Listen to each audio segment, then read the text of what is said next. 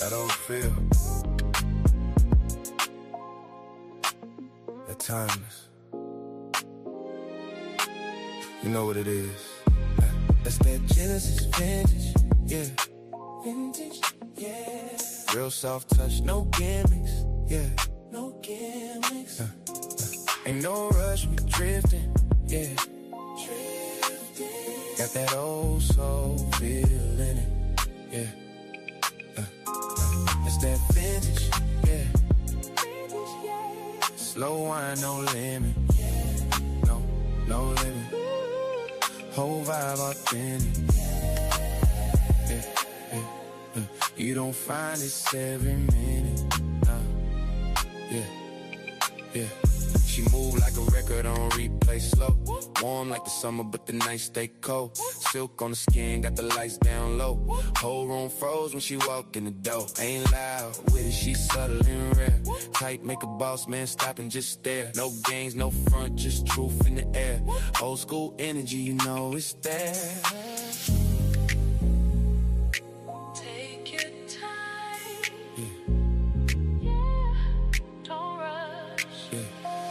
It's that Genesis vintage, yeah. Vintage, yeah. Real soft touch, no gimmicks, yeah. Ain't no rush, we drifting, yeah. Got that old soul feel in it, yeah. No filter needed, she glow off top. Natural shine, make the whole room stop.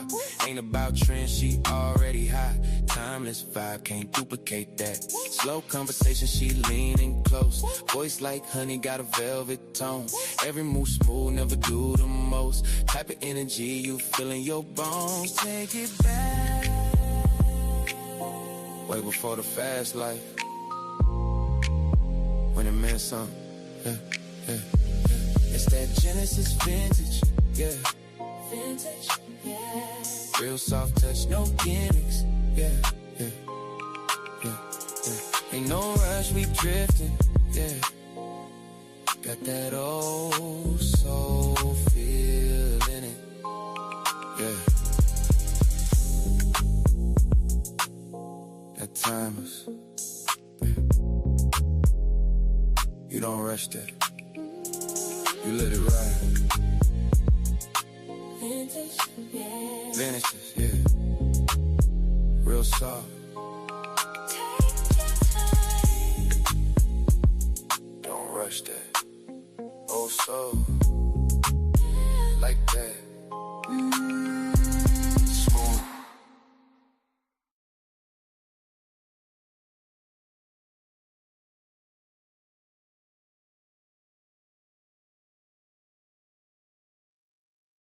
Oh, I wasn't even on stage.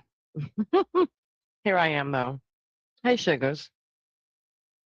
I am up, and you guys, I am up early. I've been actually up a few hours ago. I don't even know if I have a daytime audience, but we gonna see. Okay, okay, we gonna see. Okay, we gonna see. Okay, y'all, I be in my little spiritual bag. I guess that's what you call it, right? Your spiritual bag. And sometimes I think the spirit is talking to me, y'all, and telling me stuff. So it just be bringing stuff to my heart, and I just want to share it. So I don't know who's here today. I don't know who's not here today. I'm on Facebook today as well. So I just wanted to get into watching this video with you guys. I am hooked on the YouTube podcaster, Mr. Ezekiel. He is well over super mega subscribers. He's got like 895K. I love that we need to talk. There's so many controversial conversations. We're gonna get into some Lecrae too because I wanted to dive into the whole Nephilim and the demons and the angels. So shout out to whoever is live right now. Y'all, I have me a big old cup of coffee.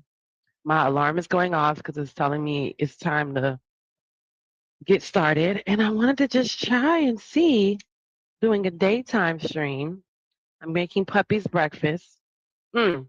So if you're familiar with the metro area, the Michigan area, Detroit area, y'all know we have the best Coney Islands. So your girl had to get up this morning. I had a taste for grits, y'all. And then you know what? I got the little breakfast with the hash browns in there, and forgot me. I should have got me some ketchup. Did you eat all that? And so they give me like sausage, ham, and bacon, and all this other stuff. And I forgot to get some ketchup for the hash browns because you know they're so good. Mm. The actual real potatoes, like just chopped up, like none of that. Mm-hmm. None of that. Mm-mm-mm. Mm-hmm. So it's none of that. Pre-frozen, you know, so you can tell that they have to chop the potatoes. Usually the Coney Islands are good for that. So if you're in the Detroit area, if you're in the metro area, I'm going to sit here and eat these grits and eggs while I talk to y'all. Mm-hmm. And even though I don't eat the bacon, they give me the bacon, and then I just put that boy on top of my dog's food. So he gets all the bacon. You know, every now and then I think my body calls for like a piece of meat like that. And I usually go for ham. So mm, I don't care about the bacon so much as I give it to my puppy. And people laugh at me. They'll be like, you know, why would you order it, you know, on your sandwich? Most of the time I'll tell them to put it on the side. Duh. Which makes it easy for me to not have it on my food, right? So mm, mm, mm. Enough about that. Hmm. I'm going to make these grits because I like salt, pepper, and sugar in my grits. So while we're listening to this video, I'm going to be getting my grits ready. And Puppy has got his food. And mm, the hash browns, you guys. I just love me some Coney Island hash browns. Shout out to all the Coney Islands. Mm, mm, mm. Not that y'all sat here and listened to me just like munch for a second. Mm. And the coffee is so hot and delicious. How about my dog is so spoiled? We're going to save this for the Fur Baby show on Sunday. But this guy is so spoiled that sometimes he doesn't even want to get up and eat his food. Now, I have a raised bowl for him, so it's comfortable for him. But he would like me to put it in front of him when he's laying on his little dog bed. If I put the food in front of him, he'll just eat it. But if I move it to his bowl, he'll be like, I'm good. And then he won't eat like you were just hungry 2 seconds ago, literally 2 seconds ago. So I have a little elevations today.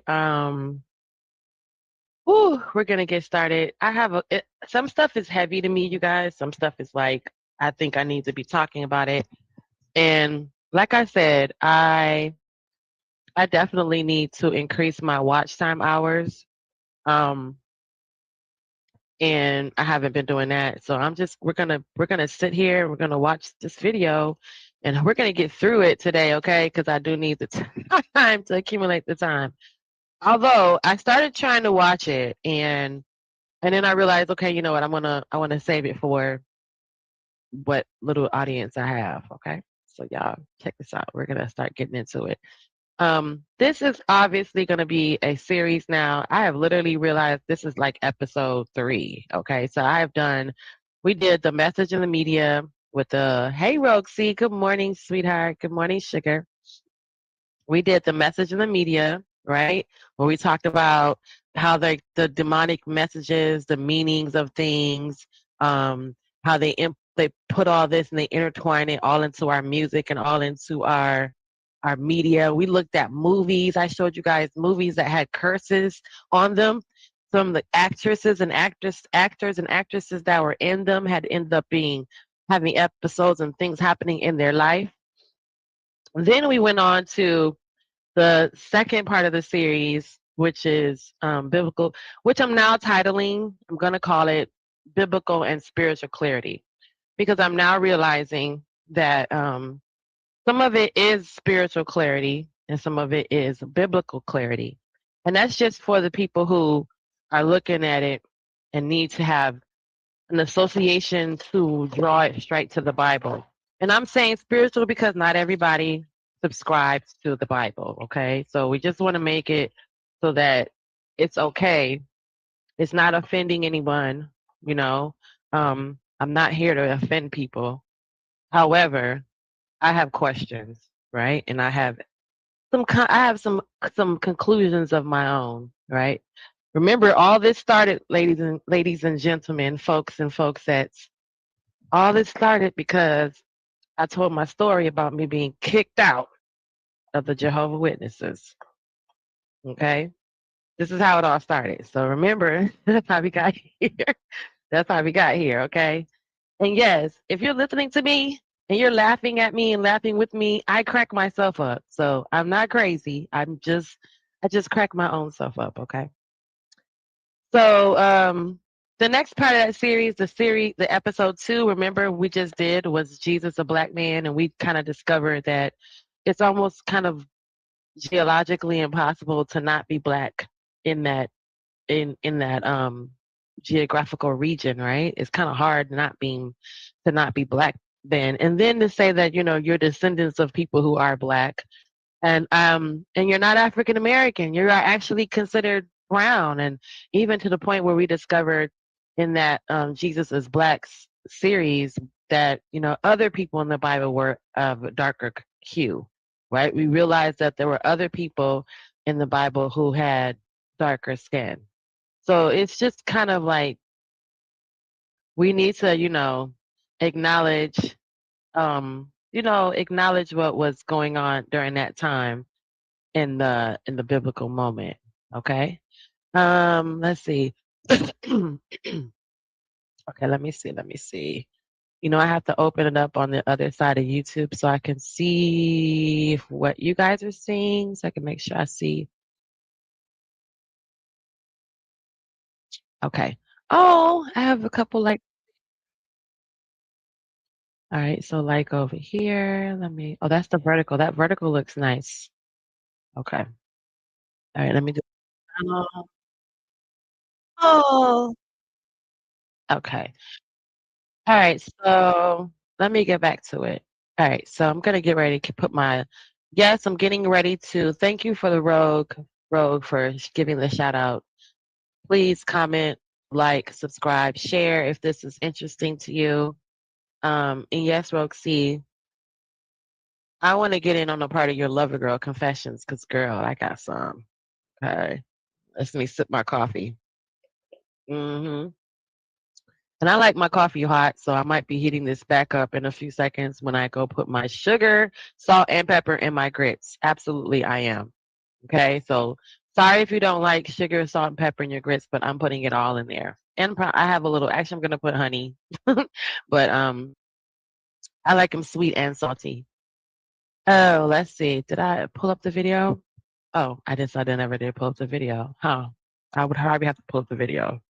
I probably would have to do that. Um, okay, so we're going to get into now biblical and spiritual clarity. And I don't have a lot of reference to the Bible and scriptures, right? I'm not like one of those people who can just like shout out and say, okay, yeah, oh, XYZ in the Bible says this and XYZ in the Bible says that. Um, because I've had a Quran and I've had other faith documents, right? Faith what's the word? Had other books to support certain parts of the faith. So I'm not necessarily going to say anything throughout this video in regards to like, oh yeah, what it says in this scripture and it says in that scripture, because I'm not sure all the time and I don't always know what scripture it reference to. However, that's why I'm diving into it and I want to look into some of the the points that it makes. So today, y'all, we're gonna watch. Today, I think today's gonna be titled "Spiritual Deception." We're gonna look into the things that are in the world that are underlyingly deceiving us, right? And then just talk about how easily we have been deceived in the things that are right in front of us. First, let's get into this video, y'all. Let's get into this video. Because y'all know I want my grits, and I want to get my grits while they're hot. So let's just get into this part of this video. So, of course, shout out to We Need to Talk podcast. Okay. This is Nick Hiswani. He is very enlightening. Let me make it bigger. He's very enlightening. He has a lot of good insight, and he's been here before. So we're going to talk about this before, but I'm going to go back to the beginning where we do like a nice little introduction, get past a little intro. In life, Oh, get out what you put in. Oh, we don't need to do that. That's a commercial.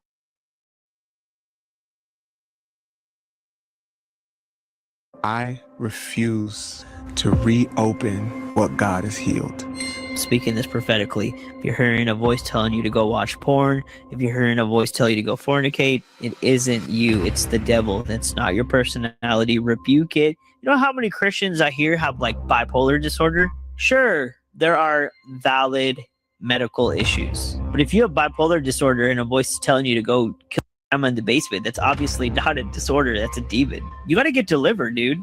I have schizophrenia, I have depression, and they're going to put me on meds to manage my thing. So I'll be perpetually coming into agreement with what the enemy is trying to convince me is me. All the while, it's a dart. And we're self-medicating so we can manage our demon. Not only do they worship their disorder, but now their medication becomes their God. No, we run out of pills and we feel like life itself is over. Right. But people don't read the word for a week and they feel fine. People don't tweak out when they don't get their word in. But if the whole world loves you, what does that say about your life? Shout out. That looks like it's about to be so good. Okay. Let me put myself over here in the little corner because I need to show respects to the video. Okay, lovelies. So we're going to get into it. You know how I have to start my show, right? You know I have to start my show properly. So why don't we start this way?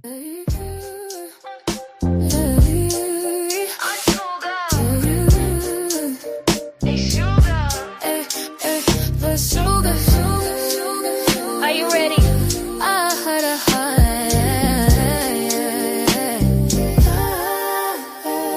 Are you ready for the show to start? Welcome to Genesis After Dark. Like a man and stay till the end. Let's turn up and have some fun. I'm Genesis and it's After Dark. Can we talk about what's been on my heart and my mind? While we build this one brick at a time. While I'm sitting at the wall, I get to think, you know, this world can be a crazy place, and when there's nowhere to go, our health is right in our face. Can we talk about it? Can we chat about the Father, the Son, and the Holy Spirit? And about the love, let's live it. Like, let's live it and finding the one. Let's do it. We are gonna pray the enemies away. With this day cannot stay. No weapon and will never come our way.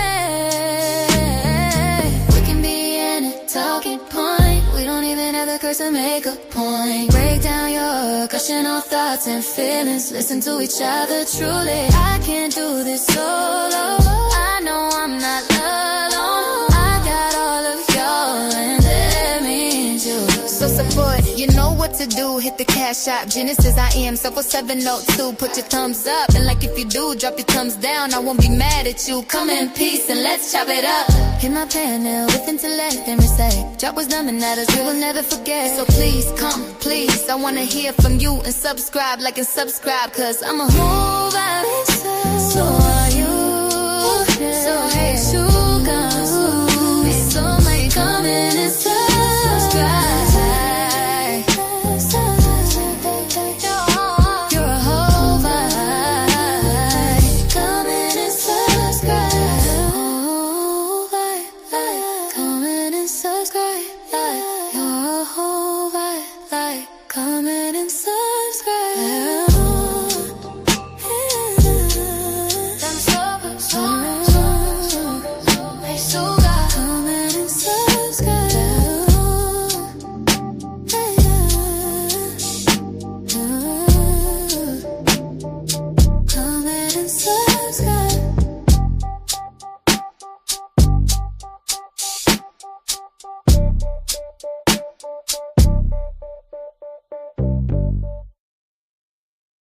Hey, now we can get into it, y'all.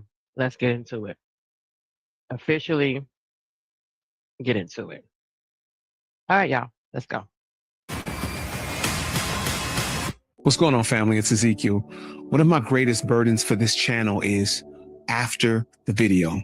You've been impacted every reasons for that. Some of you are looking for in-person prayer, deliverance. We're making that available to you with this link. So go ahead and click Freedom Guide link. It's right there in the description, and you'll have access to all of this for free. All you have to do is join us, subscribe to that list, and we'll be continuing to push out that information on a weekly basis while you have a total directory of everything that we have to offer. Dated brother Nick Kaswani, is that how to pronounce Yes, that? sir. Yes, sir. Man, welcome back to the We Need to Talk podcast. Dude, it's such an honor to be here. Amazing. Every time we get together, just to our conversations off camera just be Facts. so heavy, man. God Facts. just uses you in tremendous ways. You're so bold for the kingdom. God gives you so much wisdom. You're out there exposing darkness. I'm out here exposing darkness. So you're Facts. definitely a target, but I'm so grateful that you handle it with so much grace, man. And I just know that the Spirit of God is in you, man. Spirit of God is in you. That Spirit means of a God lot, is with bro. you. Yeah. I honor you a lot, bro, as a brother. So to hear that from you, it really does mean a lot. For Oh, real. man. Thank you. What kind of hat is Ezekiel wearing? Does anybody notice the hat? I just want to say what's up because that hat looks nice. Just saying. You, my bro. Well, I don't even want to waste no time. If you haven't watched our first interview, first of all, you sleep. I would say just pause this, go back and watch that, then come back here. Yes. It's going to make this 100 times better for you. So true. So it's just so powerful. I'm going to put that link in the description as well. Man, I just want to hear, like, what has God been doing? What is God saying? What have you been seeing? The world is really crazy right now. I'm just going to let you flow, and I might not interrupt you. Yeah. I mean, dude, the world's pretty ridiculous right now. I mean, you know, obviously we've all seen like the new Epstein files that came out. I feel like that's the most relevant thing that everyone's looking at right now. Yes. And that stuff is crazy because like everything that I was trying to warn people about years ago is finally coming true. And I've had a lot of like family members basically vindicate me, telling me like, you know, you were right the whole time. And I'm just like, dude, if I was right about this, I'm right about Jesus too. You know, it's like, but that's why you have to be. You have to speak the truth without fear, even when it sounds crazy. Come on. Because when you do get vindicated, people can take your, I guess you could say, understanding of Jesus Christ more seriously. Amen. You know, Amen. even if you sound like a loony, like a lunatic. I sounded crazy. I was telling my family 5 years ago that celebrities are eating children. They're like, my mom, it's so funny. My mom literally messaged me the other day. She's like, at first I thought you were schizophrenic, but I realized you're actually right. Schizophrenic.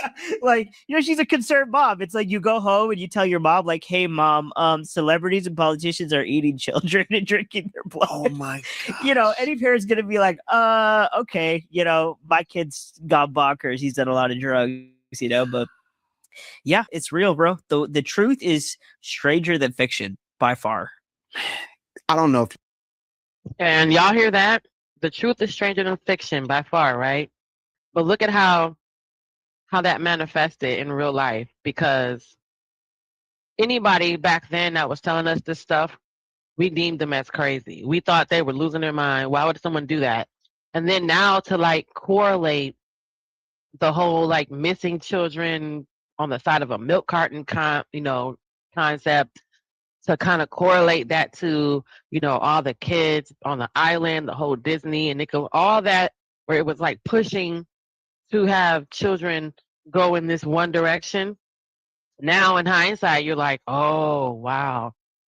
It might make sense to you, right? Where did all those kids go? So if it, you know, just to be right and to come back and then end up being correct and not crazy, it's crazy, right? you've actually taken a deep dive into the files. I personally haven't looked into what's really going on. What is it that is most concerning? Yeah. And also in regards to how the whole Epstein file issue, there are some believers that say that they're not spiritually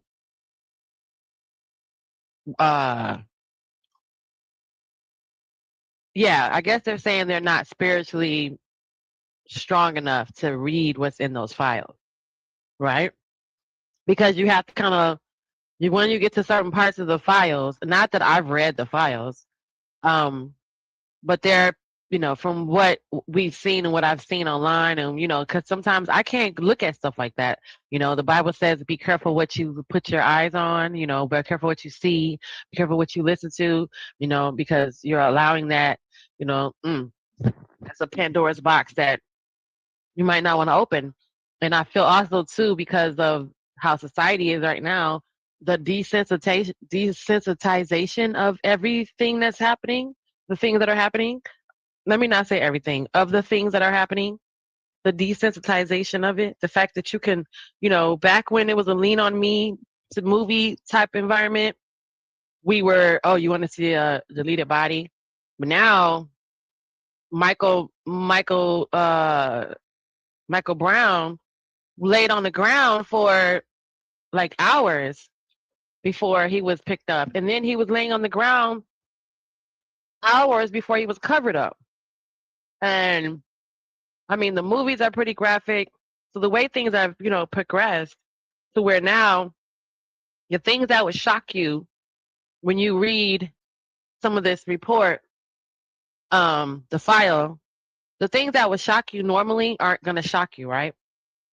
What's shocking you is them eating a baby or torturing or only wanting a child to torture them. That kind of stuff is shocking us now. But just the whole, some people have watched so much corn and they're so desensitized and they've watched corn not knowing, again, shout out to Smitty for putting that alarm out there, but not knowing what you're looking at. And you've watched so much corn that now if you see another grown man having some sort of relations or intercourse with a young person, a child, it doesn't shock you anymore.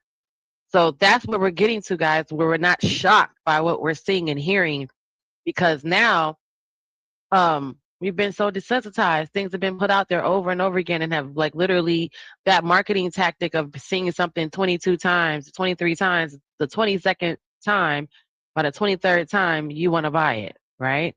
So it's working, right? It's working on all levels. It's working on the other level of you watching more of what you're looking at, what you just saw.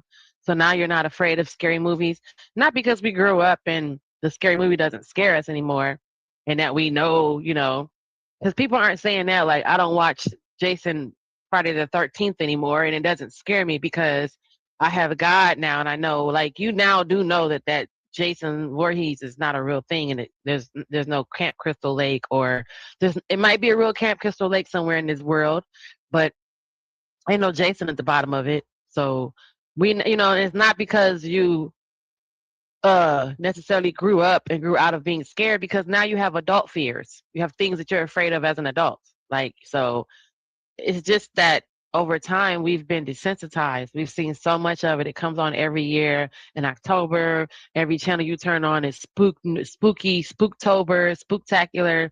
So after a while you are literally not even shocked or amazed or baffled or beguiled by what you hear or see. So that's, to me, that's why some of this stuff in the Epstein files is so intense. I mean, it's already intense, but that's why it's so intense to the average person, because they're not thinking about, torturing a child or another person just for the fun of it. Then that also, to me, that leans in on the other side of like that whole black versus white conversation. Like, that's some white people shit, stuff, that's something that, I mean, not saying that we don't do that, but that's just something in your DNA that allows that part of your spirit man to be open to the devil or to the enemy, to make you want to torture a whole nother person that is completely unable to fight back because they're a child. So hey, listen, don't get me to going on stuff, because again, just like I said in my description, I have questions. I'm not claiming to be the highest biblical scholar. However, I do have some of my own conclusions, based on what's going on. I could be wrong. I mean, I probably am wrong. I could be right. So let's go. Dude, I think the most disgusting thing that I saw was George H.W. Bush. There was a email where George H.W. Bush essayed a little boy. So he's saying George H.W. to differentiate which George Bush that was, right? So he's making sure he's not saying the important part to separate the father from the son, the George Bush. And then they were on a yacht where they cut babies' stomachs open and ate ate the poop from their intestines. That's in the files. Yeah. That's the level of satanic depravity that we're dealing with here. Did you hear that? It's in the files that they opened up a baby and then opened up the intestines of the baby and ate the bile, the baby's bile. that's something else. And that's not the only concerning thing, though. That's one of the more concerning things that was kind of like, dude, this is sick. But I mean, there's a lot of other things, man. Like, you have Prince Andrew purchasing a girl for sex and torture that was abducted by Ghislaine Maxwell, little girl. You see a lot of these things. You saw that Bill Gates in the files got STDs from prostitutes, Russian hookers, and stuff. And this is the same guy trying to lecture us about our health, trying to tell us to get asking Epstein how he can slip antibiotics. Wow. Wow. Did I see Cynical One? Of course I see Cynical One. Cynical One, you know what, sweetheart? You are like you're like, Cynical is like the car you buy that you didn't know a bunch of people owned it, and then now you look around, you're like, everyone has it. You're realizing you see a lot of them around, because until I started like seeing the name The Cynical One, I was not paying attention to that name in any other like platform I was in.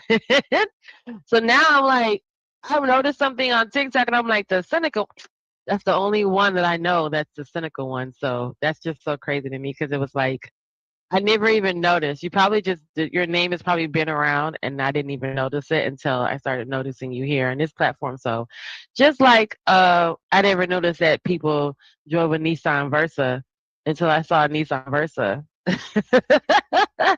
So, that's why I say, not that you're a car, Cynical. If you were a car, you'd be like the finest of machinery. Okay. Just put that out there. I don't want to say nothing. Nothing bad. Shout out to Lighthouse _301, that Schmitty. I'm gonna get back to the video because this is a good one today, you guys. So to his wife's meals so she wouldn't get STDs from him. Which, by the way, in the state that he lives in, that's did you guys hear? You know what? Let me just go back 10 seconds on this right here for y'all. Okay?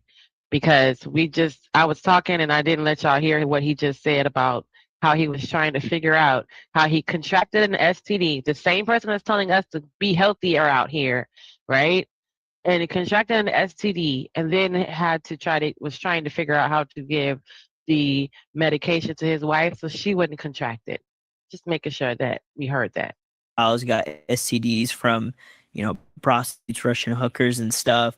And this is the same guy trying to lecture us about our health, trying to tell us to get the COVID shot. Meanwhile, this guy's got a whole STD. And in the files, he's asking Epstein how he can slip antibiotics into his wife's meals so she wouldn't get STDs from him. Which, by the way, in the state that he lives in, that's illegal. That's a crime, punishable up to 10 years of.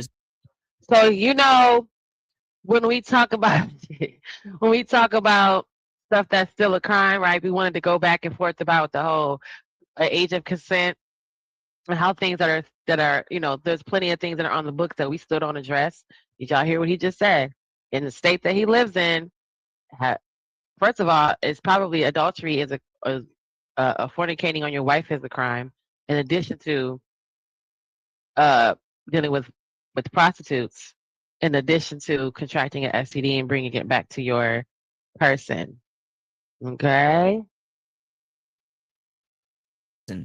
So he should be in prison just for that alone, but he's not. And it's a federal crime, y'all. It's like lock you up and throw away the key kind of thing. Because, this class is protected. A lot of concerning things. Let me ask you a question. Why do you think, what gives people a kick to torture people and to torture children? Why are these individuals? I mean, I get the demonic lust to want to be a pedophile. I don't get it. I know what you're saying. Yeah. So, do y'all understand that part? We don't necessarily get the demonic lust to become a pedophile. I understand. We understand it, and it's creepy enough the fact that we understand it. To understand not what can go wrong in a person's mind that makes them want to be attracted to a child. Some people are saying they're born like that because so now those people who believe in a higher power have to believe that the higher power created this person like that, right? So that's what I'm thinking he is leaning on in regards to how he understands how the mind works. He understands human nature. He understands degeneracy, but I don't understand why a person would want or how they would go about wanting a child. But even further in what he's saying, what kind of mind would want to torture someone, like especially a child? See how a twisted mind could want that. Right. But what level of twist do you have to be to now say, now I want to torture innocent people for my enjoyment? Yeah. So demons, they get a rush off of fear. It's called energy harvesting. So demonic spirits get power off of harvesting our energy. That's why when you look at stuff like big events, like big sporting events, like, the Super Bowl or something like that, that's a big energy harvesting ritual. And all of this is created by, I'm not saying that sports is demonic, but if you look at the organization and just even the way that certain sports games were created, like you look at a baseball stadium, it's literally the direct replica of a Freemasonic template logo. You look at a lot of these different arenas, and a lot of them come from these old pagan traditions of, like the Roman Colosseum. Have anybody ever noticed that? While we're listening, I want to look that up. You said baseball or stadiums are shaped like Masonic symbols, right? So, wonder what stadiums those are. Let's see what stadium those are, guys. I would want to see that. I mean, I would want to know that. Okay, so let's get back into it. If I can. Right? They were given the, Romans bread and circuses so they would never revolt. That's really what sports is, right? I know I'd probably just offended 50% of all the male base on here, but that's the reality, bro. It's like, so anyways, I don't know why I'm talking about that, but going back to the torture thing, I'm about to just expose everything, but going back to the torture thing, it's because the demons that live inside of these people, that's how they almost charge their spiritual batteries through fear of other people, right? And obviously we learn with the whole adrenochrome stuff that a baby's blood is the most valuable for regenerating your youth when it's adrenalized through fear. And that's not new. So I thought that was interesting that he said that a baby's blood is more valuable for regenerating your youth at its highest adrenaline of fear. So hold on, let me make sure I understood that, because I thought that's what I heard the first time too. That live inside of these people, that's how they almost charge their spiritual batteries through fear of other people, right? And obviously we learn with the whole adrenochrome stuff that a baby's blood is the most valuable for regenerating your youth. It's adrenaline through fear. Okay, so a baby's blood is more valuable for regenerating your youth when it's generated through fear. So in regards to you're scaring the baby, You need to create that fear because you need that adrenaline to increase so that the blood you get, that blood you get is more valuable. Not just the relaxed, calm, chilling baby's blood, but the blood of the baby being in a state of fear. You need to scare the baby to get that adrenaline to increase, and create some sort of fear in that baby to make the adrenaline increase. Um, and then that blood you extract because it's more, it has a higher value. So interesting that I thought that's what I heard the first time, and interesting to me, um, that you do the exact opposite when you're hunting game, right? You do the exact opposite when you are hunting for a deer, right? You want it to be calm, you want it to be peaceful, you want the blood to be calmly going through the deer's veins because if you shoot the deer, if you pew pew the deer during their fear and their adrenaline, it makes the meat taste gamey, right? It makes the meat taste, yeah, it has this taste, aftertaste. And that's because that particular life was deleted at the point of the highest point of adrenaline, which is crazy. That's crazy, right? It makes the meat taste different.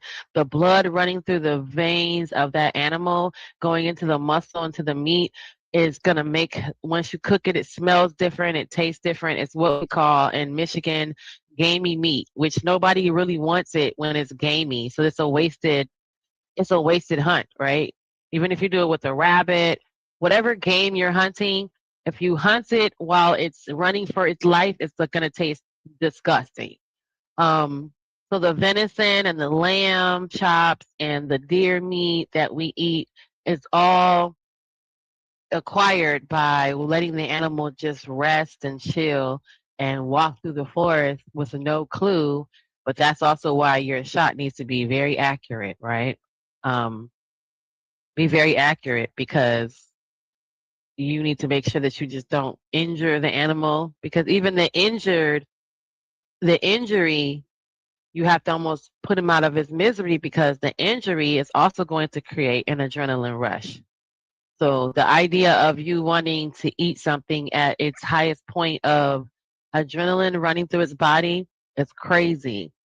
The fact that you want to drink that blood from that individual, from that uh from that from oh from that blood from that individual at its highest point of adrenaline, it's just that's beyond crazy. Like that's so crazy. So ironically, ironically, that's crazy. That's really crazy. So I don't know. I thought that would be an interesting point that when they did that to the babies, they wanted the babies the opposite of how you would naturally hunt game. So I just thought that was an interesting cue. And that's not new, by the way. Adrenochrome, harvesting baby blood in fear, that's actually an old Egyptian practice, right?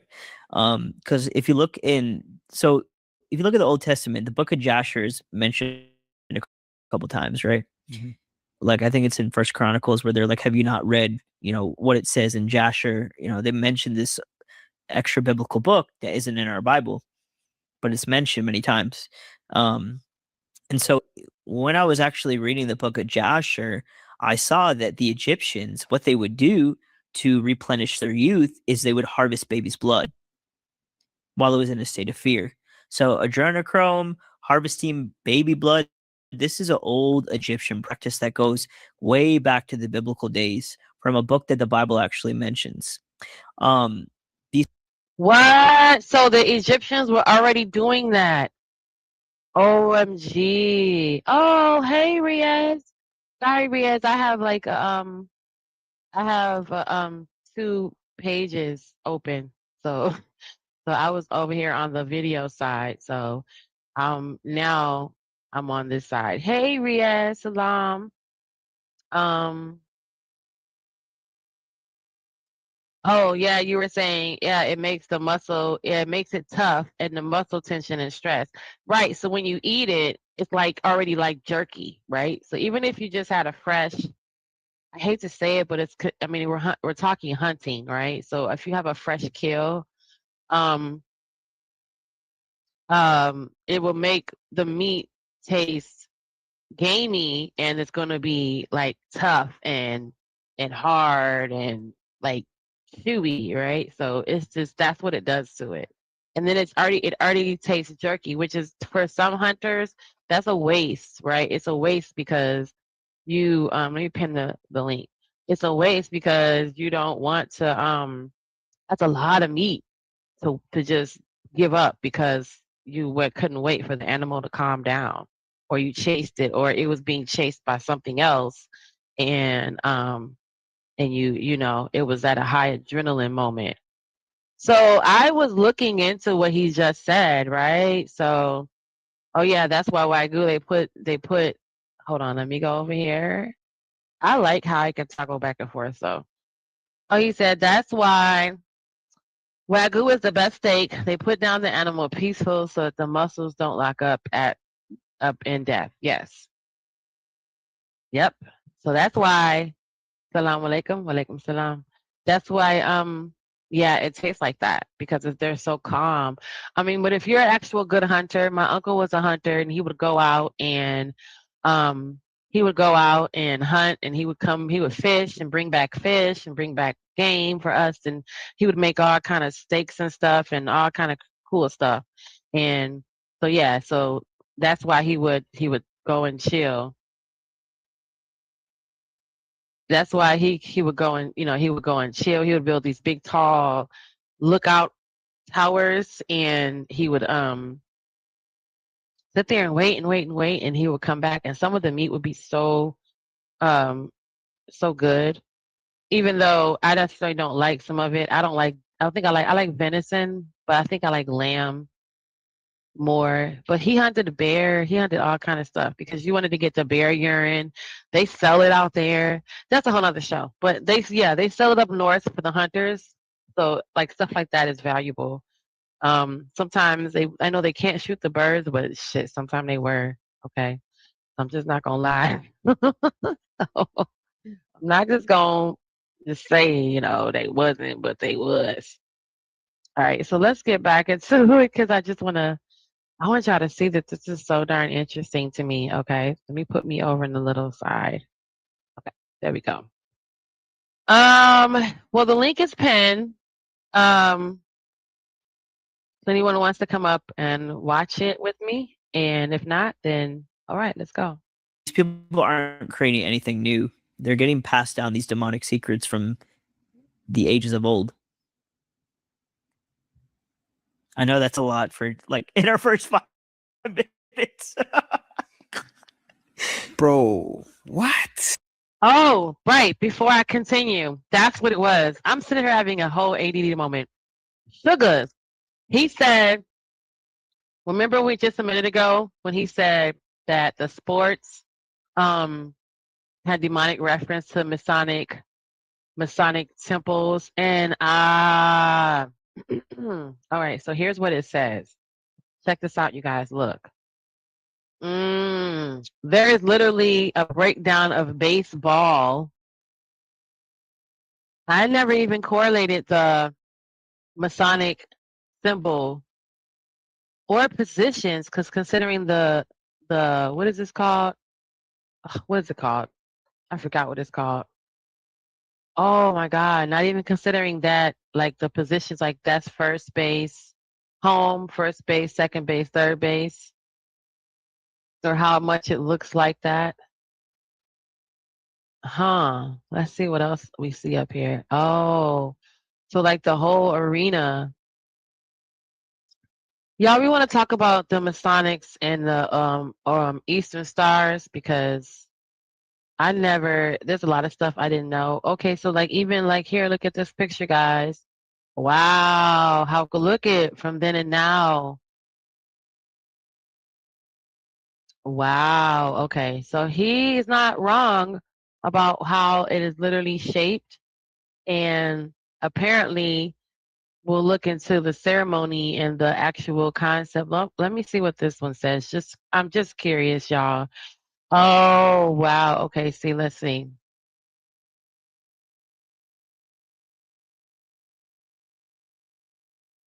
Shut up. You okay? Does anybody am I tripping or let me see what y'all see on the other side? Okay, y'all do see this.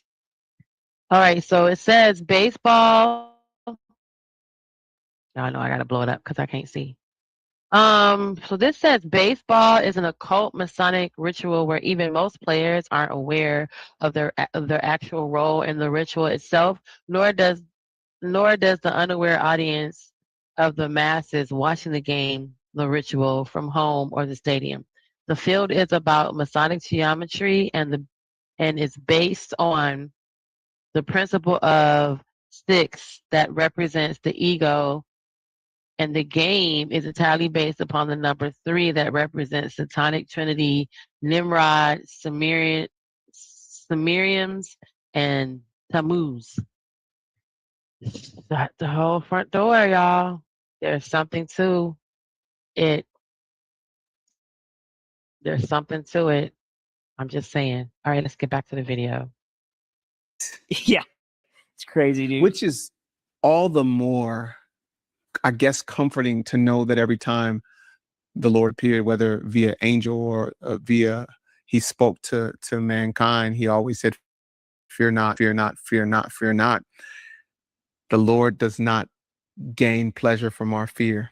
Exactly. That's a great point. God doesn't have any pleasure in our fear. What does it say in 2 Timothy 1:7? God has not given us a spirit of fear, but power, love, and a sound mind. So if God's not giving you that, He's giving you that. The devil is. Oh man! And I always say this. When I speak about fear, it's possible. So 2 Timothy, I do know that scripture, and I do know that is one that is in my repertoire of scriptures. So, yeah, 2 Timothy, where God has not given me a spirit of fear. So then who has? Yeah. Possible for us to retroactively find the fear in our lives when we realize what fear has come to hijack in our lives, right? And so if fear has come to hijack power, love, and sound mind, if we retroactively look where we're lacking in these areas, then we could identify somewhere, somehow, there is underlying fear. There's doubt. There's somewhere that the enemy is hijacking me with fear. And Wow, that's so deep though, because if you think about what he just said in regards to that, yes, the enemy has come to hijack that power that we have, okay, that control that we have over our power, over our love, and over our sound mind. And what have most people been losing right now? Love has been lost, right? Folks are we need love, we need love. What the world needs now. We need love, right? So love has been always on the table, but now the sound-mindedness is on the table. Folks have been losing their everlasting mind, and the first thing that the enemy wants you to do is do what? The two tricks of the devil, right? He wants you to be afraid of him, around be fearful around every nook and cranny and corner, right? He wants you to be afraid around everything. He wants you to be just walking around just afraid of everything. And then also the fact that he doesn't exist. So, hey, that to me rang a bell because I was like, wait, you're not wrong.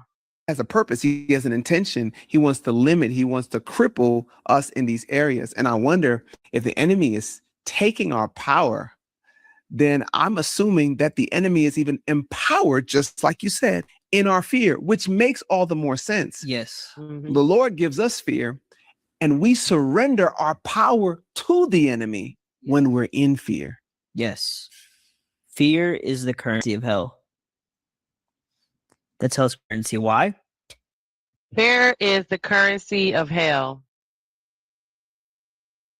Well, look at what they did with the Epstein files, right? People think that Epstein was just some creepy, kitty toucher, but it's a lot bigger than that because he was working for the Israeli Mossad government to get secrets on politicians through blackmail.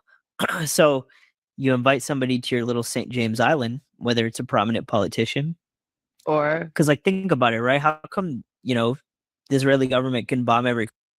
shout out to my guests. I'm going to greet you properly and welcome you to the show in 3, 2, Welcome and to 1. the show, so come on in. I'm so glad you know that your presence is a gift. What you bring is powerful, your words are valuable. So come on in, pull up a seat, join the conversation while great minds meet. Welcome to the show. I'm so glad you are here. Welcome to the show. Hey, Chop, how are ya? Hey, Sugar, welcome, welcome, and welcome. How you feeling? I'm good. Can you How are hear me? you? I can hear you. Thank you for coming Oh, over. okay. I've been looking for Love you. come Well, down. I told you that I was looking for you, but yeah. Yeah, yeah. I've been transitioning to a different place and stuff, so I've been MIA for a little minute. I'm slowly getting my studio put back together. I'm actually in the process of building my studio now. So once the studio up and running, I'll be back to regularly scheduled program. All right. See, y'all all heard it. Everybody that's listening. So, what have you been listening, or you just chimed in just now? You're like, hey, what's over this Genesis over here doing in the morning? Yeah, I just chimed in because I seen when you had went live. I was driving, dropping the wife off at work, and then Oh, I yeah I seen you was in here, and I was like, let me tap in, see what you got going on. But I did before I had clicked the link, I did hear the guy speaking about fear. I think he said fear is the currency of hell or something like that. fear is hell's currency, and then he was getting ready Hell's to tell us currency. why. Yeah, and then Yeah. it looks like Smitty is in the chat. Smitty, you can hit the link, dude. He's Shout saying out to Smitty. he needs you to hit him so he can give Mama Epps her shirts. That's what he said. Okay. I got you, Smitty. I'm gonna hit you up today. So before that, he Yeah. was talking about how he brought in, because earlier I was just saying how like I'm not like a real scripture quoter. Like at one point, people were like, oh, you should be an evangelist because you can if I can relate the story to real life. So I'm not really like a good Mhm. scripture quoter, but Second Timothy was one of the ones I was like, wait, I do know that one. So how he was talking about how God, if God does not give us the spirit of fear, but gives us power, love, and a sound mind. And I just made a comment earlier about how crazy right now, like love has always been attacked, right? Always since the beginning of our life. Since you were born, there's been an attack on love. But Yep. now if you really like think about how people are losing their minds, like that's the first thing that happens is that a person thinks something is happening. Gaslighting is literally you losing your mind in front of your right there in real time. Like someone telling you that something doesn't exist, and to think that them submitting, because earlier he talked about how anger and how anger is the most easiest accessible emotion, but how even the devil can use that to get you to get on to be working in his favor. Like you're making someone believe something didn't happen, and you're messing with their mind. So now we're under attack with that part of it, the sound mind of it. So piece by piece, he's breaking that scripture down. Mhm. Like now, where if he could create fear inside of you, you start questioning things, and now you start losing your mind. So before, love has always been attacked. He said they've been attacking love since Jesus was walking the earth.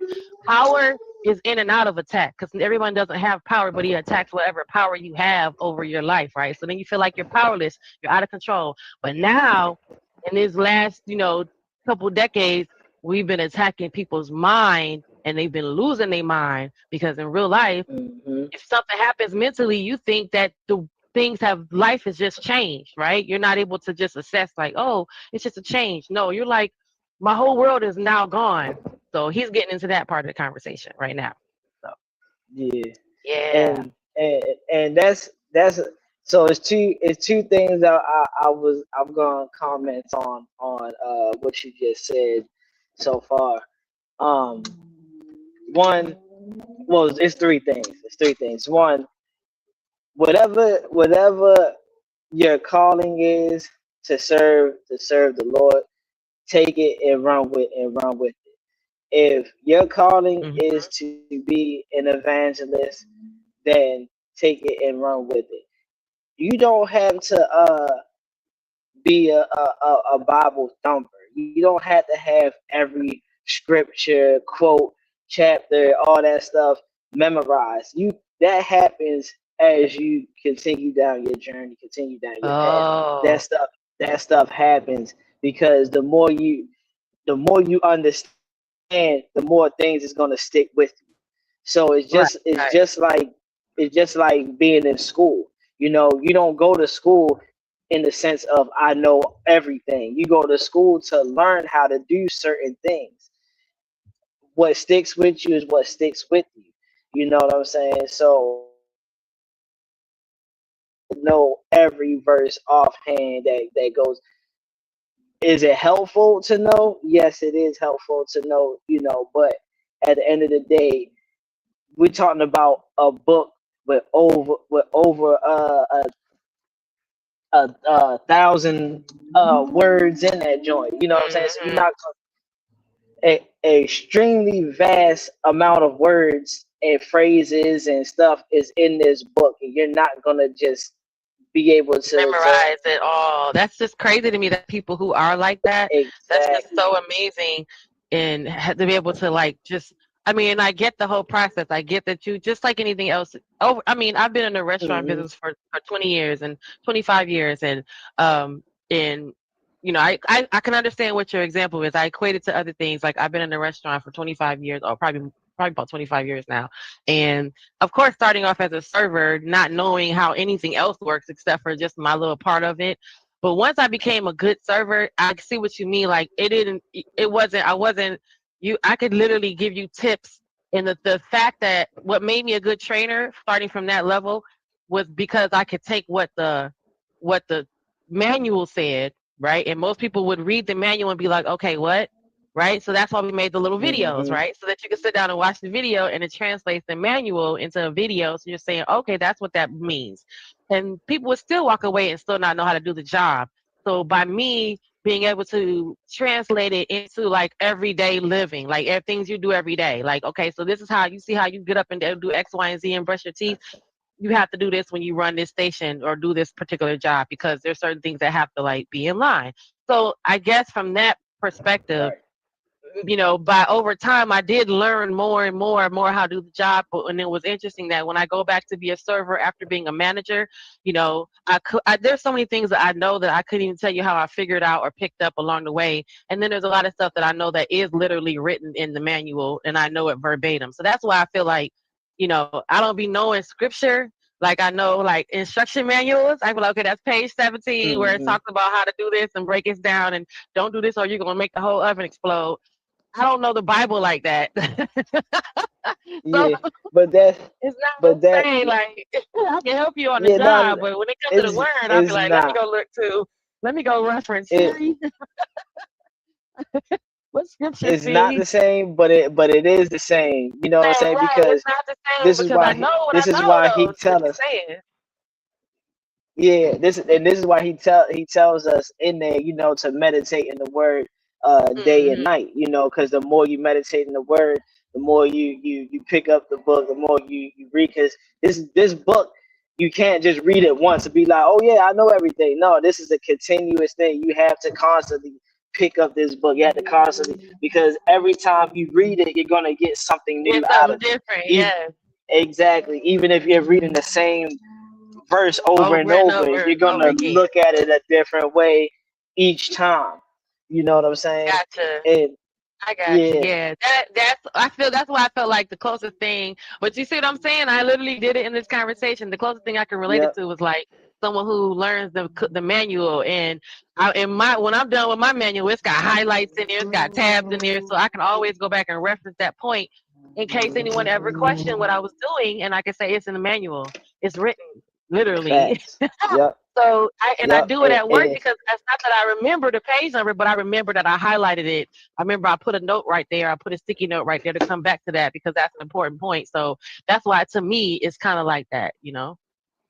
If you ever looked at like a old person's Bible, like a grandmom or something like that, hmm It's it's all colored up. it's a It's lot of highlights rainbows. in there with certain script. Yeah, you know, hmm because those is what help them, get past whatever it is that they getting past. And they need to And always the go back and reference it and get to it quickly. facts, So my facts. Bible look like that now. We got bookmarks with the little, they give you the bookmarks at the church. Mhm. It's got the program in one section because I need to go back to this page. I got the Yep. bookmark. Remember the long bookmark with all the scriptures that you needed to live by?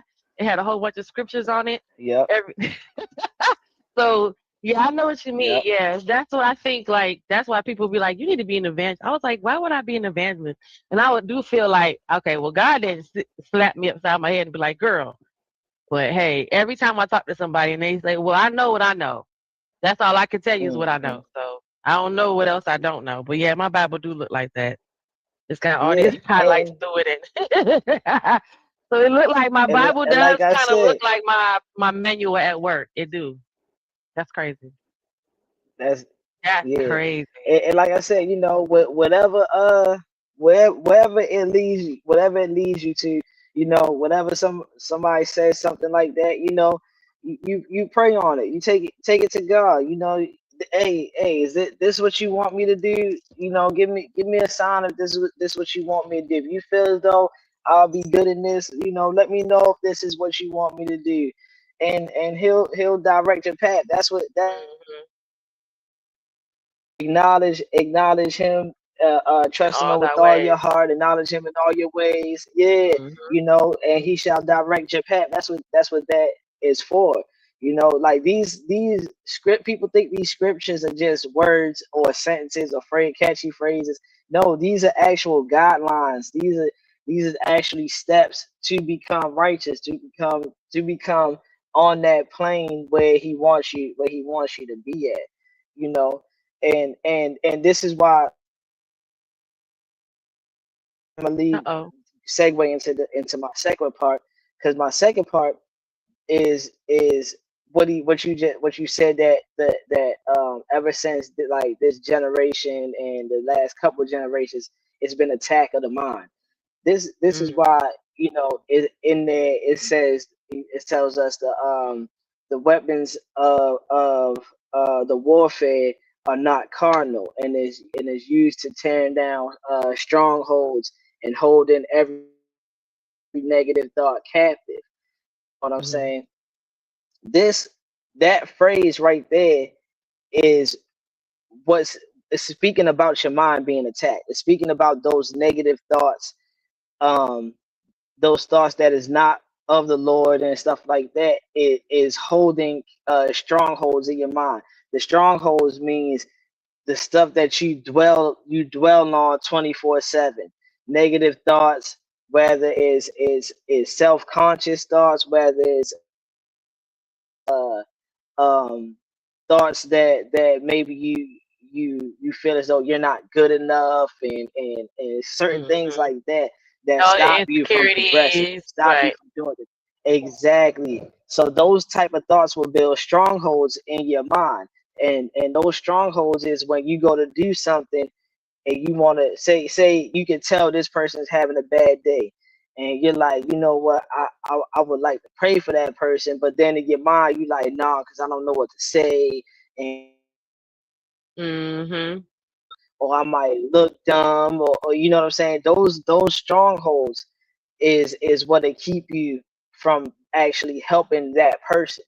So what it's telling you is that you have weapons that'll tear down these strongholds, that'll hold these negative thoughts captive, so that when it comes time to do something, you can speak boldly, and you can speak, how you need to, and you don't feel, have no insecurity about it or discouraged about doing it, that you're doing it with courage.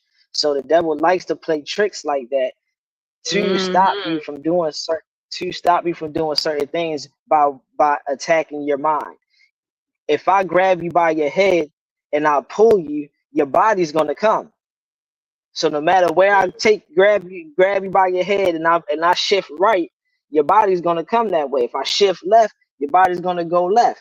So he understands that in order to stop a body from moving, in order to tear down a body, where I gotta attack first. I gotta attack the mind. I gotta attack the head. You see what I'm saying? Oh, And this that's is why, crazy. yeah, and this is why the armor of God is so important because the armor of God speaks about the helmet that protects All your right, and mind. It's the chest piece the of chest plate faith, for and your heart. yeah, the chest Yep, plate for your and then heart, and oh yeah, the wrist to guard your to and the sword. What was the sword of the courage? the the the sword, yep, the shield. The shield. Yep. You even got stuff for your feet, so that when you're not walking down certain paths that you're not supposed to be going down. Mm, So a lot of the when you read the armor of God, I want to say it's in Ephesians. When you read the armor of God, I can't think of the actual chapter and stuff. But when you read the armor of God, it has a whole list of things and it tells you what they are for and why you need them. You know what I'm saying? So a lot of that stuff is put in place for a reason. I agree. I agree, and I'm gonna tell you right in a second what it is after we get past this.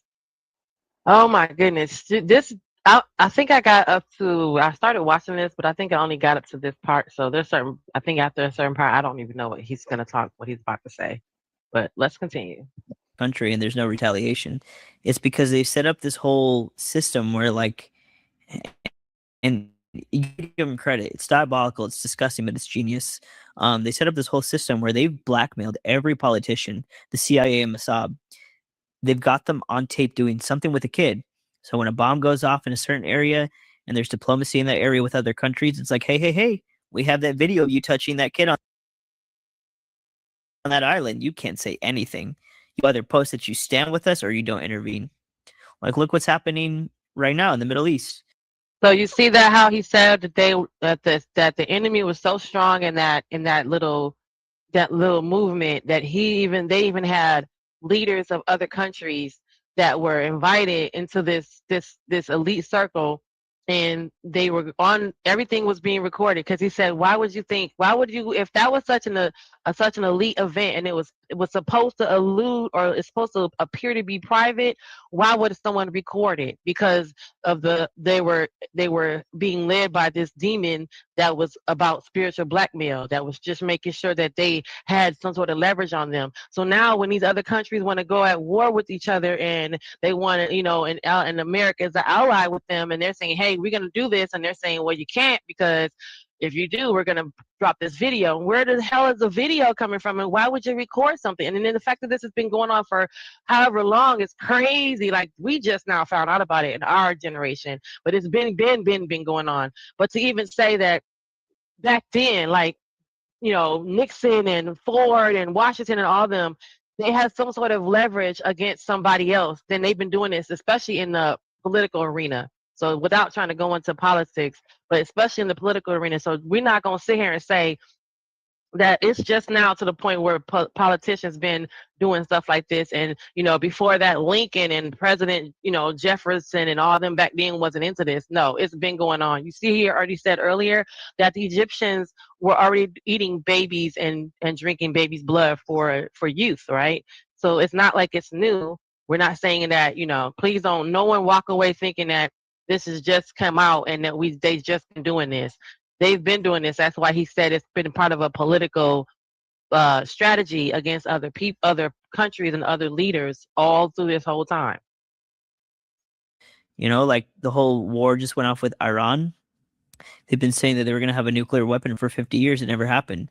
They go bomb Iran and nobody's intervening. No country's intervening. They could go bomb Palestine, kill Palestinian children, Christian children, and nobody is stopping it. So if these people can bomb entire countries and nobody gets involved, then what does that say about that country? That's what Epstein was doing. He was running a massive global blackmail operation to They was gonna blackmail win. every politician so the specific government that he worked for could gain entire supremacy over the world. The reason why I bring that up is because that's their currency, is fear, blackmail. That's the currency that hell operates in. So, and these folks are tapped in with. So that's what you were referring to, Chop, when you were saying the currency of hell. That's the currency that hell operates in. It's fear. Is the fact that, and then what's crazy to me is that why would you do something with fear in mind? I don't know. Or maybe they don't have fear at the time, because that's crazy too.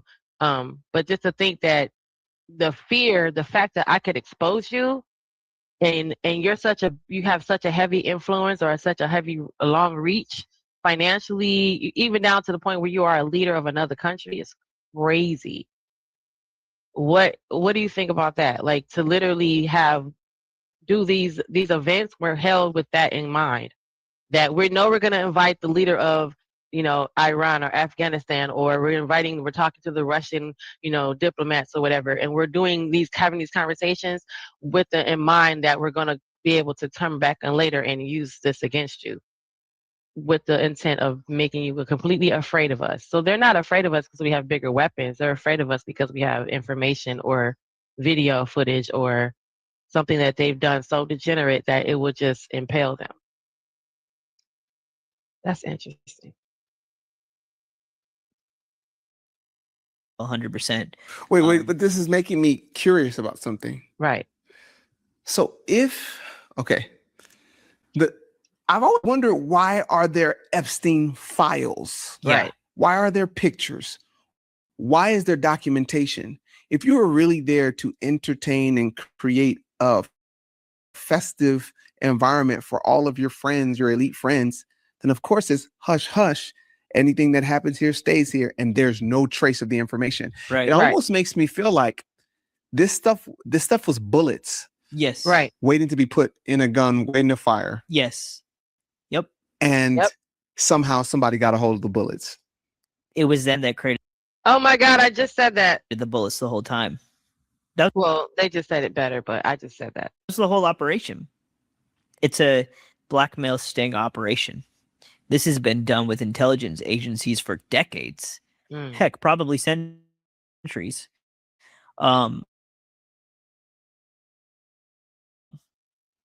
This is how they gain power. Why?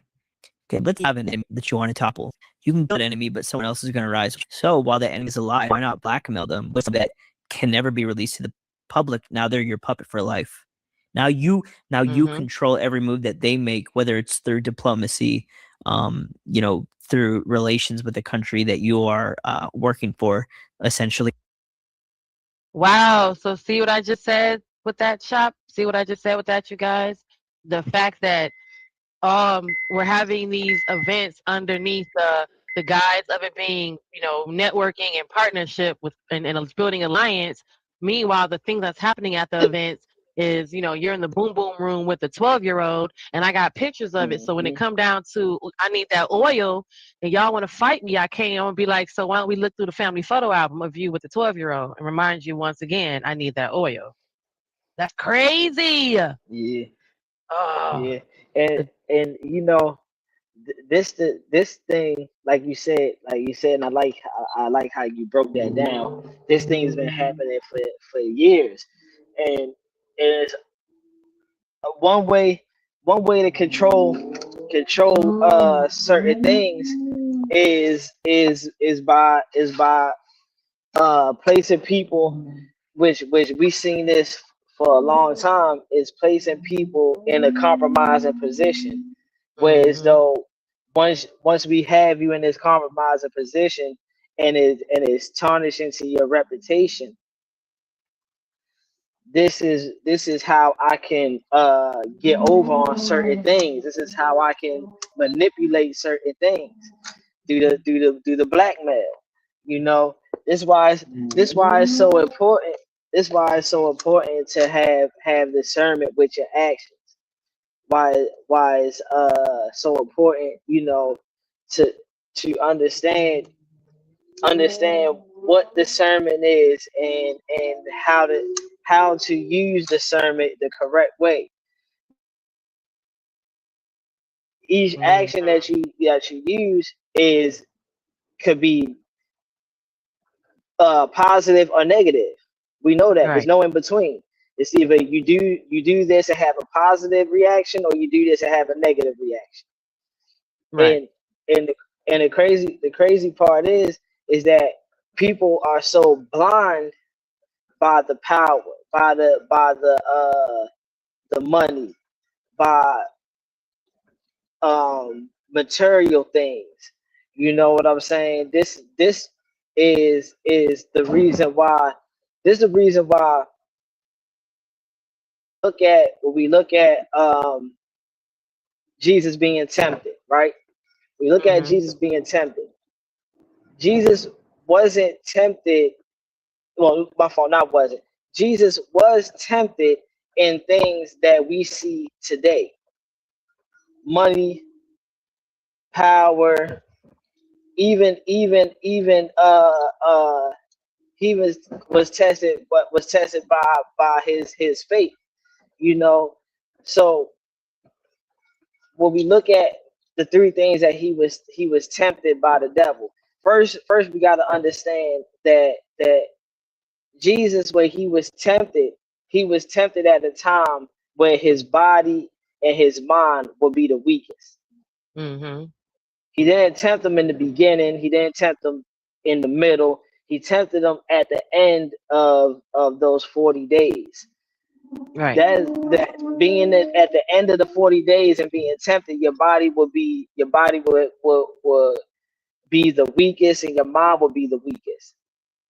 So he told him, all right, well, if you really the son of God, he wouldn't let you starve.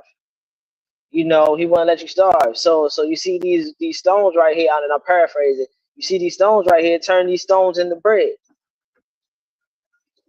So the next thing he tempted him, he said, well, if you really the son of God, he wouldn't let you fall to your death. So throw yourself off this cliff, and let's see if he sent some angels to come uh pick you up. Then the third thing he said, look, I can give you all the riches and all the world, all this vast land. You see all this stuff over here, this land and these buildings and all that. So I can give you all of that. So he's tempting them in worldly possessions, and this is how people get caught up, because people want to get caught up. They want the power, they want the money, they want the accolades. Hmm. They start to worship those things over God. And this is how they get caught up in these compromising positions, because the discernment part is no longer in picture. This is out. It's out the picture now. That's true. They don't even have any discernment to give. Like there's Fear. nothing there. Yeah, they're afraid. That's crazy. Fear. Yeah, when we speak about fear, fear is the opposite of faith. And I hate when people always be like, fear is a fake, false reality, false evidence of, appearing real and all that stuff. Like, okay, well, I don't know about you, but I've been afraid of things that I actually absolutely know exist. It's not a false reality. You know what I mean? So I don't know necessarily about that. It just bothers me when people say that as if they're like dismissing it too. But who am I? Who am I? I'm just little old me, You get little me? old Genesis. Yep. I Oh, hope this is 39:49. Okay. All right, let's get back to it. Let's see what else, because I haven't heard the rest of this. Right? You own them. They're your slave now. Why? Because think about it. And these people are really smart. They know that these politicians who lust for power, lust for more than just power. Lust is at the root of a lot of these people's careers. So they prey on that. And to be fair, most of these politicians are not that good looking, right? So they're probably incels. They probably, and I'm not trying to be worldly, I'm a Christian.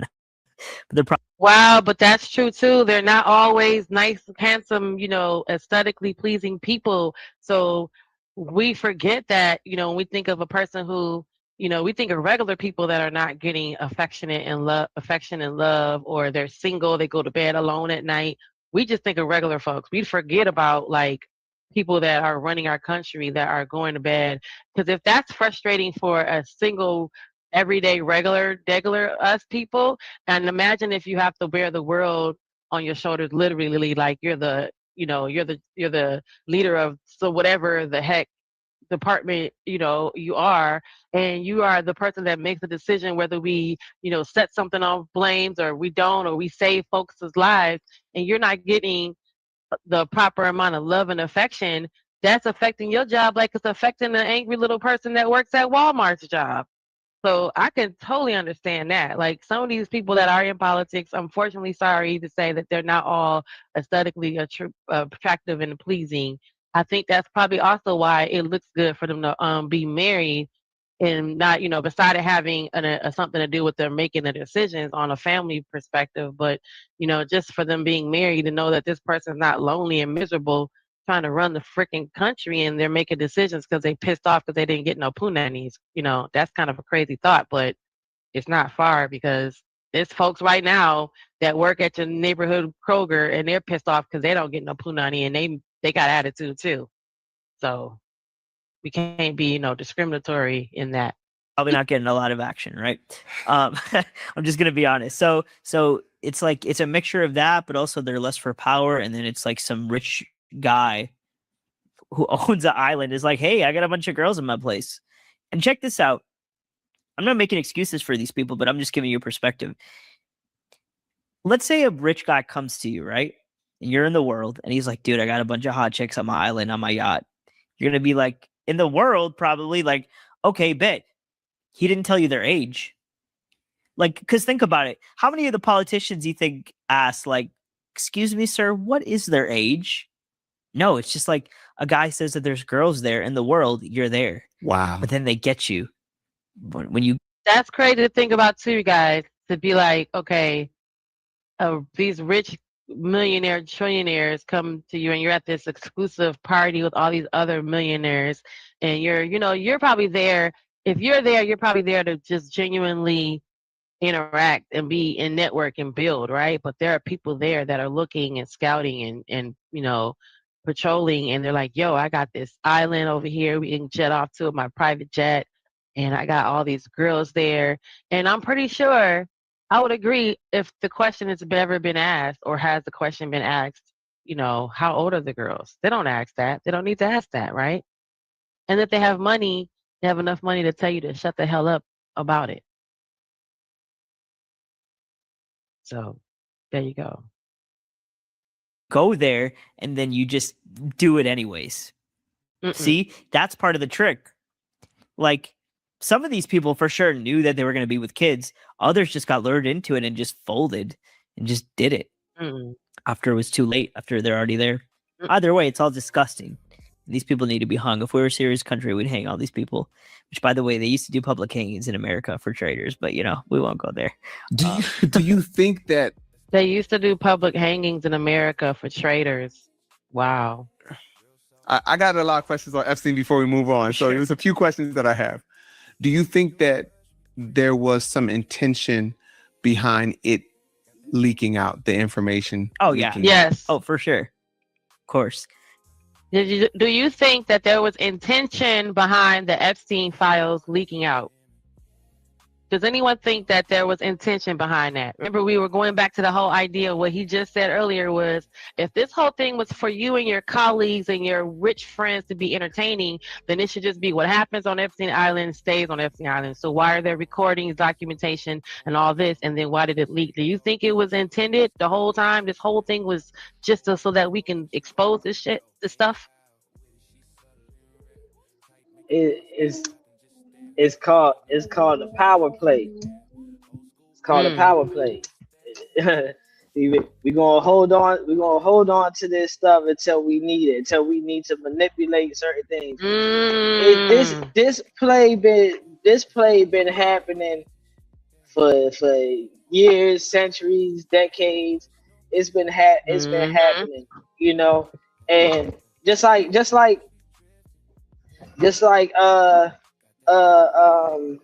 towers, just like the tower situation. You know what I'm saying?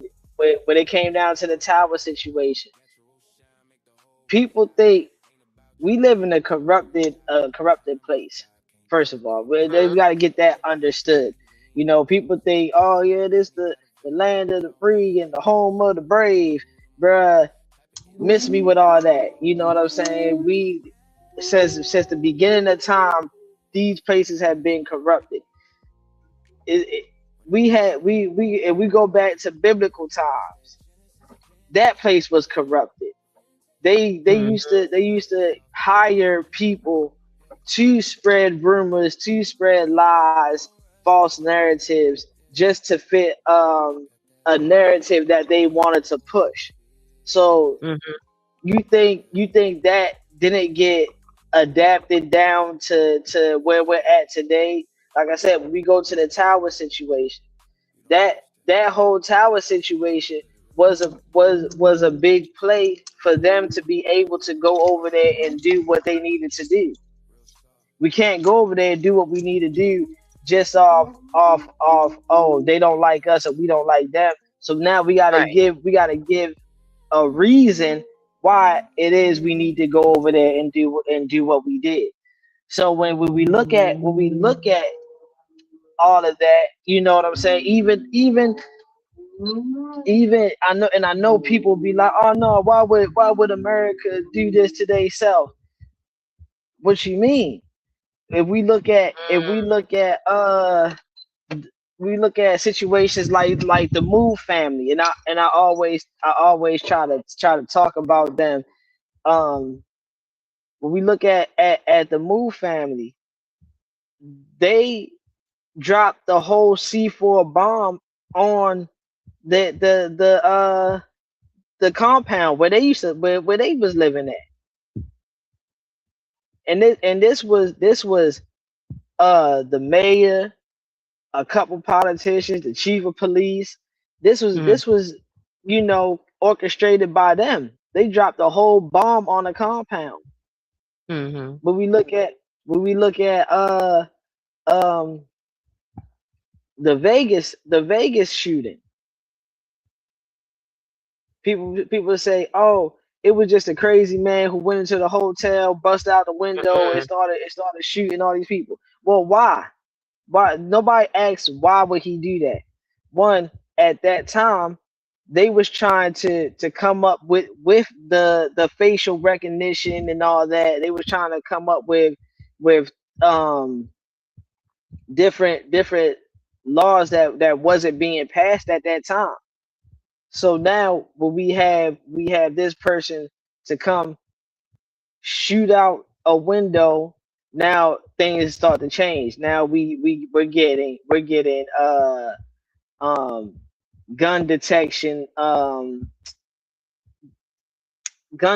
things where if somebody shoot 3 blocks away, that radar picks up where the shot was located at. We didn't have that until after that situation happened. We didn't have the strict gun laws and all that stuff until that situation happened. We didn't have facial recognition until after that thing happened. If you look like put the pieces together and get your heads out your butt, you will understand that a lot of things are put in place for a reason. That's scary. That's even scary. That's scary. Yeah, yeah, That's kind of and scary. to understand, people be like, "Oh, that's conspiracy theory." Well, in order Is for a it? conspiracy to be a conspiracy, you gotta have some truth. Because if I'm just going off, if I'm just going off a lie, then there ain't no conspiracy. It's just me making up narratives. So in order to say, "Oh, that's a conspiracy," it gotta be some truth behind that. That's crazy. Yeah, and that's true too, because it has to be a little bit of truth in the lie, and a little bit of lie in the truth. I see. Hmm. Wow. Hey, man. Listen, I know I'm not losing my mind when I was watching this. I was like, okay, so what? Wait a minute, none of this can be true. But then I'm like, wait, I remember. You just, you have something in your spirit that might be like, there's something to this. See, and I was right. See, because you came up there and look. He gonna say Palm Beach Pete. Do you know about Palm Beach Pete, Chop? No, I don't think so. No. Okay, I'm gonna show you Palm Beach Pete in a second, but Okay. yeah, cause Palm Beach Pete, I think that. Listen, I don't know who this is, but I know that if you ask Palm Beach Pete what's going on, you were saying you didn't know which scripture is what, and let me see, can y'all see that on the screen? Uh, Yeah, there you go. Ephesians chapter 6, 10 and 18. okay. Yep. Okay, yeah, I was gonna say, can y'all see it on the screen now? Um, Hmm. oops, let me stop this right here. Uh, yeah, that's the scripture you're talking about, where it talks about wearing and here are the pieces where we're talking about. The armor includes the Yep. belt of truth, the Hmm. breastplate of righteousness. That's what I was saying. The gospel Hmm. of peace, the shield of faith, the helmet of salvation, and the sword of spirit. What did I say? This a sword of courage, sword of spirit. Um, and then what does it say? Additional scriptures. I guess Isaiah 59:17 talks about God himself described as putting on the righteousness as a breastplate and the helmet as a salvation. So these are additional scriptures. So hey, you guys, do what I did. Look it up real quick, and so you can be very, very sure of what it is, and you can be in the right direction. But that's the scripture for you guys to reference as well. And now I got that scripture to add because I already knew Second Timothy, so we can add Ephesians. So Yeah. now I'm gonna know more scriptures. See, I was just saying that. See, Chop, look at God, because I was just like, I don't be Hmm. knowing stuff, but I know stuff. You know, how you know it. You be like, that's in the Bible, but I don't know where it's at, but it's in there. Yeah. I mean, and you're not the only person that's like that. And like it's a lot to it's a lot of information to retain. So as Mm-hmm. that's why, like I was saying, it's good to meditate in the book day and night, because like even if you read a couple verses or a chapter or whatever, as long as you're reading, as long as you're doing that, you know, breaking down, getting some understanding of what you're actually reading, because reading is just more than just saying the words that's on the page. It's about comprehension. It's about, do you understand what you are reading? So even when I'm doing live readings. I'll start live reading, and then I'll come across a word that I'm not familiar with or something like that, and I'll be like, hold on, let's see what this word means, and I'll stop the whole live, Google what the word means, read a Mm-hmm. definition, or whatever it is that describes this word, and then I'll get back to the reading. So it's about comprehension. Do you understand Mm-hmm. what you are reading? Are you just reading what's on the paper and think that you know what's going on? Right, right. That's true. It's all about. It's real life. It is all about comprehension. At the end of the day. Hmm. So, Everything is about comprehension. he's checked. Yeah. So this is why he says. This is why Smitty just said, ask Palm Beach Pete about the Epstein files, because even though it says addressing the viral attention, Palm Beach Pete clarified that he is not Jeffrey Epstein. It's kind of hard to say because this is what he looks like. So look at your screen, especially this one right here in the middle. This is Jeffrey Epstein You on one gotta side. you gotta Okay, hold on. take Oh, I you gotta gotta take that one down. Okay, There you go. Okay, so just this one in the middle right here, where the two are together. One is Palm Beach Pete and one is Jeffrey Epstein. So this is why Smitty said, ask Palm Beach Pete, because this Oh, man that's scary. has gone viral. He was driving in his car, apparently, and I want to see if I'm not going to try to find that video, because that video is viral, guys. But he was going viral. He's gone viral because he was driving in his car, and this guy is videotaping him, right next to him, and he's like, "Yo, Jeffrey Epstein is not deceased, yo. He's right here. He's right here." And so that video went viral, and this is it. That video went viral, and now this guy is viral because Your life never stops. people were like, wait, hold on.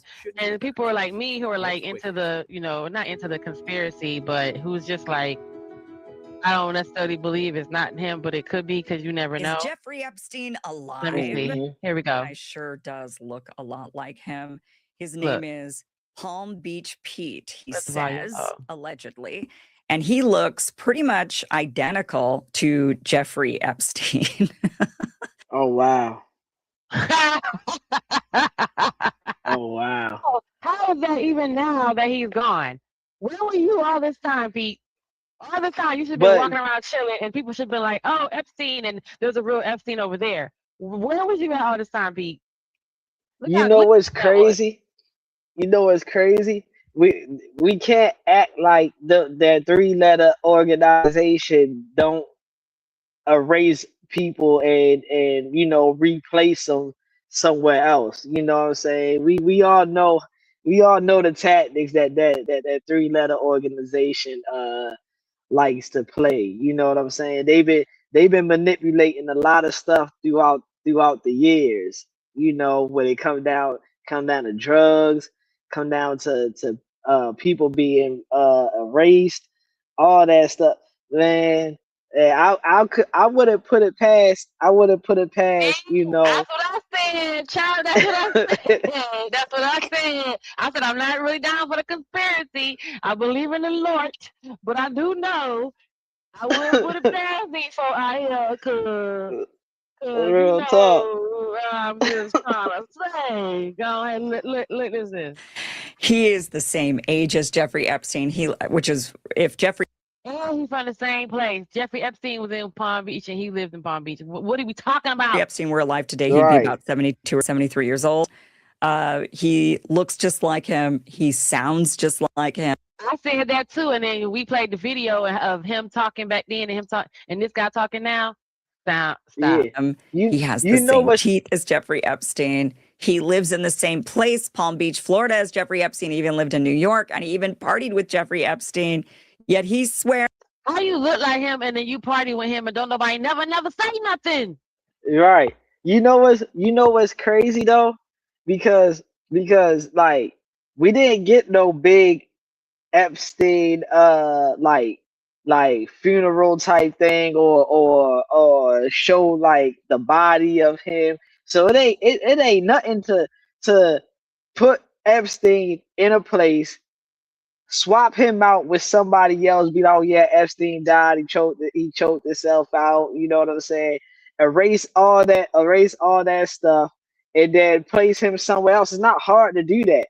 They've been doing that. They've been doing that for years. Witness protection. What you think witness protection is? And then to say that he done had some surgery, and then why would you have surgery to look like this guy? Come on now. You know it ain't nothing. It ain't nothing to get a nose job. It ain't nothing to get a nose job or a chin job, a lip job, ear job. It's so many different Matter of fact, we seen this in the In the movie Face movie, Off. Face Off. Yeah. Yay! And then guess what? Face Off for us was a remake of a Face Off previously. Like that, like it was a Face Off when our mamas was little. And then it was like Yeah. it was like an Alfred Hitchcock type of thing, like with the crows and the people, the Frankenstein, Mm-hmm. right? And then the movie modern day for us was Face Off, Yeah. right? So yeah, it ain't Chevy. nothing to do a little construction of the face a little bit, maybe make his chin a little bit slimmer, or maybe make his cheeks up a little higher. And, with modern technology, we can make you look closely. I can make myself resemble with the right money. I can make myself resemble Ludacris if I wanted to, with the right money and the right doctors and stuff like that. So like you saying, So you already could look like Ludacris, but now then you could really, or you just saying change your face altogether? yeah, like no, like I can, Cause you know how some people kind of because I already look like that resemble, person. yeah, because I resemble him. I can change little features that make me Oh, look, okay, yeah. yeah, Oh, so to you make a saying this person guy already resembled him and then just adjusted some exactly. things, and now you really look like him. And now you really look like him. So Why do you want it to look ain't like this ugly man? no, but what I'm saying is it's not hard to remove yourself, have everything erased, change Mm-hmm. some minor features about yourself so that you don't actually look like yourself, but you still look like yourself. You see what I'm saying? So Yeah. instead of me being Epstein, I'm gonna change. I might make my nose a little smaller, or my ears. I might make them a little bigger, or my lips make them a little more fuller, or take a little bit out of, so that I don't, like little features. My chin. Epstein got it. Epstein had a wider chin, but if you look at my chin is a little narrow. It ain't nothing for them to do that. Right. That's a quickie and go back to work. That's Exactly. crazy. A quick fix and go right back to work. That's crazy. And then they say, then to put the side by side, he would Mm-hmm. be. So this is Epstein. Can y'all see my screen? Yeah. Y'all see, this is Epstein and Trump in real life. That's a real picture of Epstein back then and Trump. Okay. Now we fast forward. This is the picture over here where Epstein's supposed to look like, because when he went to that's his mugshot. Right. And then what we just saw on the camera was that guy.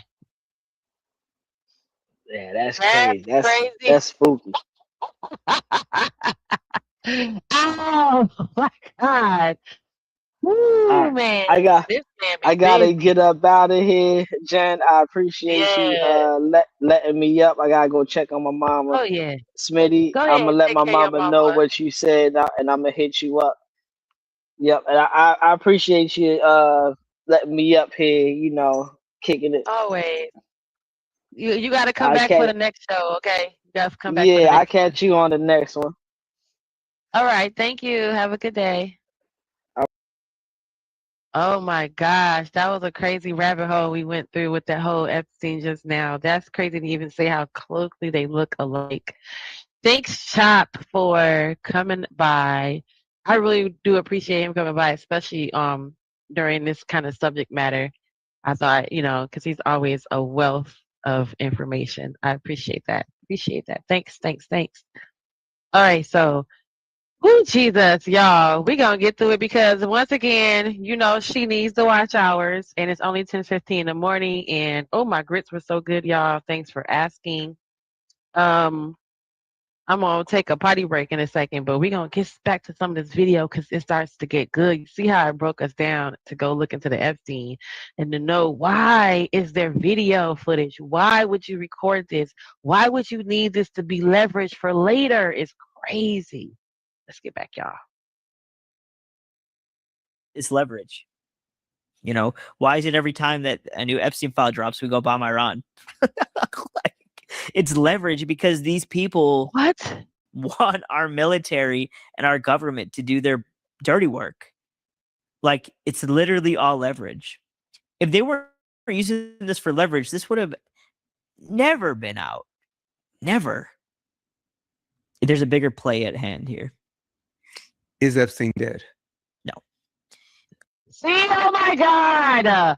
How did he just ask that question? Did anybody know that? I'm not seeing past this point. I think I watched all the way up to here, y'all. But OMG, that's just creepy. How we just went down that rabbit hole and he said, is he deceased? He said, no. See, I don't see, me and Chop was on the same page. Like, we kind of sort of don't believe that either. And I say that confidently. Why? Because there was a guy on 4chan, and he was actually working at the jail. He wrote on 4chan. What's that? 4chan is it's like a website. It's like kind of like a Reddit. Okay. If you know what Reddit is. Yes. And he wrote on 4chan that his credentials were verified, by the way. The user who wrote the post was verified as the actual guard at the prison. You could go look this up. This is real. This isn't like an unproven theory. And he wrote on 4chan that the night before the suicide, he saw something fishy where they wheeled Epstein out on a wheelchair. He was the only one who saw it. He wrote about it on 4chan. He was like, I'm freaked out. I think they just let this guy escape. He wrote it on 4chan before it happened. Before it happened. Like the day before it happened. And it was verified that he was actually working at the prison there. The user in the post was linked to the actual guy. And check this out. Epstein was using his Fortnite account like recently. He had a Fortnite account with the username LittlestJeff1, which was the same username in his email. And the only time that he didn't log into the seasons is when he was locked up. You can't make this up. You literally can't make this up. And then when people found out about that, he put the account on private. Well, I'm going to just tell you right now, I'm not a conspiracy theorist, but when I heard that he committed suicide, I said, ha. Yeah. It's ridiculous. Really? And so it so happened to be that the cameras malfunction. Yeah, what a coincidence. Wow. See, we're not so far off, guys. You're not so far off, okay? I don't know who else is live right now, so I hope everyone is having a great morning and or a great start of their day, rather, not a morning, but a great start of their day. And support whoever you're supporting. But wow, see, not so far off. The guy with the most blackmail in the world, all of a sudden the cameras malfunction. This is like some El Chapo stuff. You know, like El Chapo's going to prison and getting out the next day. He's paid somebody 100 bands, 200 bands. Like this is the same thing we're dealing with here, man. It's the same stuff. These people don't actually get justice. They own these people. These are the tyrants that we don't even see. You know, a lot of people think that like governments are in control. Presidents are in control, politicians. Dude, it's really like the oligarchs. It's the intelligence assets. These are the people that are calling the shots. Doesn't matter if, I guess to some degree it does, but it doesn't matter if Joe Biden or President Trump is president.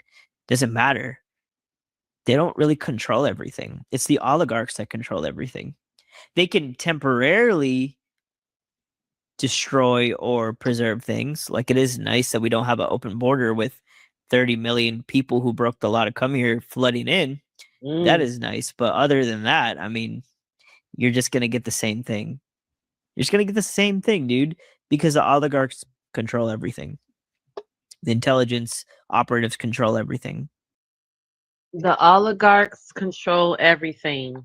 The intelligence operatives control everything. So we're not in the control we think we're in. So then that means some of the people who are upset at Trump, like he has any control over something.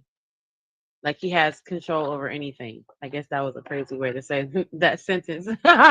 So you're mad at Trump like he got control for real. That's, I guess, that's the black way to say it.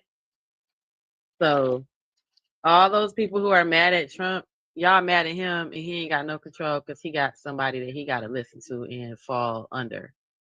Okay, well, I'll take that. I'll take that because that explains some people. And then at the same time, y'all crazy for thinking that he got some kind of control, and then y'all know stuff like this, and y'all know he don't. That's kind of, I don't know. And the reason why they create governments and democracies, which democracies is such a filthy word because it has nothing to do with our country. It's a constitutional republic, and democracy actually comes from pagan Greece. It was never Christian to begin with. Democracy isn't Christian. Democracy literally comes from a pagan culture. Democracy isn't Christian. Democracy isn't Christian. That's what he just said. Greece. Anyways, but they like us to believe that we're in like a democracy, right? Because if we believe that we have a choice, we'll never revolt. We don't have a choice. You and I don't have a choice. I'm a patriot. I love America. But we're not in a free country. We're not. It's freer than places like Europe. What if we believe we free, we'll never revolt. So the moment we realize that we've not been free this whole time, we want to get up out of here. Or you get arrested for telling somebody, "Hey, Jesus loves you," or praying silently in your head, which has happened. What do you mean praying silently? There was a British woman in England, and she was praying inside of her head outside of an abortion clinic buffer zone. These are called no-go zones, where you're not even allowed to pray inside of your head outside of an abortion clinic. You're arrested and taken to jail. How you gonna know I'm praying inside my head? Thank you, Ezekiel, for asking the question, the elephant in the room. How? I'm not even country, y'all. But how are you gonna know? Tell me how you gonna know I'm praying inside my head right now. Did y'all know what I was just doing? I wasn't even praying. I literally said to myself, how they gonna know I'm praying in my head? So how you gonna know I'm praying in my head? To arrest me for it. And how can you Lord Jesus. You talking about if I say that, if I say, ooh, Lord Jesus, I just prayed, Jesus wept. Won't he do it? Wow. How you gonna know I'm praying inside my head? To take me to jail. And what you gonna, and I'm gonna be in jail next to what? To criminals who actually commit crimes outside of their head. How would they know that she's praying in her head? Because they asked her, "Are you praying?" She said yes. Like they asked her if she was praying inside of her head. Because she had to be honest. Yep. And she said yes. And they said, "Okay, you're under arrest." This is in England. So like obviously Europe is way more cooked than this country. Like Europe, it's pathetic what's going on there. But we're not that much freer. We aren't. And they want us to believe that we are free because we'll never revolt. We are the only country left that actually has like the opportunity to revolt against this tyrannical system, against the intelligence assets and oligarchs that control our world. But unfortunately, too many people are cattle. Too many people behave like cattle. They don't care about what's going on in the world. They just are doom scrolling all day. They're drinking at their football game while their nation is crumbling and being ran by satanic pedophiles. People don't care about the fact that our entire way of life is deteriorating and collapsing. Wow, the world is being ran by satanic PDF files. The more and more we see coming out, the more and more he not wrong. I'm not saying everybody, but I'm just saying, it's enough. It's enough of them out there to make this much of a difference. I like that hat though, Ezekiel. And if we don't do something, we won't have anything to offer for our future generations. But does the scripture call us to do something about it, or does the scripture call us to just pray? Both. Why? King David did something about it. Monarchies were formed because they wanted to honor God in their government. Jesus says, "On this rock, I will build my ecclesia." Ecclesia, actually, if you look at the Greek, it's governing authority, government. Christ wants to build his government on earth, right? The kingdom of heaven has a government. Jesus asks us to bring the kingdom down on earth. he will do the same thing here.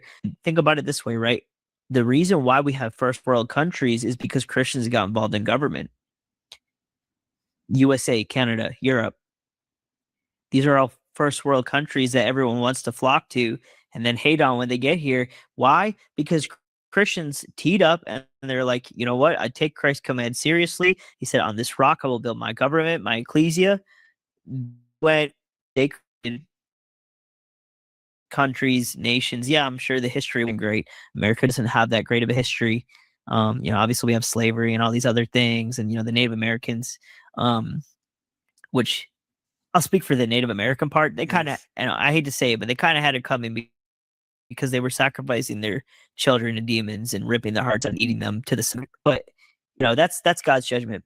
The slavery stuff, that was not great, obviously, right?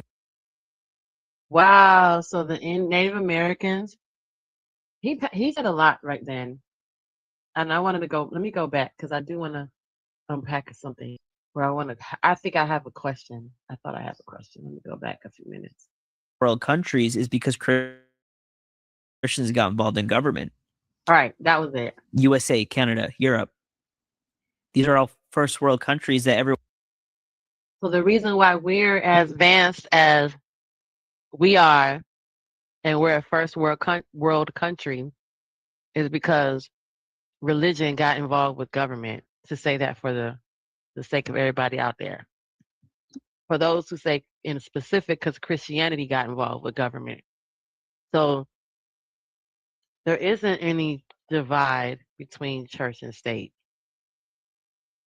That's crazy. Everyone wants to flock to and then hate on when they get here. Why? Mm-hmm. Because Christians teed up and they're like, you know what? I take Christ's command seriously. He said, on this rock I will build my government, my ecclesia. They created countries, nations. Yeah, I'm sure the history wasn't great. America doesn't have that great of a history. Obviously we have slavery and all these other things, and the Native Americans, which I'll speak for the Native American part. They kind of, and I hate to say it, but they kind of had it coming because they were sacrificing their children to demons and ripping their hearts out. Oh, that was the other thing too. The Native American part, because they were sacrificing. Mm-hmm. I mean, well, yeah, because I know that there are some tribes that were full out cannibals. But I don't understand, and maybe I'm not supposed to understand right now. Sometimes God's hand is in the way of you having clarity on something because he doesn't want you, he's not ready for you to go that far. So I don't understand why there were cannibals. There were some cannibalistic tribes back then. And and then there were full out tribes that were full out vegetarians.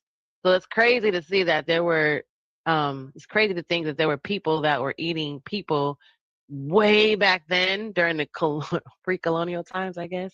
And then there were people who did not eat meat at all. And I do remember my grandparents telling me stories because my grandmother would tell me how her lineage was from the cannibalistic tribe.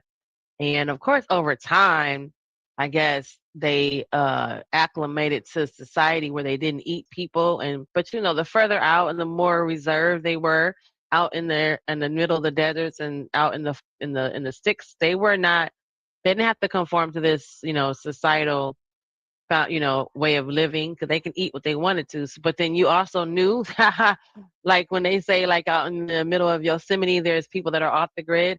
I still think that there are still tribes like that. So that's why, when you go out there and you go walking through the forest and you ain't supposed to be out there, it might not be a bear that took you out. It might be a cannibalistic tribe that's still been existing. And then, I mean, that's also to account for some of these missing people that aren't necessarily all being trafficked, because that's crazy to think of. But yeah, sorry to go down that rabbit hole, but I just remember that being part of my lineage and being told how that's a part of my lineage because my grandparents came from a tribe that was way down the line eating people, and to think in modern day time, they're eating babies, Wow. Okay. And eating them to the sun god. But that's God's judgment. Yeah, and they had a whole sorry to interrupt it again, y'all, but they had a whole like premise on if you were they did the same thing with the whole gamey meat and the adrenaline. Like you couldn't be your meat could not your body could not be scared. They didn't want the person to be scared, so they couldn't eat it. And then they also couldn't eat your body if your eyes were closed because your spirit was trapped inside. So they wanted your spirit, because they still believe that part. Oh, this is what I was told, y'all. But they wanted your spirit to be released through the eyes of the soul, right? The eyes. So if your eyes were open when you this became deceased, then your spirit was gone, your spirit was released. They prayed over you, they prayed over their food, and they were like, okay, we're going to purify this body of the spirit. So now you're just a body laying there, right? You're not even anything, you're just a shell, which is the same thing you tell everybody when you're like, oh, it's just a shell, your spirit's going to go back to be with God. So you're just a shell. At that point, you're just a carcass, you're just meat. But they did believe in that part too, like the same thing you do with the deer. You don't want the meat to be stressed out because it's not going to taste very good. The slavery stuff, that was not great, obviously, right? Right. Obviously, it'd be kind of weird to think otherwise. Right. But regardless of that, dude, Christians created first countries. That's why they're successful. Like, think about it. Every first world country, it's all Christian. The only one that isn't is China. Even Russia is Orthodox Christian. I mean, obviously it was communist and atheist for a long time, but how does a country be communist and then atheist and then Orthodox Christian? That wasn't the original plan. Most of these countries were created by Christians, dude. Wow. So, like, we can't just be passive and do nothing. Like, God literally has given us the authority to make change. And you're focused on a rapture? Bruh, like, go do something with your life. Go contribute to society. Wow. Know? Like, I always used to think that, the whole idea of Maranatha takes. Of course. But my burden is so great for people that just don't know him. I'm just like, Lord, don't take me out yet. There's too many people that need to know. I know I can't do everything, but shoot, my cousins, I need my friend, I need everybody to know you. So people will be like, come take me away. It's just like, yo, we got work to do. Dude, I find that type of Christianity so cringe. I'm sorry. It's so cringe because it's like, dude, are you just like some sort of like passive beta that wants to escape suffering? Like, dude, Jesus said those who endure until the end will be saved. Like, we got to endure, bro. Enough with this, oh, Lord, take me. I don't want to be in this wicked world. Like, God put you in this wicked world for a reason. Stop being ungrateful. Stop having some escapism mentality. If all of the Christians that built civilizations before us thought this way, we would have no first world where Christianity can be practiced. None. Not as.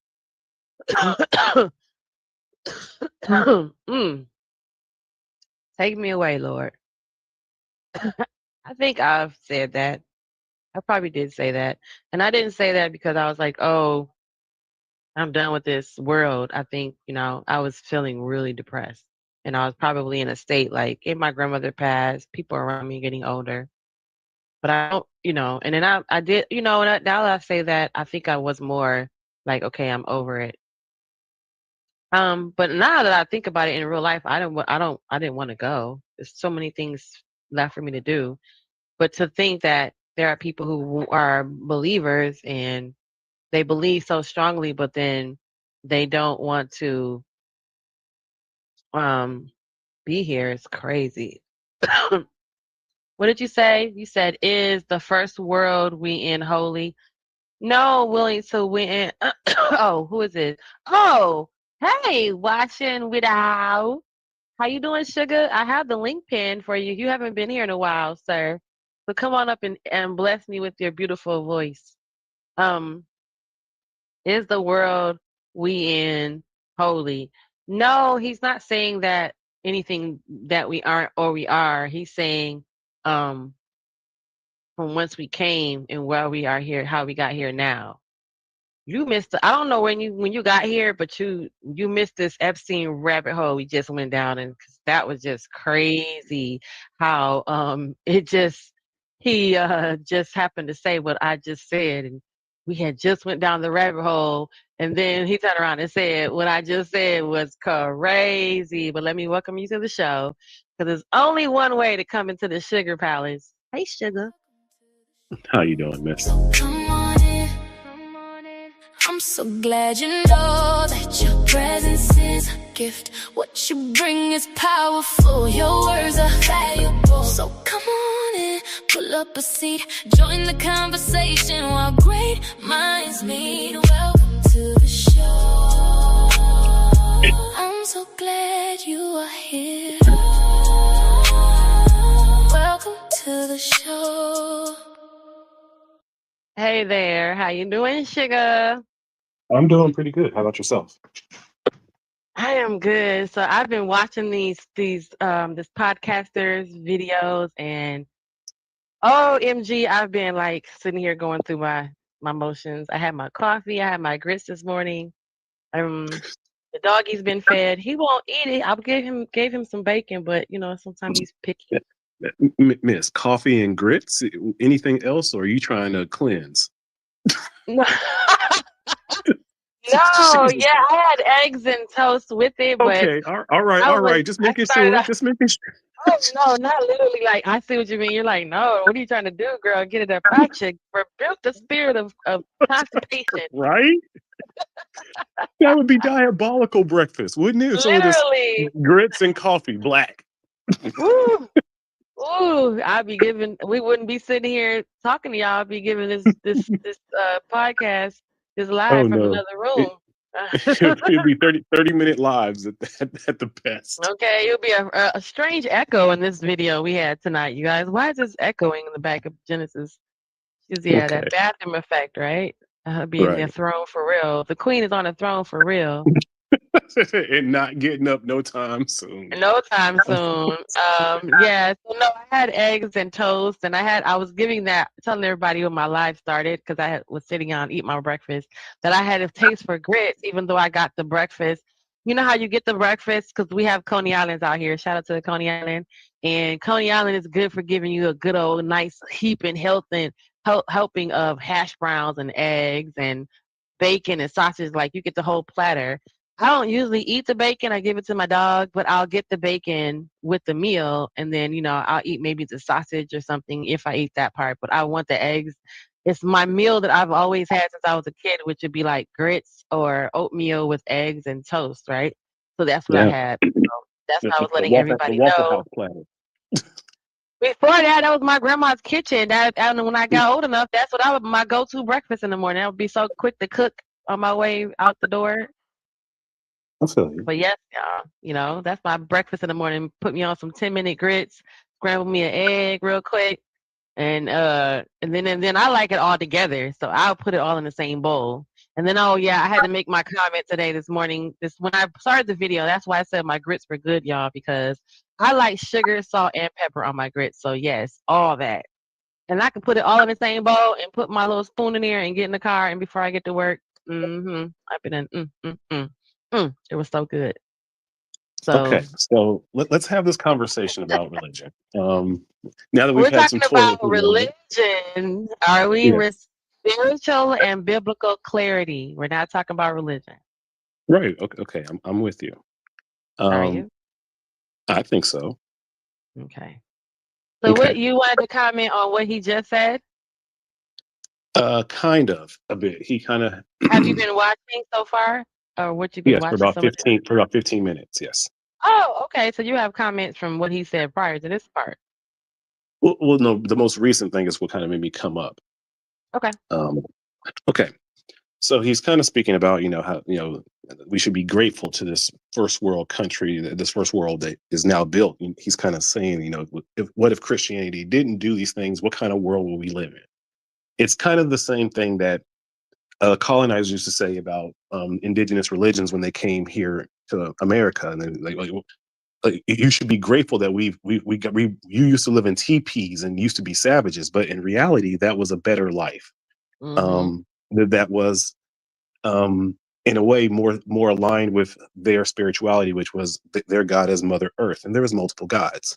So Mhm. my only question is, I sometimes ask us, melanated people of America, what was our religion before the system of white supremacy came to us? Most likely was an indigenous religion. So how do we see indigenous people in their religion today? Well, if you really learn about it, it was very gypsy-ish culture, very gypsy-ish religion. But I don't think that Christianity is working for us because we don't truly feel a spiritual bond with it. I think it's all for show.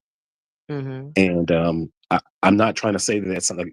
If you follow Christianity in its blueprint, it's a great blueprint. But the Christianity that's offered to us in 2026 is a very Masonic, different Mhm. Christianity that's very Mhm. much tied to capitalism. I very much think that our love of money and capitalism is our curse in the Black community. And I sometimes just wish and daydream of what would it have been if we had rejected Christianity and just been people who were gypsy people and lived off the land and weren't so much Be a whole different motivated by this right love right of now. money. So yeah, But then they wouldn't be able to use the love of money against you, because then that's what creates the mind state of poverty, right? How you have people who did not have money, so they had a crazy start at life, and then right. at the end of their life, they have an abundance mentality, or they have an abundant mentality when they get into a more wealthier position. But when you look at them, they really actually have a poverty mentality, because they, folks tend to go into a mental hoarding at that point. So they went from one extreme to the other, right? Because Very of true. that. But so I'm just, I go and I clean these mansions. I have a cleaning service, y'all. Watch out. Look, keep us, shameless plug for my shorts that's coming, the Confessions of a Cleaning Lady, because y'all. But I've gone Oh, into you got houses stories. where listen, I mean, not to sidetrack this, but some folks, it just amazes me too, because I mean, guess to bring it back to the Christianity and the biblical perspective, it's amazing how folks can have all kind of Bibles and crosses and all kind of go to church on Sundays and all this, and then when I'm cleaning your house, I look in your cabinet and there is 45 packs of tissue, as if you're gonna run out, or there's always an excessive something with all, and it's like you would, and in my mind, I'm not trying to be judgmental, but I'm cleaning your home. One, you're paying me to do something you're supposed to already be doing, but I'm cleaning your home, and I'm noticing in certain pockets there's an abundance, then an excess, as if you're afraid to go without. I'm not talking about the typical, I'm sitting on the toilet and I ran out of tissue, but there's some in the hallway and I can't get to it because I'm using the bathroom, run out. You can easily see that there is some sort of fear of something going to be depleted in your life. They'll have a lot of something, and it'll be like, I'm talking about the stacks of it catching spider webs. Like, it's cobwebs over it. It's just excess there in case. And it's almost like, we could say we could be brainwashed and say, well, maybe they have that, what is that called? End of the world mentality, where, you stock up on things that you can use in case something happened and you got to go into shelter hiding. Sometimes it's crazy. It's so abstract that it's not even end of the world preparation type thing. The Well, Armageddon well, people, think about our big mamas. Think about our grandmothers. Think about even it was your so mother. much canned food. Like, what are we saving this? But Like, maybe Christianity really does induce hoarder behavior. quarter, Because yes.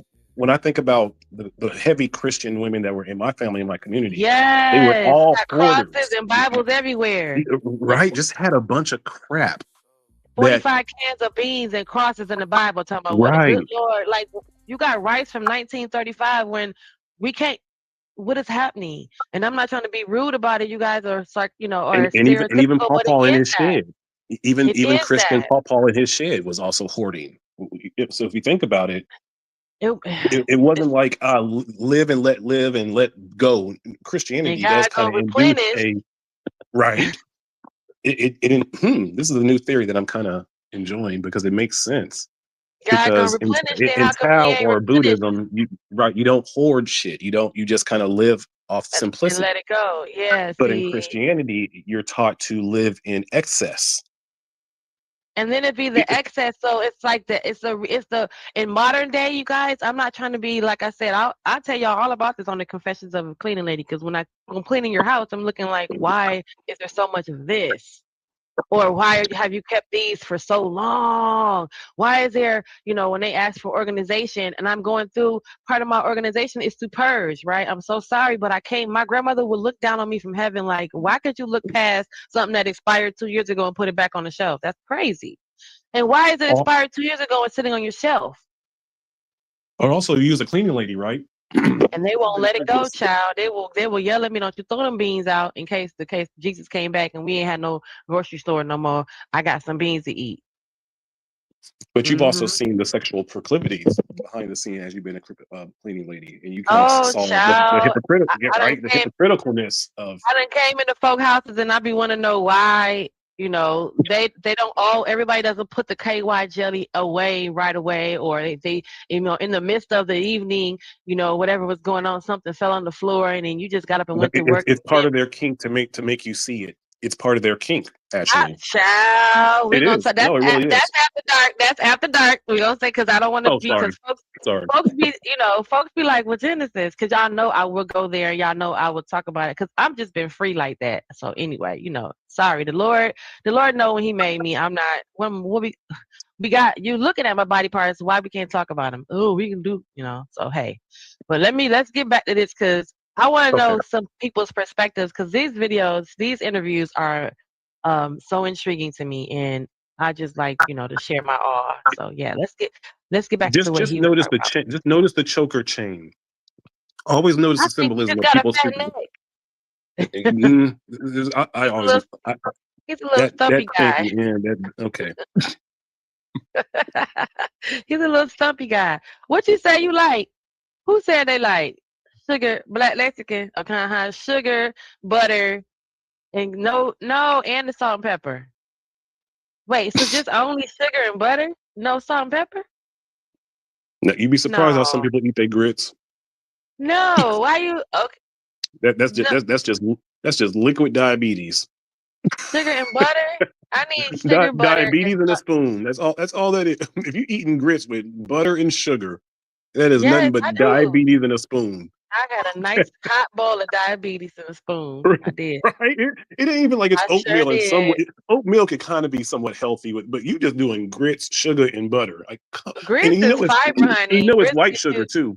It ain't even good brown sugar. They're using white sugar. Use honey. You can use brown sugar, and I use honey today because I didn't have no sugar. So I did say this morning, I said, I'm going to put my sugar in there. Then I remembered I don't have any. And I said, oh, well, I'm going to have to use honey today.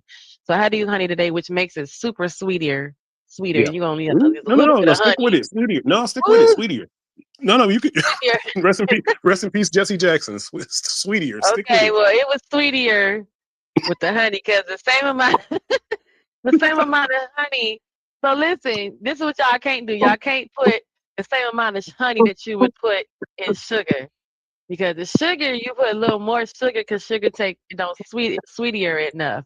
But then if you put the same amount of sugar, we gotta clip this. If you put the same amount of honey that you put with sugar in there, baby, don't put that tablespoon of honey in there. That thing gonna be sweeter than ever. I'm just saying. Why now? This is how much we fucked up in our black community. Why was we as kids eating strawberries but dipping it in white sugar?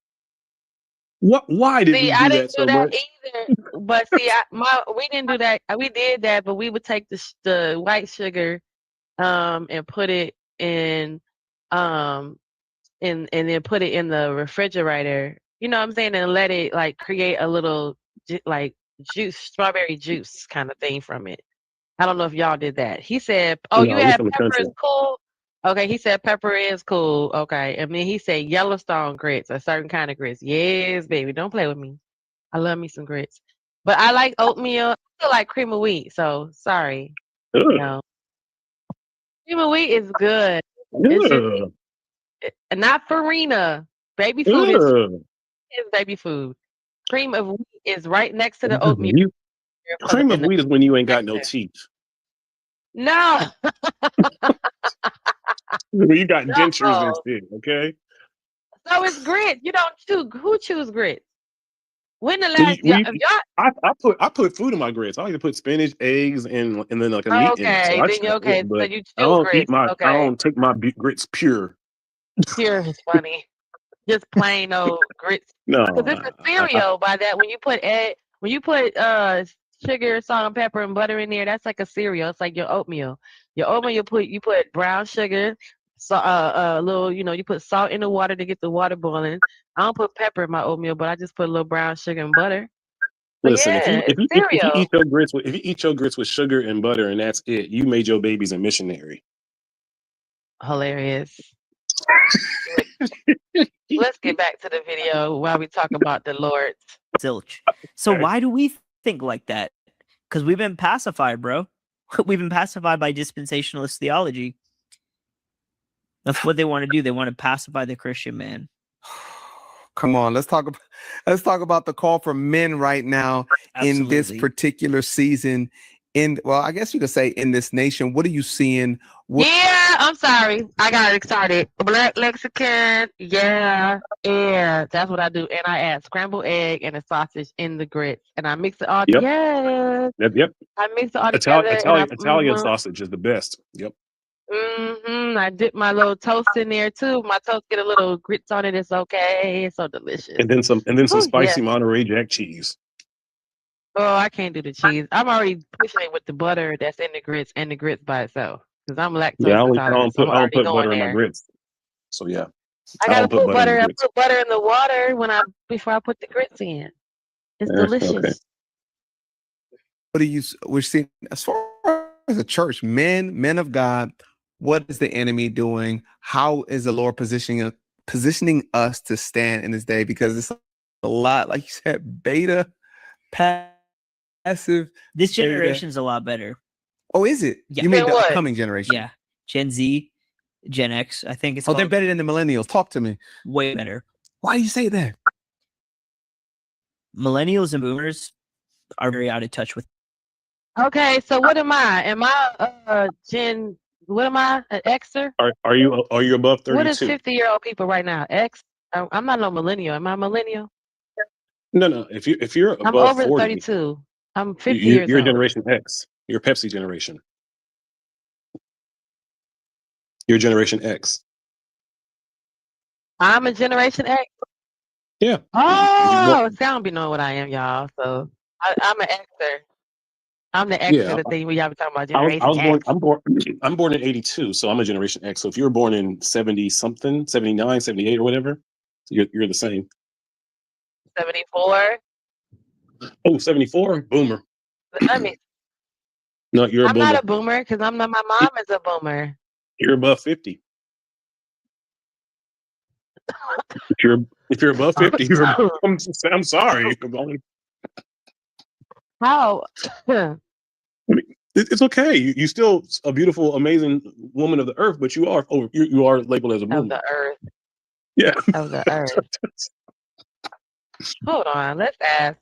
Where are? Don't you ask Siri? Just ask Alexa. Am I a boomer? Hold on. Let's see. All right. So. Oh, here you go. Look. Let me see. Okay. Oh.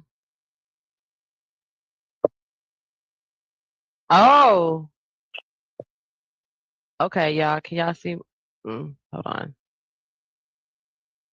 Y'all see my screen? Mm-mm.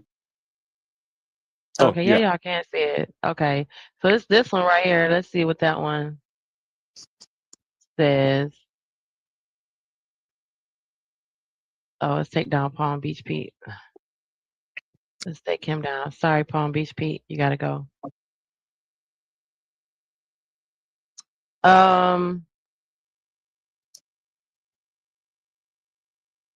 My computer's moving slow. Okay, so years of birth.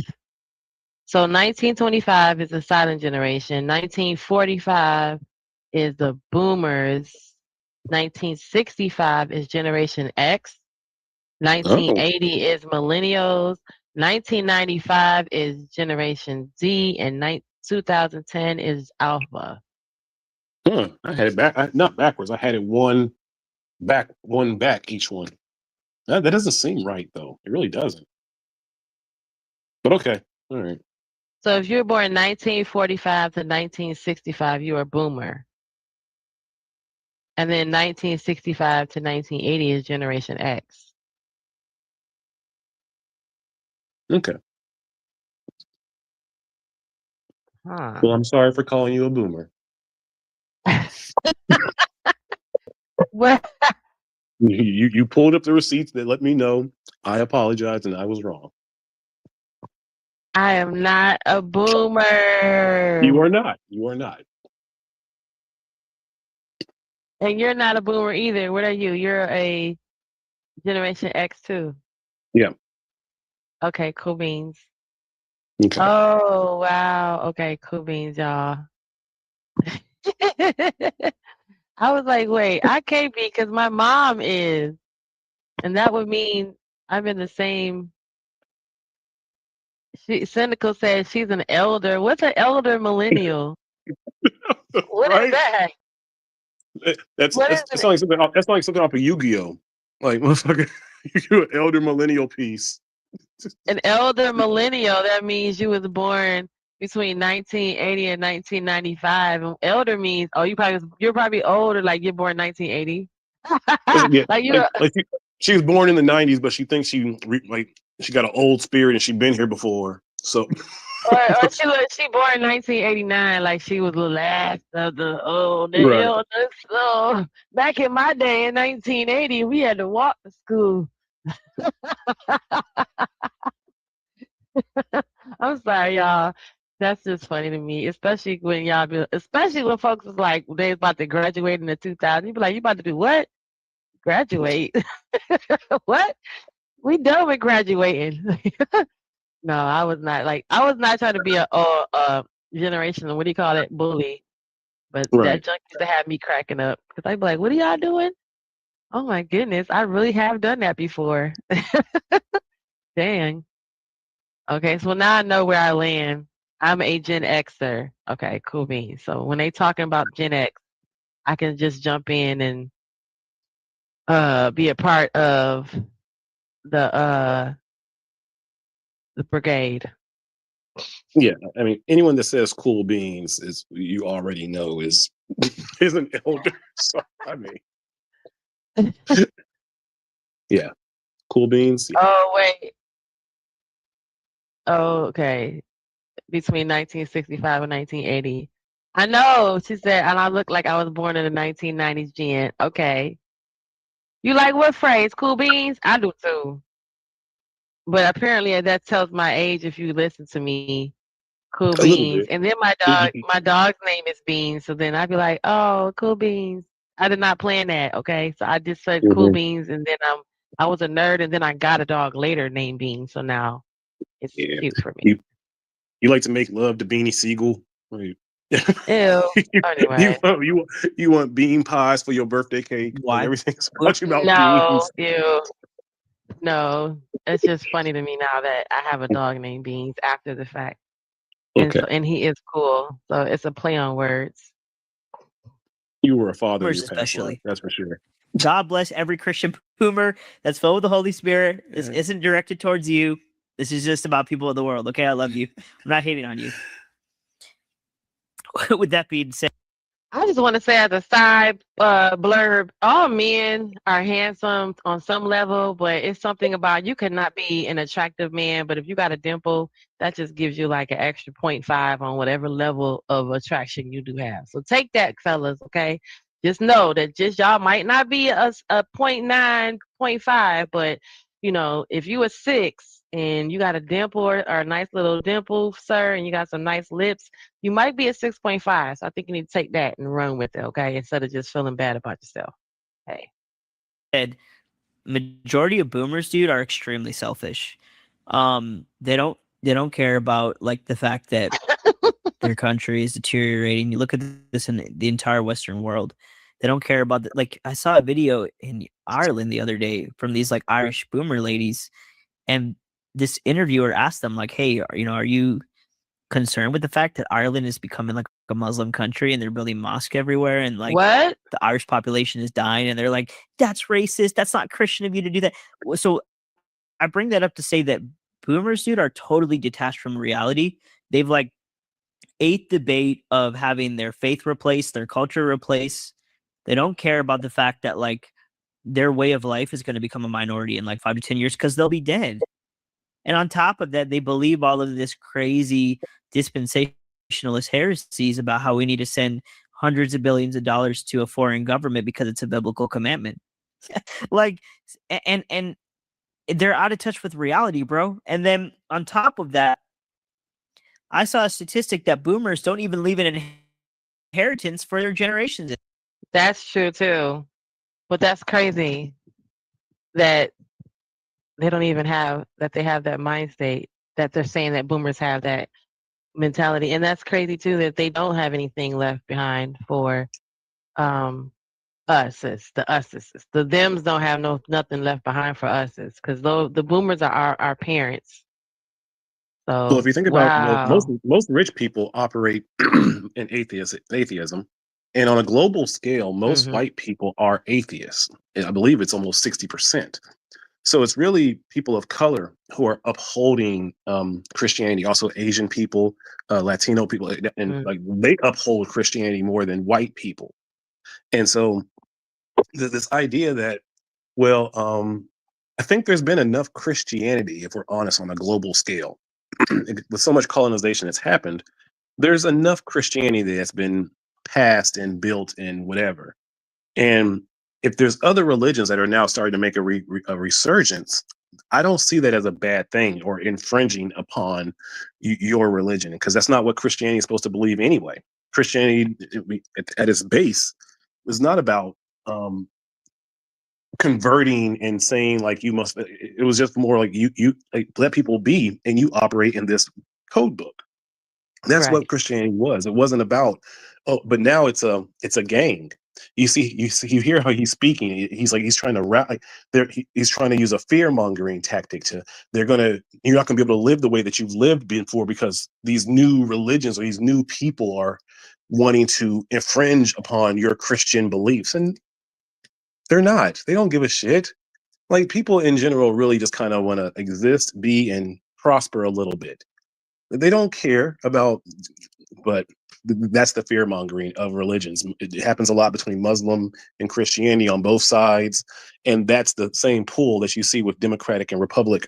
It's a tug of war of idiocracy, because it has nothing to do with your religion. Even the Christian and Muslim wars of 700 years ago, it has nothing to do with actual religion and spirituality. It was about a power play on who's going to run this world, essentially. Sorry. Well put. Thank you. I gotta get some water after all saying all that shit. Well, you speak well, y'all. And I did give a shout out earlier to everybody who comes up here who speaks well. And I go back and I listen to.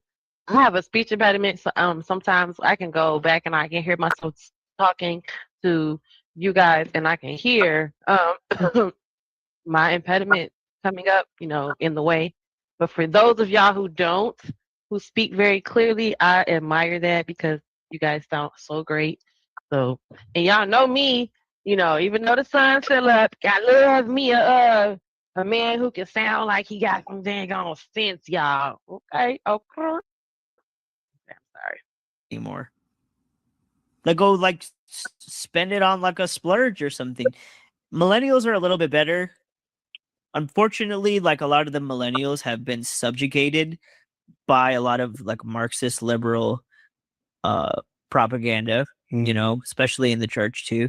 Like, I don't know if you noticed, but a lot of these woke like drag queen churches, it's usually a lot of like older millennial women. But us, Gen Z, we're bearing the consequences for that. Oh, you're Gen Z. What? He says what? Hold on. Let's see. We got to do that before y'all. We had to run it back. What did he say? Tech is woke, educated by a lot of like Marxist liberal propaganda, Okay, so what is Marxist? I remember that from, but Mark, I don't know what. I it's like don't think I know it's like what a that is German anymore. sociology. Essentially, it's like a way of philosophy. That's Okay. very what's the word? That You know I'm how too you high know to stuff, figure but you don't it. know, you don't remember why you know it or even know I it know in it's school. I have no. used. I remember I heard that before, but I haven't heard it since then. But what he's essentially saying is that the church now is it's too inclusive. It has women preachers, and they're fine with Mm-hmm. homosexuality, and the drag queens that are Mm-hmm. like. He's saying that Christianity is now so encompassing of getting the dollar from everybody that it's now become so inclusive that it's lost Mm-hmm. its way, and that's what he's essentially Mm-hmm. saying. Okay, got it. Because I was not. I don't know what Marxism, and I don't remember what that is to even apply for Marxism it to is make used a lot sense. for like to kind of describe like the Roman culture of sexuality and like the freeness of what the fucks.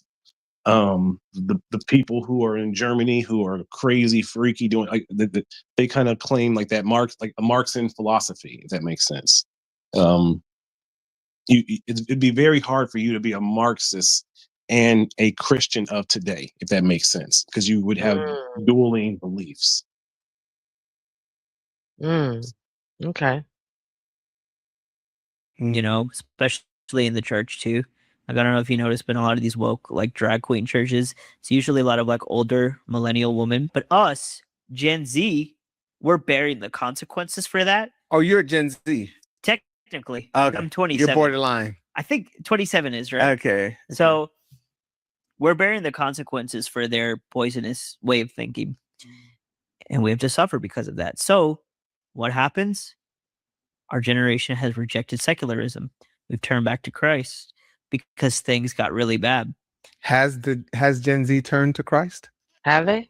I think Gen Z Not is the at most all. Christian now, I think, in the last couple of No, generations. No Gen way. Z is more No in tune with way. It's Gen Z is more. more in tune with Yeah, I Hollywood don't and know. yeah, no, Gen Z is more in tune with Hollywood and entertainment and the TikTok and the Matrix and the demonic images of that.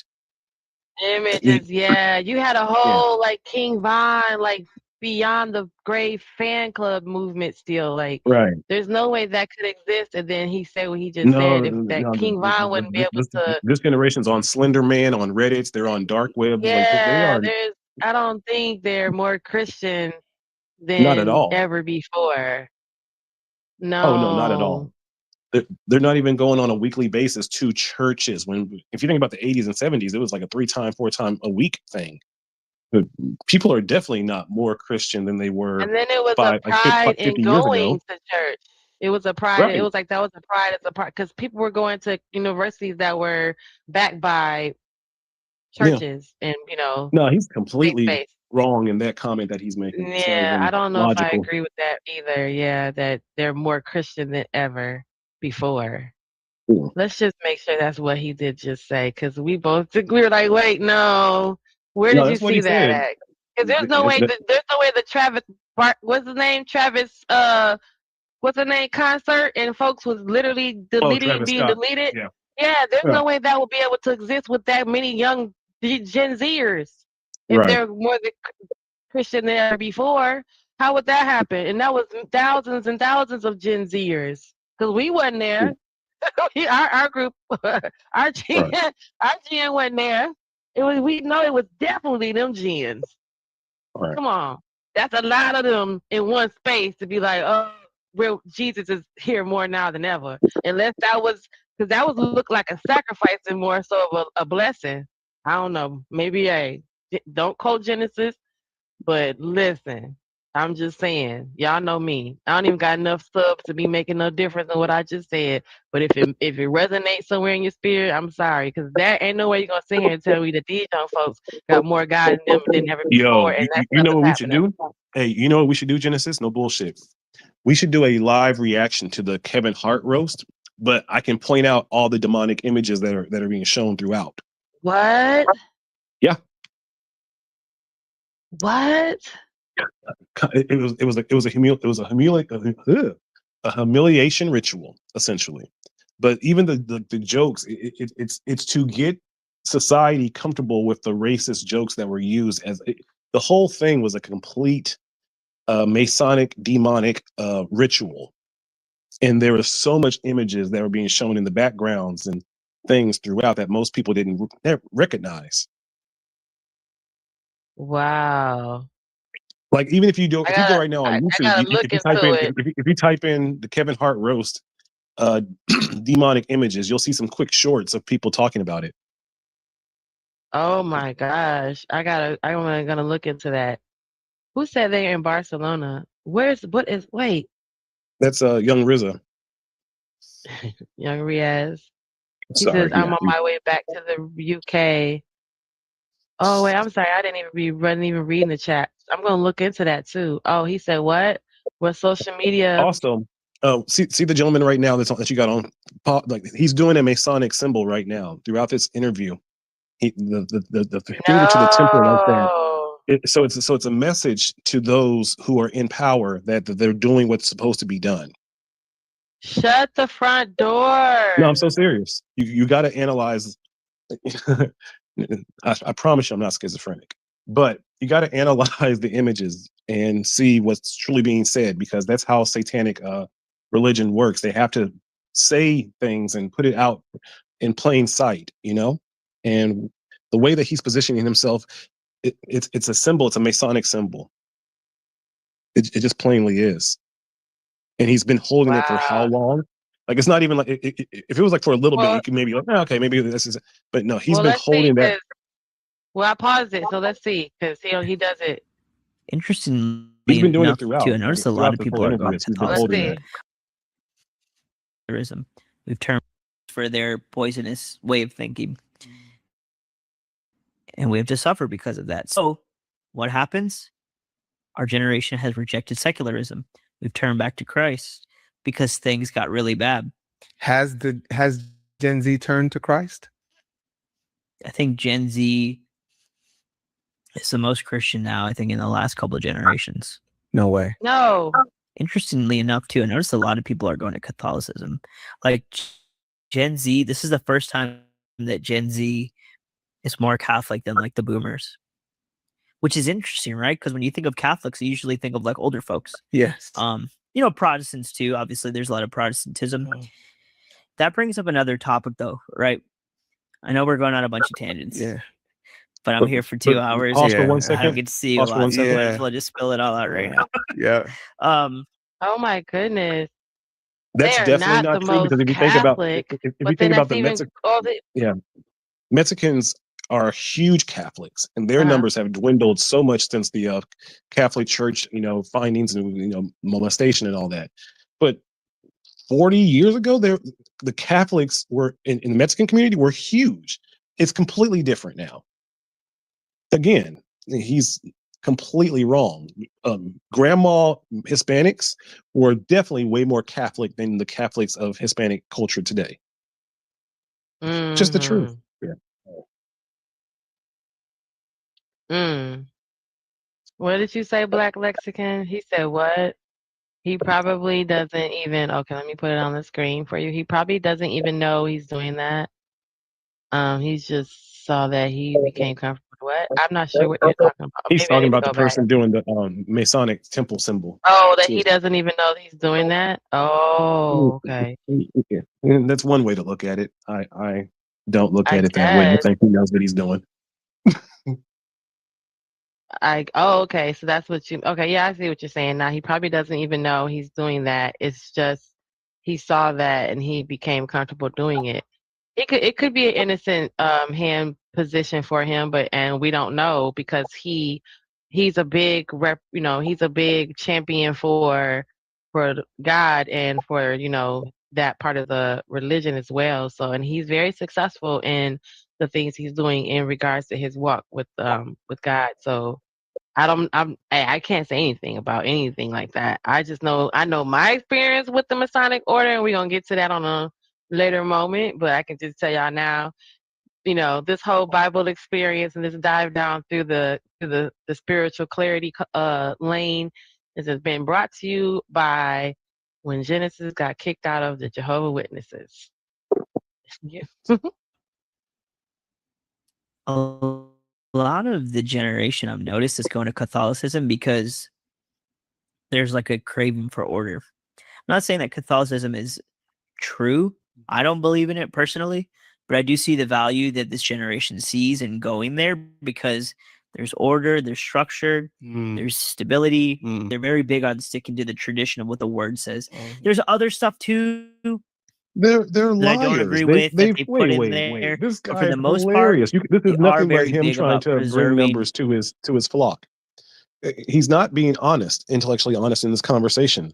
He's not bringing up all the things that have also happened with Catholicism and all the lies and all the sacrifices and all the things that have happened to children on a global scale. So again, this is a commercial, essentially, what we're watching to try to bring attention and numbers to the flock or whatever. But he's not having an intellectual, honest conversation about what's happened with the religion in the last 30 or 40 years. People have definitely turned away from Catholicism. This generation, hearing that they've rejected it massively. I think so too, because especially like the last video I did about what the hell just now. The last video I did about the age of consent, right? And I went down the little pipeline and I was just saying, because we were having a conversation about the age of consent, and we were arguing with it on shout out to Drip on Drip's panel, and myself and another person was up there. Chicago Rilla was shout out to Chicago Rilla was arguing everyone was going back and forth about the age of consent, and some people, the panel, it was one of those panels where we were reviewing where they were discussing it, and how some people that's just how it's been. And I started thinking while I was watching on the panel, I'm thinking like, okay, so what are we actually arguing about in regards to the age of consent? And come to find out for myself, as I was researching it to talk about it on the show with you guys, to have it on my show, because I need watch hours, was how it went back to a biblical point, right? So we're arguing, man, right now in 2026, how it's not okay for a 9-year-old, because I brought up to the point that over in one of those countries in Afghanistan, they are they marry them off before they're 10 years old. Yeah. Well, their age of consent is 9, and they're actually voting. Within the last 4 years, they've been working on politically getting rid of just the age of consent, period. Like, it should not even be one. Whereas other parts of the world, other parts of the country, on the show, I brought up the whole map across the world where the age of consent is as young as 14, and how the average age of consent is 16, and how all that is biblical, and how it goes back to our belief system, and where if you want to trace it back in real life, you're arguing something that has been a way of life, and how and I broke it down where it was a Hebrew. Hold on. Let me say this part. Okay. How the Hebrew man, the little hat, they believed in having intercourse with a toddler at a certain point, and how marrying and being with a toddler is not a crime. And then a gentleman that represented the Catholic, he walked through how over time it was just the way of the life. You just got a young person, and that's what you did. And the reason why you got him was because of the purity and the youthfulness and the breaking of the hymen and that whole thing. And just to find out that back then it was something in that religion. So when people you just said how they're leaning toward Catholicism more now than ever. Some of them are walking away. A lot of people had walked away from it just because they realized what they were doing, and how that to believe in this, you had to go along with that how this is what we did back then, and they weren't okay with that. So a lot of people were saying that, like, I can't be Catholic and then be okay with the fact that this is how we got here, by messing with little kids on purpose. You know what I mean? So I just wanted to add that. And I was going to say also, like, but even if you look at it from a biological standpoint, because if there was like in a lot of tribes or a lot of things, the goal was simply just to grow the numbers of the people in your village, right? So like, it wasn't about what God or what the goal was. Essentially, we need to run our numbers up. Like, that was it, right? So even in those cases, the more the merrier. Right. So even in those cases, it still was around 13 to 14 at the youngest. So like when you see religions arguing younger than that, that's when I'm like, No, see, this now it's not making spiritual or biological sense. There's no reason, because even if the goal was to run the numbers up, then the marriages would be starting around 14, you know, and it Well, they also would said be that married. because of the Canaan law. So they did. It was 12 and 10, and they See, said that based that's too on. young. That's Well, let me tell because you in why. Let me tell you why they okay. said it was. Because they said, okay, for the Christians, so for the Catholics, they always believed it. They just always believed it because, and then for the little hats, they referenced the Rebecca and Isaac story because Rebecca was 3 years old. Now, for the Christians referenced the age of reasoning, and I brought the scripture up on the show. I think it was like Romans something, and where it talked about the age of understanding was like 8 years old. So as far as the society was concerned, and when law was introduced, they said, okay, if the Bible says you're mature at 8, we're gonna give you a couple more years, and we're gonna make it palatable and say, okay, the age of consent is 10. That's where that across the board. I showed on the map where across the board, as early as the 1900s, it was 10 and 12 because the Bible said you got good common sense at 8. Right, and most of the country was Christian at that point, right? And then they moved to Catholicism, and where how other religions started to take over different parts of the country, where not everybody was on the same brainwave as far as religion was concerned. But once they put that religion on there, and I showed them how, look, we arguing a whole point of something that ain't got nothing to do with us. We couldn't even vote on it when they brought it to our attention. Guess what? Right. How about that part? Because we didn't have voting power when they brought it to our attention. And right now, not enough niggas vote to make a damn difference on the law that's still on the books. You know what I mean? So that's how much people don't know. It's crazy. The junk was crazy, yo. It was so crazy. But yeah, it's not. But I gotta can't. run. I gotta run an errand pretty soon. It's almost 6 here. Oh, well, thanks for coming up at 6 a.m. Yeah, I'm in Germany. Remember? Right, but it's what time? 6 p.m. It's almost 5:30, but I need to be somewhere at 6. And PM. it's the. PM. Oh wow. PM. Okay. Oh, it's later today. Okay. Yeah. Well, thanks for coming up always. And I'm Not a glad you problem. caught me, because I know I was like, dang, I wonder if I still got, you still can catch the show. And thank goodness you came and got it. And always good to have a conversation. So thanks. All right, I'll definitely check and see what's your next live going to be actually.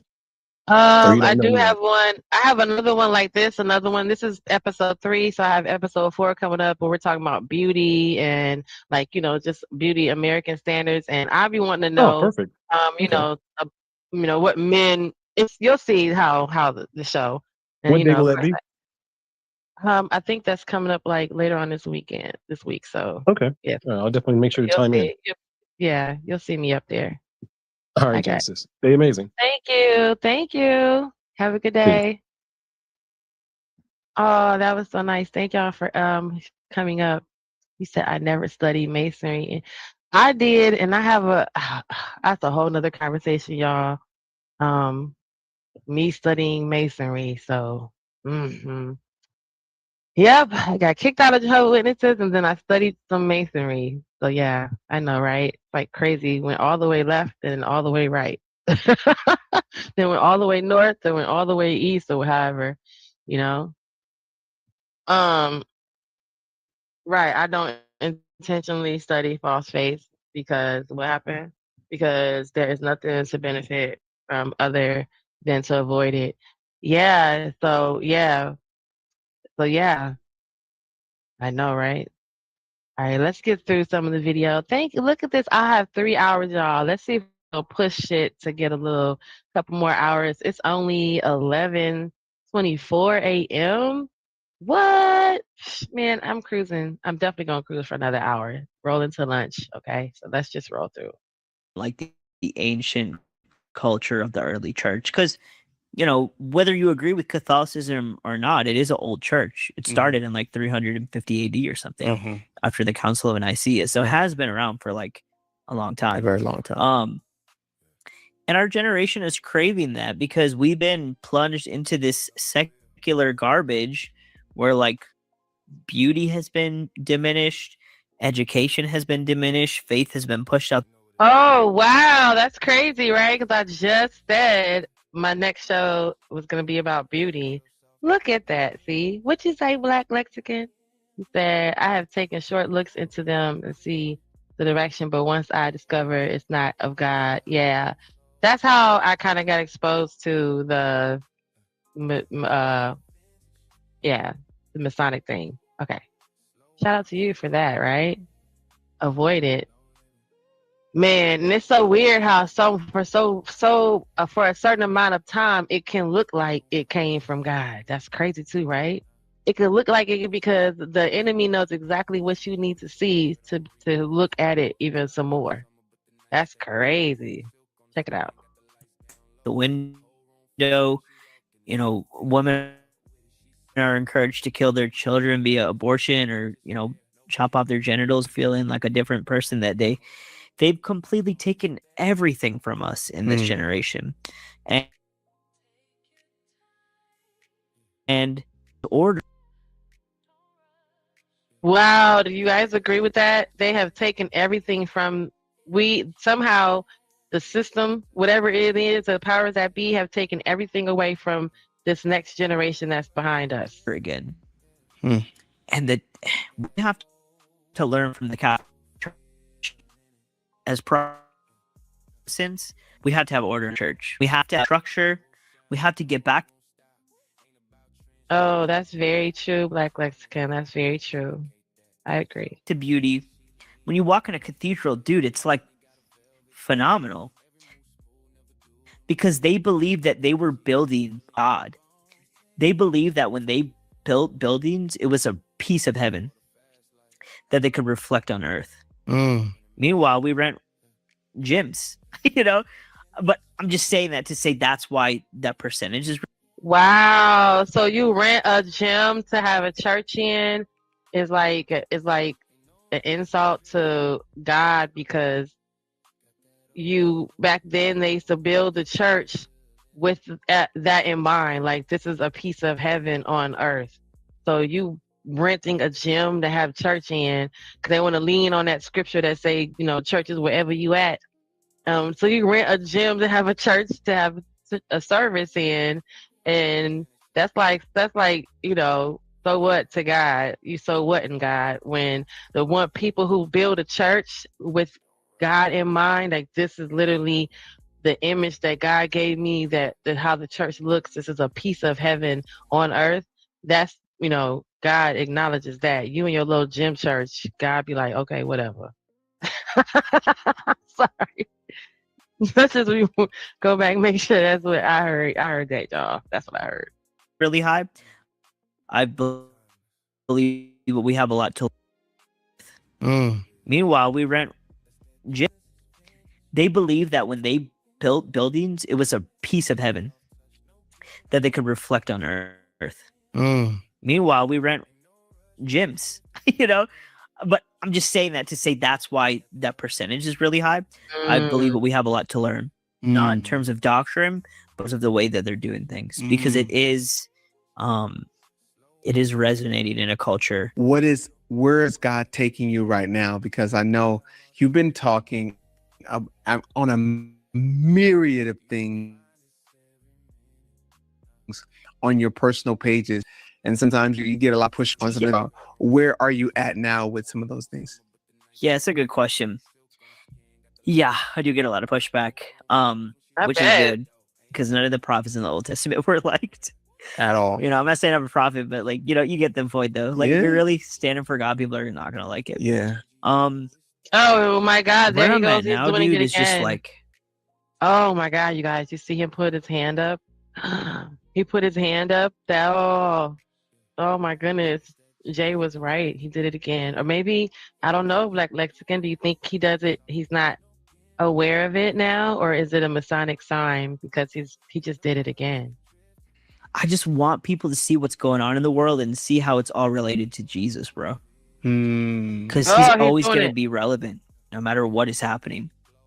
Like he created the world. Do you think so? Do you think that no matter what is going on, it's going to be relevant to Jesus? No matter what is going on. No matter what is going on. That's pretty gangster. I would rock with if Jesus was right here. I'll be rocking with Jesus because that'd be just so cool. Because no matter what's going on, it's got something to do with me. Somebody be like, "This ain't got nothing to do with you." Yes, it does. It all got something to do with me. It's gangster. All right. Everything points back to him, man. Everything, even the oxygen that we breathe. Come on, bring us in, man. Bring us in, because I That would be like, do it. Go try me if you want to. Listen. Your breathing got something to do with me. Stop playing with me. Oh, listen. The other guy isn't giving signs for him to respond that way. I don't know. What the. Okay, I don't want to dive into Masonic symbols and signs and all that. But we can. Oh, geez, we can. Let's do it. I think for many of us, when they see you and they see you talking on some of these things, it's almost just like, well, he's just picking on these different topics because he's a content creator. Yeah. This stuff can't be as serious to him because it's just for the views. It's just for the clicks. Yeah. He did it in the world, and now they said it about Kanye. Yeah. He did it in the world, and now he's trying to find a way to fleece the church. Right. What do you say about that? That's a great question. If that was my goal, that would be a really bad strategy, because the first 3 to 4 years I lost all my money and I lost all my relationships like that I had in the world. I lost lots of relatives and friends that I grew up with and pretty much everything. God restored it all back. Praise God about a house last year. Wow. But if that was my goal, I literally went broke and like everyone cut me off. So like if that's a strategy to get up in the world, it's a pretty bad strategy. It's not working. No, it's not working, obviously. But yeah, like people can say what they want to say. Oh wow, was that a fake laugh or was that he said? Yeah, okay. See, I see sometimes in having that part of the conversation when a person, okay, I'm not saying because we can look at him and see that he is of an ethnicity. Okay, let's get it clear and make sure I pronounce those words correctly. We can look at him and see that he is of an ethnicity. And we also can look at him and say, we know that he is not black. So sometimes when a person talks to you about their struggle and you like, okay. When they be like, oh, I had it hard out here in the paint. I was out here like, it was hard for a pimp. I couldn't, it was me. And then you be like, yeah, but I can't go out and somebody look at me and I won't get a job just because of my brown skin. When you don't got that problem, you might got a problem, but you don't got that problem. And then now sometimes if it do feel like you might have the same exact problem sometimes. And then your blackness adds to it and they don't have that problem. So that's just what I think sometimes when you be like, when another person of another ethnicity, it don't necessarily not with the white people, because I'm not trying to sound like I'm racist of any kind of thing, but experiencing that right there, yes, it does. With people that are not white, but they not black either, they be like, oh, it's been so hard. I couldn't get my Gucci loafers. You like, oh, it's hard out here, right? I'm so sorry for you. Because my everyday sometimes is hard just because I'm brown, right? Added on top of that, I couldn't get the Gucci loafers. Added on top of that, I got the same water bill to pay. I got the same light bill to pay that you have, except I can't get the same job you can get or the same raise you can get because the person that has his finger on the trigger don't like brown folks like me. And you don't have that problem. So sometimes that's what that is. I'm just saying, it could be nothing. God bless them. Like, God knows my heart. I'm not using that in the way of like how the progressives do. Like, oh, God knows my heart. I can go to the club and get lit, and God's gonna love me. Not like that. But God, I don't have to answer to nobody, bro. Like, God knows who I am. Wow. I don't gotta I don't got to answer to an opinion that isn't true. And if I have to, that means that I'm trying to prove myself. How do you know if someone's lying? If they have to prove themselves based off an accusation made. What does it say in the Word of God? In the book of Isaiah, like a sheep led to slaughter, so he did not open his mouth. Jesus didn't need to open his mouth because he knew he was God. He knew he was correct. If you're not correct, if you... Is that how we really do in real life, though? We do that. Is that, and then that's just, how we do. That's just how we are, I guess. If you're innocent, you don't say anything. I guess you don't have to prove your innocence. If you're guilty, you have to prove you're innocent. So I think that's, in real life, we do that, right? All of us, kind of. And then some people just, I think there's times where some people tap into that, and then they use it and they manipulate that little, moment that they had instead of just being humble and saying, okay, yeah. So, I don't know. I could be wrong. Have something to hide. If you're lying, you will always open your mouth to try to defend yourself. Whoa. Well, he's saying, yeah, that's biblical. So I could be right. Some people use it because some people are good liars or talkers, right? Good talkers. Some folks are good with their words and good with them. They have a good mouthpiece, so they can manipulate that. But for the most part, in our natural inclination is that if you are guilty, you're gonna probably say something to defend yourself. But if you're innocent, why are you defending yourself? So yeah, we all do that. That's in us. I don't got to say anything, dude. Like, I really don't. What do you have to say about, because when people look at your page, they might look at you as somebody who's quite judgmental. You're highlighting all these different things in the world, current events, and even some things that Christians believe.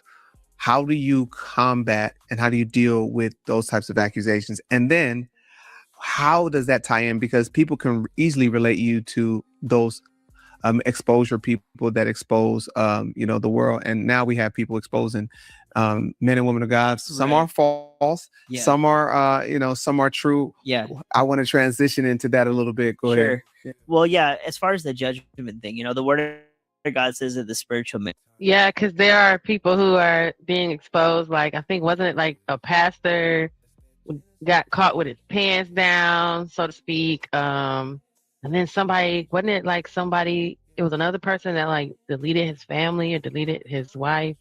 Yeah, we're finding out behind the scenes that, these folks ain't all that they cracked up, they say they be, right? So yeah, I guess he's about to get his little blurb. We might fast forward through this because I want to get to the rest of what he was talking about. Judges all things. So if you have a problem with that, take it up with the Bible, not me, Yeah. Oh, okay. Everybody makes judgments. When you wake up, you make a judgment. Am I going to brush my teeth today? Am I going to use the bathroom today? Everybody, it's funny because people always want to act like nobody makes judgments. Everybody does. And the Bible actually allows us to do that. We only can't do that if we have a log in our own eye. But if we see the speck in someone else's eye and we've already removed out the log, dude, we're able to do that. Wow.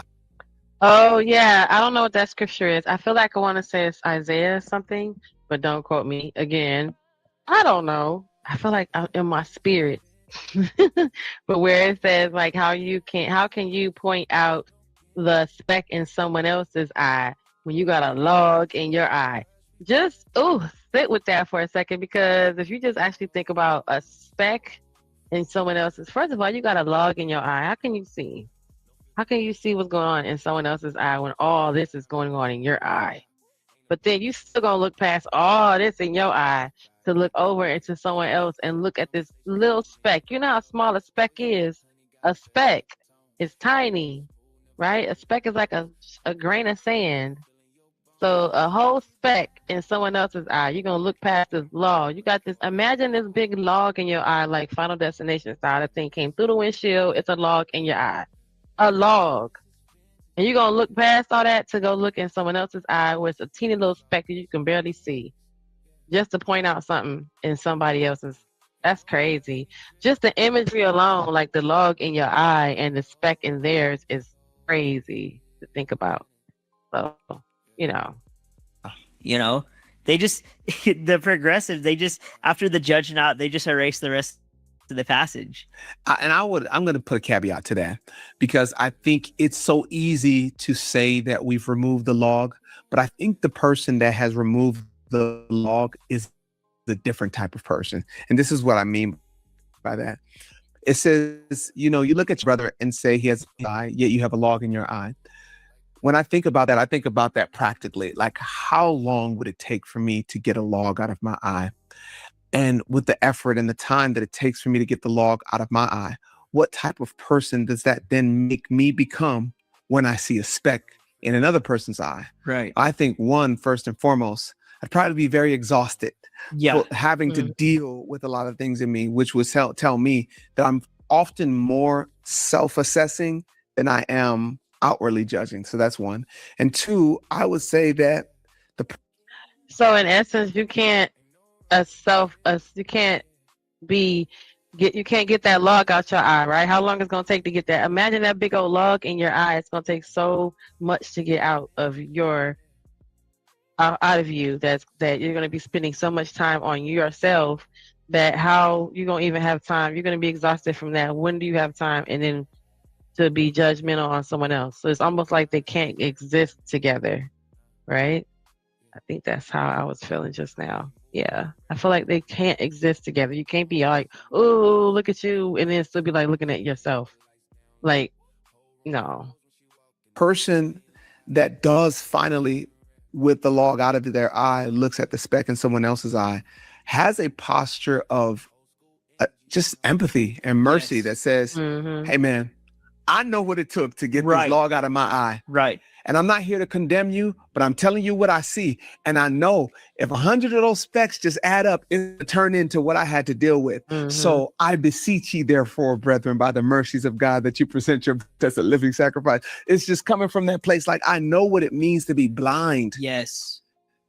Don't allow yourself to go down the path I took. I'm not coming looking down. I'm not condescending. I'm coming telling you as someone who has spent the time nitpicking, self-assessing, repenting, going before the Lord, asking him to search my heart. I'm telling you what I see, and I'm saying there's danger ahead of you, my brother. Don't go that way. Dude, that is... And that only ever works when you are living the actual, and you're walking it out. You're actually living it and walking it out. And that's only when the evidence is in that. And I'm not saying only because my word is bond, but I'm saying only in as opposed to others when it's not. When you're not walking it out, where you're not actually living that and walking that, then you telling me that it's danger down here can't mean anything unless the longer you stay alive and away from the danger, that makes the more and more I can actually validate what you're saying, because that's also how the world is. So y'all, okay, let's keep going. It's such a great way to describe it. Because Right. when we look at the spec, you'll never be able to bring healing to someone if you're looking at them through a place of condemnation. Because, you're literally omitting in the spirit that, like, this person is unworthy. How are they going to, it's like, you can't heal them if you are living in condemnation, because now you already think they're not worthy of being healed. So what are you doing? Nothing. You're just trying to use under the umbrella of my belief. You're trying to use that to do what? Because you already condemned me to not being able to be healed. Wow. How are people going to get healed? People can't even get healed if they don't forgive. That's a whole different topic. Right. But as we're talking about the log in the eye, what the Lord was just sharing with me right now, that's actually what, like, sanctification is. Like, it's the painful crushing, the painful process of getting it out. It hurts. Like, it literally hurts. But that's why every Christian must be broken by God so they can be rearranged by him to help the person who's also in that state of brokenness. That I never looked at it like that. The sanctification. So when you have to go through stuff and you're by yourself, that's also on purpose. So, that's part of the design by our creator, if you believe that. So it's meant to be able to pull you to the side, to fix you, to get you together before you go back out there. So yeah, but the thing is too, there are some people where being sanctified and being set aside goes to their head, and it also can create an everlasting independence, because then they end up, you don't need nobody but God, just you, the Lord, and your four-legged fur baby, if you got that. Shout out to the fur babies. Never did until now. I swear, brother. Holy Spirit. Because it's not a smooth process. Yeah. So what you're saying is there's for you to actually self-assess is really allowing God to break something out of you. Yes. And I always say this. We always say, Lord, make me sensitive in the spirit. Make me sensitive to your heart. Do you know when a wound, or when your skin is most sensitive, is when it's wounded, like when you have a cut. Yeah. And so if we're asking for him to make us sensitive, we're asking for him to tend to the wound. Yeah.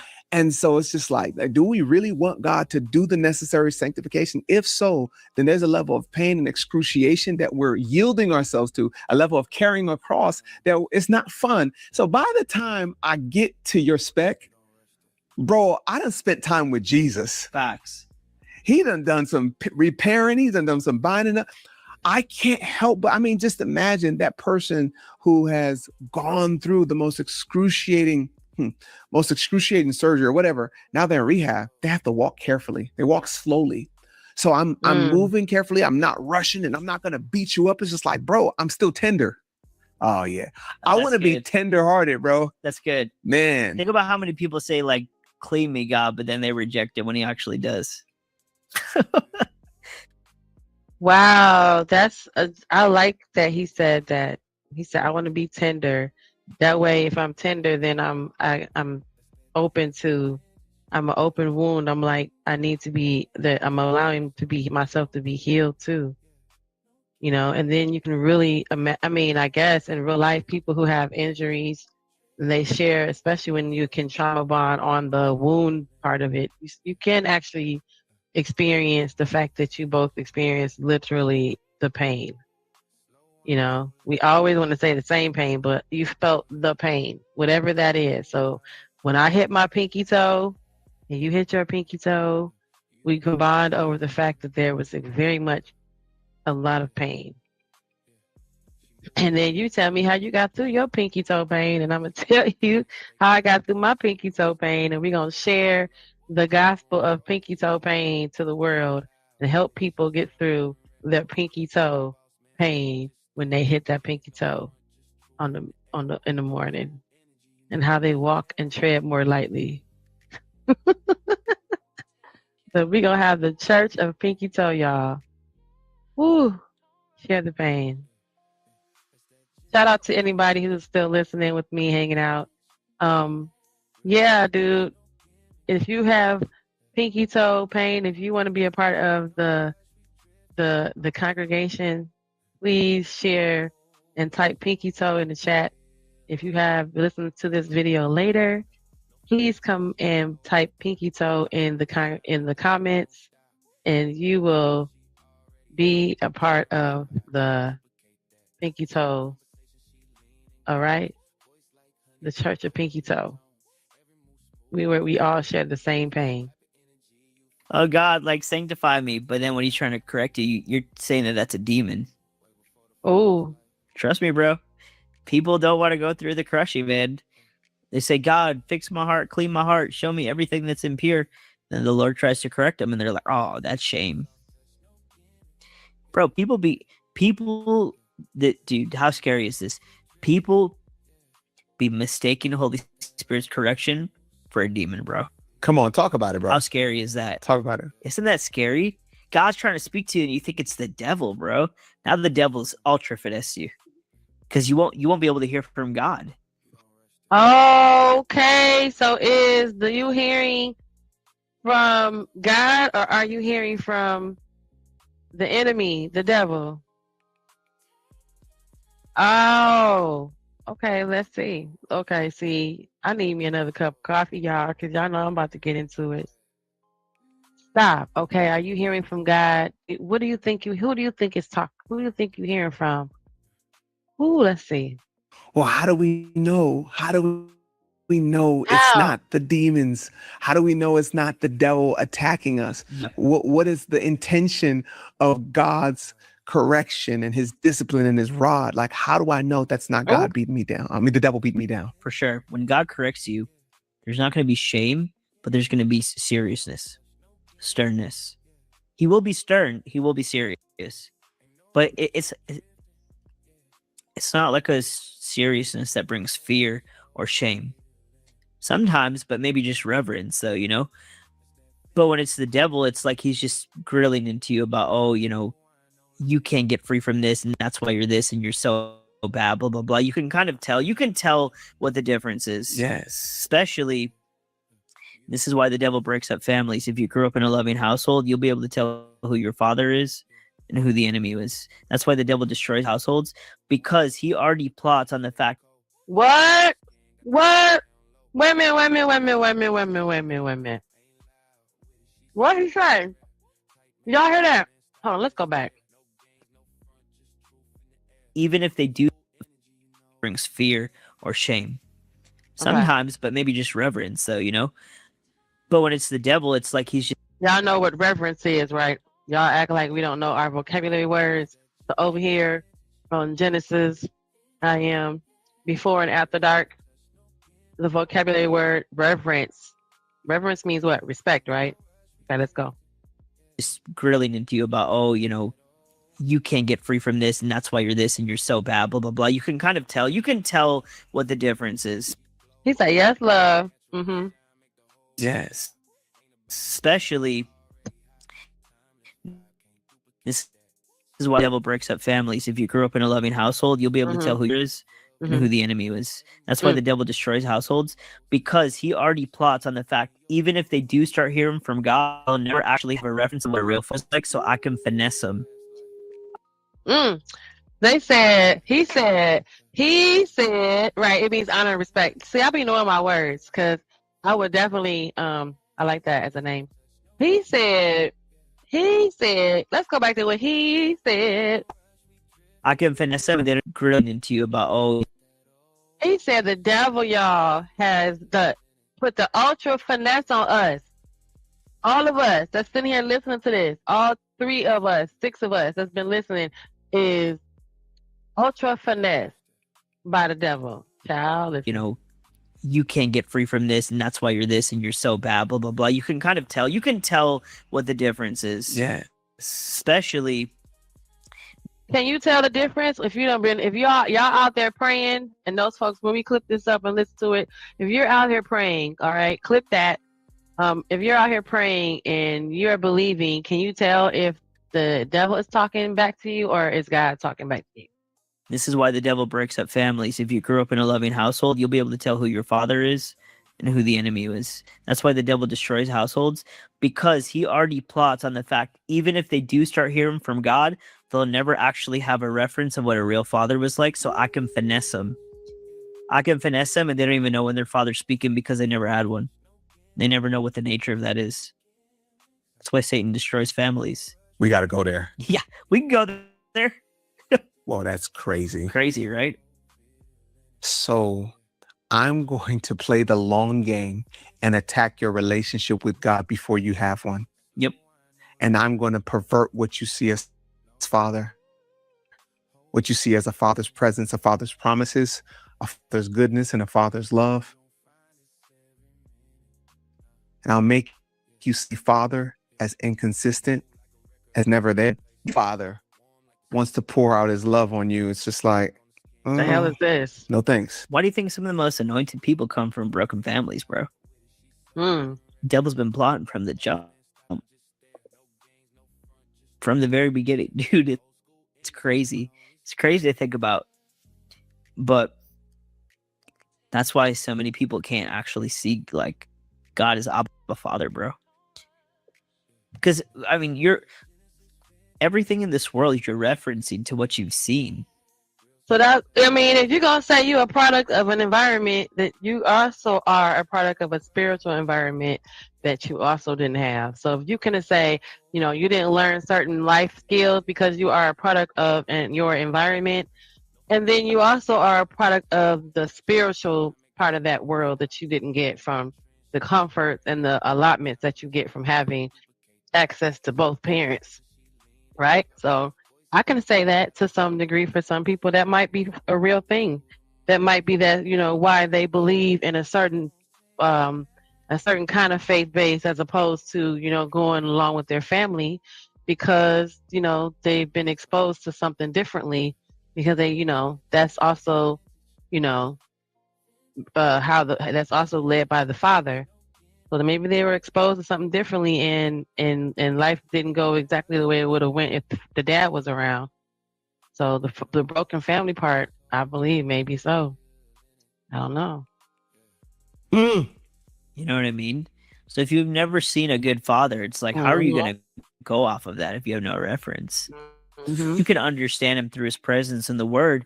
That still is possible. It's just a lot harder. It's not impossible, though. It is a lot think harder. This is why Romans talks about be not conformed to this world, but be ye transformed by the renewing of your mind. Now it makes me think of my experiences in this world. If I don't allow myself to unlearn and detach from my experiences in this world, what scripture was then that? Hold going on. into the family of God, I'm not going, like, if I had beef with to transform by the That is a lot I think harder. this is why Romans talks about be not conformed to this world, but be ye transformed by the renewing of your mind. Now it makes me think of my experiences in this world. If I don't allow myself to unlearn and detach from my experiences in this world, then going into the family of God, I'm not going, like, if I had beef with my blood brother, if I had, you know, incestuous relationships with family members, and I had all this shame, and I had this abuse, and I had all of this, when it's time to come into the family of God, how could I stay there and feel safe? My father wasn't good to me. My mom never affirmed me. My sisters hated me. My brothers always went to fight me. My uncles abused me. And so now you're telling me to come into the family of God and to feel safe and to be discipled? That's good. See, and that's partly why they say those type of experiences is why people can't trust the church or can't trust a certain faith base, can't trust people in that faith base. You know, he said having incestual. There's so many times situations where we have heard and it don't even be in some back alley church, you know, down in the bayou somewhere dark, you know, somewhere in the South somewhere. It's right here up north. It's right here everywhere. But we hear about situations like that now. You know, we used to hear about it back in the day a lot more. But I mean, I think I told y'all my experience where it was the pastor that I went to school with married a youth minister. You know, technically that young girl was a young girl at the time. So and of course it wasn't a beautiful experience, of course, obviously, you know. I mean, he caught a lot of slack for it. So, but you was a whole entire grown man times two on that. So I'm just saying, it's not like we're immune to what they has been. So this is why I think, like, there's just an onslaught, like you said, against the family, because the enemy knows how we project. And if we don't ask God to renew our minds, then we're going to be conformed to this world, and we're going to perceive from that place and never experience the fullness, not even just experience for what God has for us, but allow the word to experience what God wants to do through us in that family. I just felt led to say this right now. Listen, woman and man of God, break the cycle. Don't let trauma from broken homes cloud your judgment and your discernment and manipulate what love is. You got to break it. You got to break that at the. Okay. Don't let trauma from your broken home prevent you from knowing what love is and having a real love. Shout out to you, Riaz. Your vacation is over. Come back to the real world. Welcome back to adulting. It's back to being back to being a grown up. Right? Shout out to you. The source, and you got to stop getting your validation from stuff. You know, it's crazy, bro. A lot of Christians, like even Christian relationships, there's still a lot of lust involved. There's a lot of toxicity involved. There's a lot of worldly patterns, bro. You know, stop checking your head, Ezekiel, because Christian men. Listen, y'all some freaks too. Stop it. The sun's still up, so I'm not gonna go Genesis after dark on you. But I'm not gonna act like y'all ain't some freaks of the week. Okay? In Jesus' name. For that pastor, remember I told y'all the pastor put his face in my breasticles, put his face in my bosom at church, and I was like, hello? I was, obviously, of course, I backed away, got him up off me, that whole nine. So I don't know why anyone wants to think anything otherwise. Like I was just sitting here letting him motorboat my boobies. But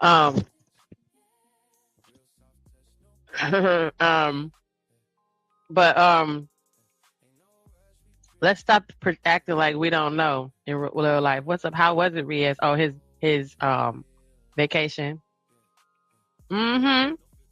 Messy at church. Stop acting like. Stop. Stop. And it's like we can't do that. We can't do that because the devil is after breaking our unions, man. Wow. We have to renew our mind, like you said. We have to repent. It's a change of mind. We can't be operating like the world does with a Christian logo on it. Just saying. Bro, how many of these Christian couples are fornicating on the low? A lot. On the low? First of all, we're at low. What low? What low, cynical? Somebody help me find the low. When you find the low that they fornicating on, I'm not trying to be messy, but find me the low that the Christians is fornicating on. What low are you fornicating on? Where is that? Where is that at? Where is it? Where is the low? Oh yeah, cynical. He and I guess if you don't say nothing, then you don't say nothing, then you just be like, okay, I'm not coming back to that church again. Right? So that explains when you talk to the people at the church and they tell you, oh, we don't know why the young women of your age don't stay and, build with the church. Then when something like that happened, then I understand why the women of my age stop coming and don't build with the church. So when I say something about it, like, maybe because when that dude over there went to pray for me, he put his face in my bosom, literally, and his nose, mouth, and his face touched my breast, touched my chest, my skin, and maybe that's why. Because I could have taken that just to find out that he had done that before, and that he was that kind of person. He was that guy, right? That would be touching, but wouldn't nobody really say nothing. So I guess you saying something about it and then being like, I'm still gonna get this church, that's probably in hopes, if you want to be led by God and say, God, what should I do? That's probably in hopes of what they was hoping that was happening. But now it made sense later to find out that that's why some of the women were leaving the church or would never stay, or visit. Like they have a major, they have a major issue with people coming for the first time and never coming back. Right? So, so that was one thing too with the church, that they was like, wait, we can't understand why this just keeps happening. Well, on every other Sunday to be a bunch of women coming, then something happened and they would never come back. So when they started looking into it and they realized that this was the same person that kept putting his breast face and women's breasts and using the word of God to be inappropriate. Mm-hmm.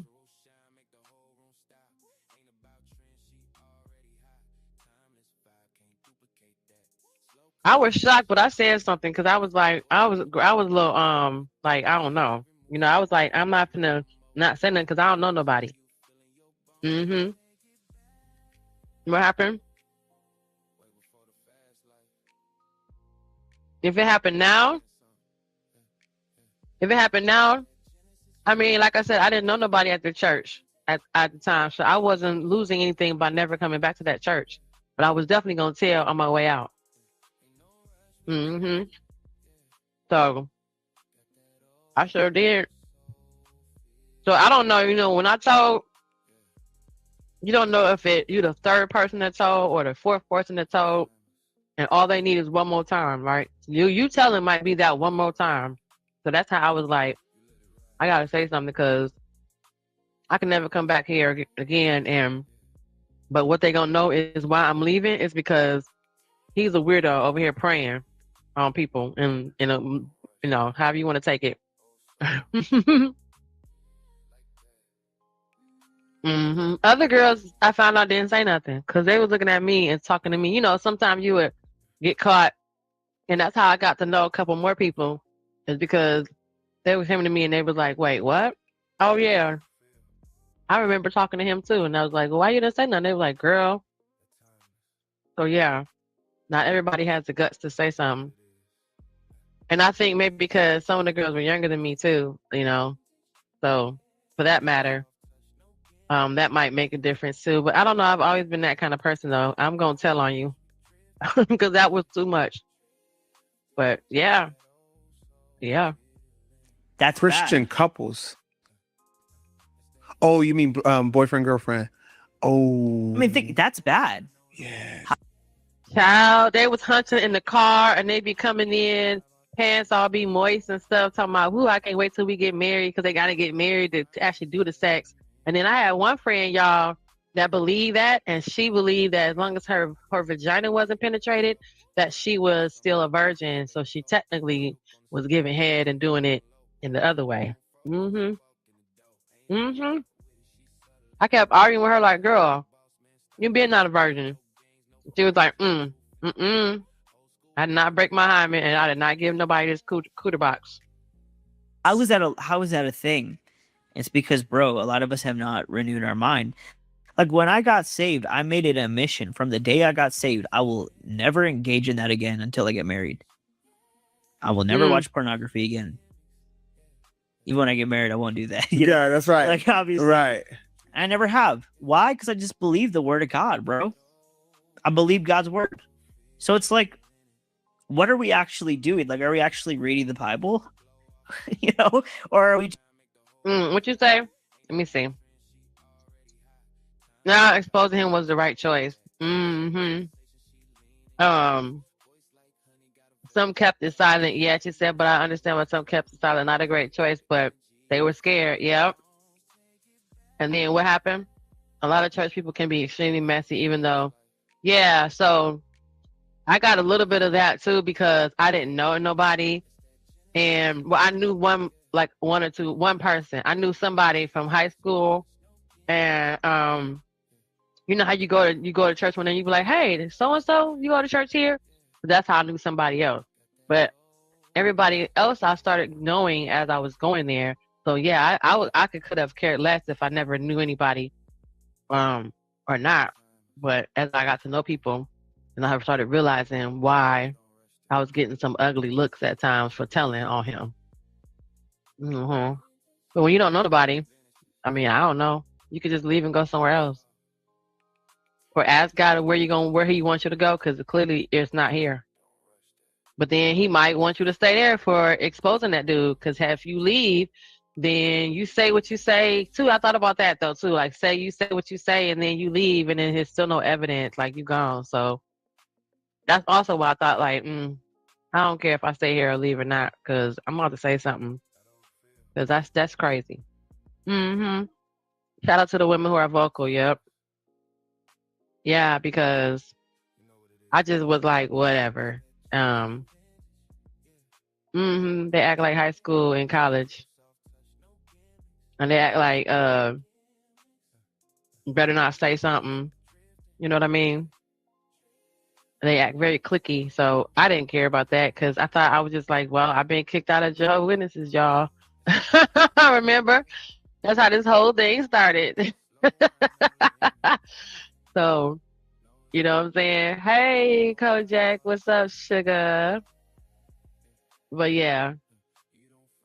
Yeah, I was kicked out of that. So I was like, well, if I don't ever come back to this church, but maybe that was God wanted me to tell and then stay so that he can have to look at me every day while you up here and being like, I'm the one who told on you. So I don't know. And I ended up staying there for a long time until I moved away. So maybe that was it. Hey, y'all. Thank God. Look at God. Look at God. Just like trying to do like a kumbaya and feel good on Sunday and then live like hell on Monday. Let me ask you a question, because you brought up a good point before you said this. You said, if we don't break those cycles of trauma, are people, because it might be both, are people doing, let's talk about the sexual stuff.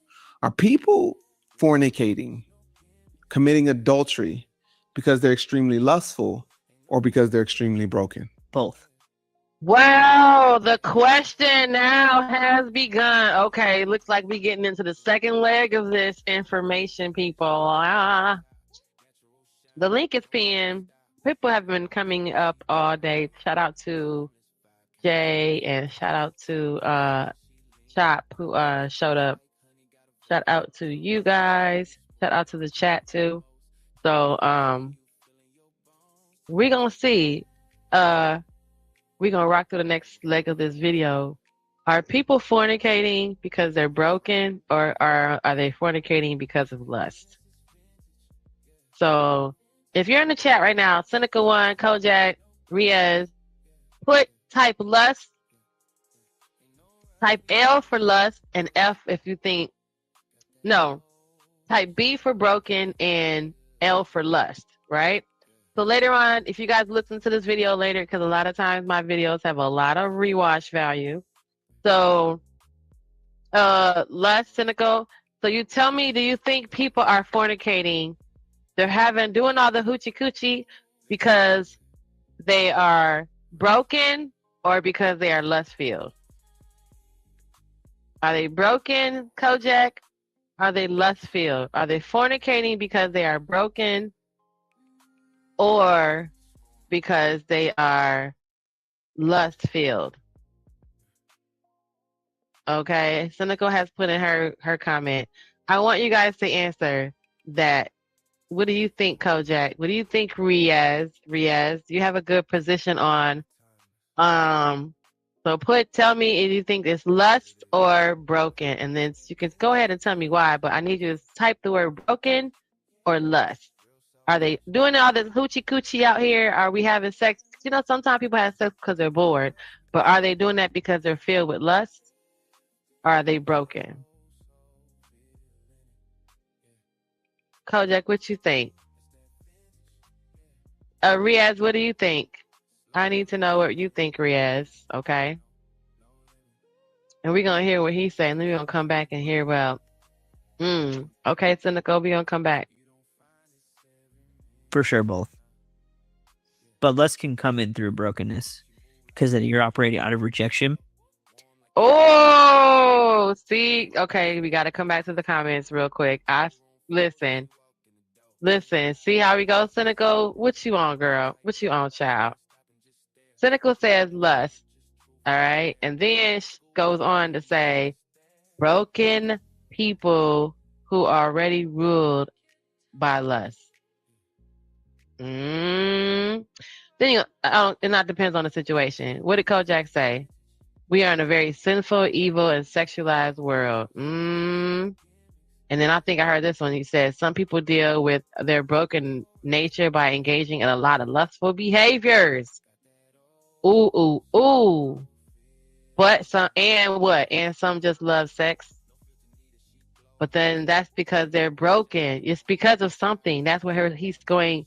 He's saying that it doesn't just exist by itself. Your love for that is because you love something else. Something else is disconnected. read your last answer, and some just love. What did you say? Um, yeah, you said we are in a very sinful and evil, sexualized world. And then before that, you said, what did you say, Cosette? Oh, you said lust. Yeah. So lust, oh, you were saying, hey, I said it already. Okay. Uh-huh. You said it depends on the situation. Oh, well. Oh, well then, right. But that means they succumbed to lust because of the brokenness. Mm-hmm. And you said, what you say? Don't get it twisted. It does, sex feels good. I know it does to me, hence my love of sex. Okay. But right, so what he trying to say is your love for sex is because you got a lot of lust in you. Uh-huh. It's not your love, it's a lust for sex. Mm-hmm. Right. There are people who were cheated on by their exes who engage in very promiscuous behavior. Right, because they have they have more of led by the lust, not the. And then it could be like you saying cynical because they're broken. Then now the way that they band-aid that is by being lusty out here. Oh, it's mental more than physical. Okay. Okay. Right. You're a straight man, so you love and lust.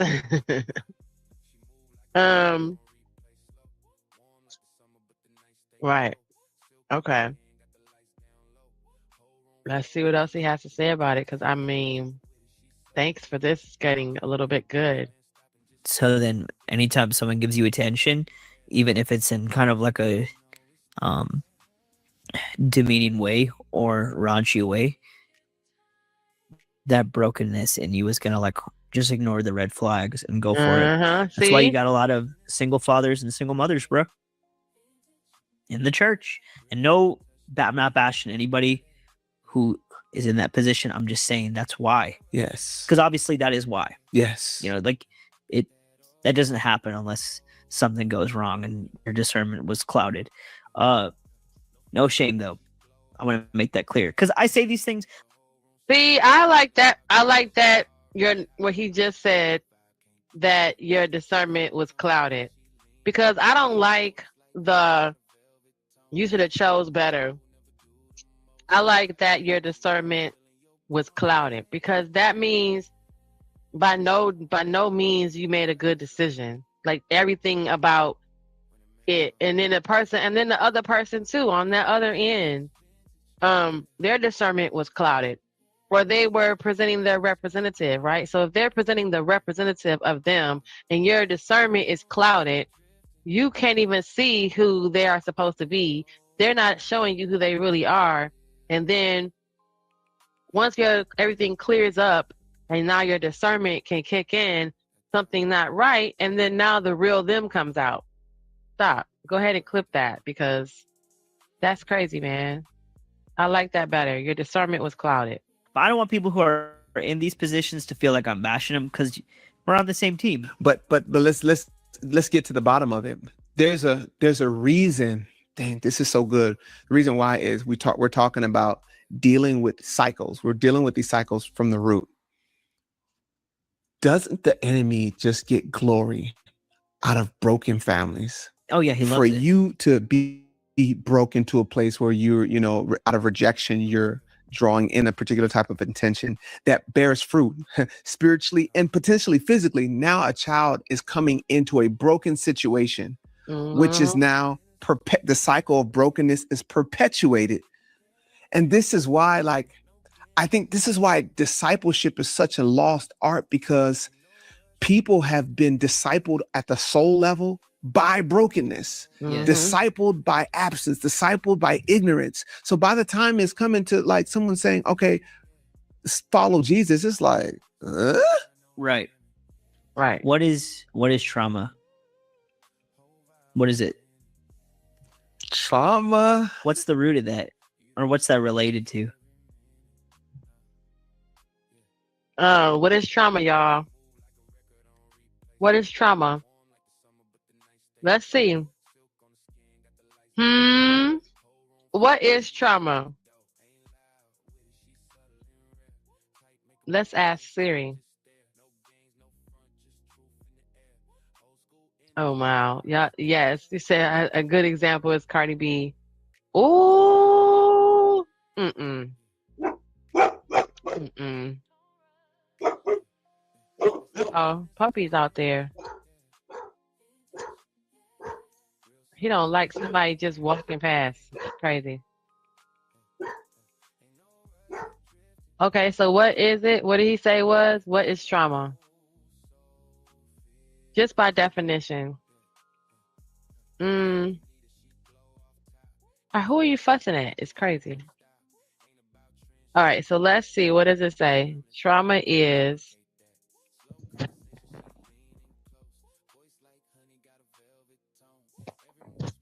all right, so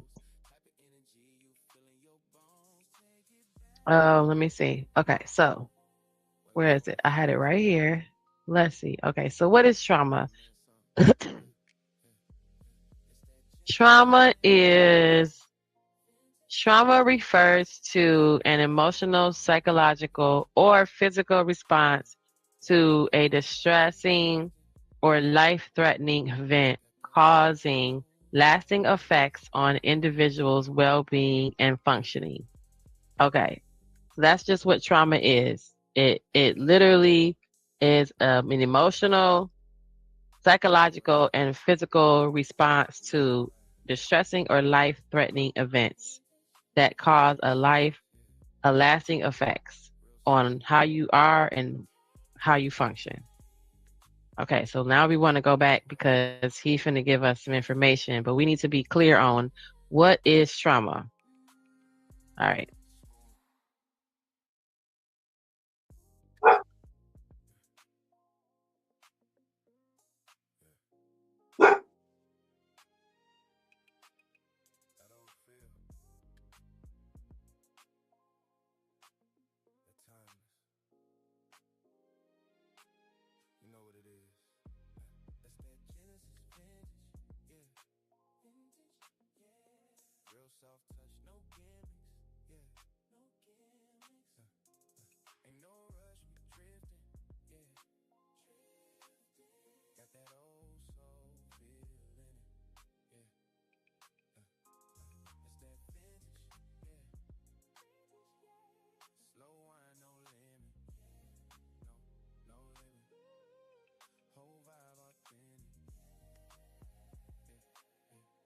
Not y'all talking about Cardi B in the chat. Not even paying attention to the good information that you just got. That's okay. I feel y'all.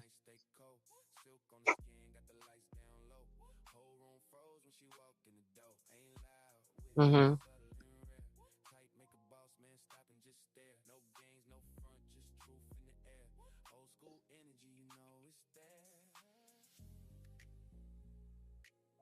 My video is muted now.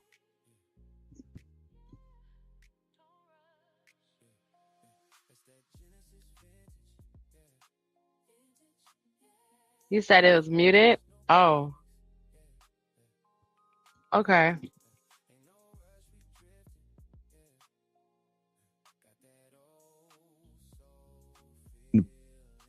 Black community is crazy, bro.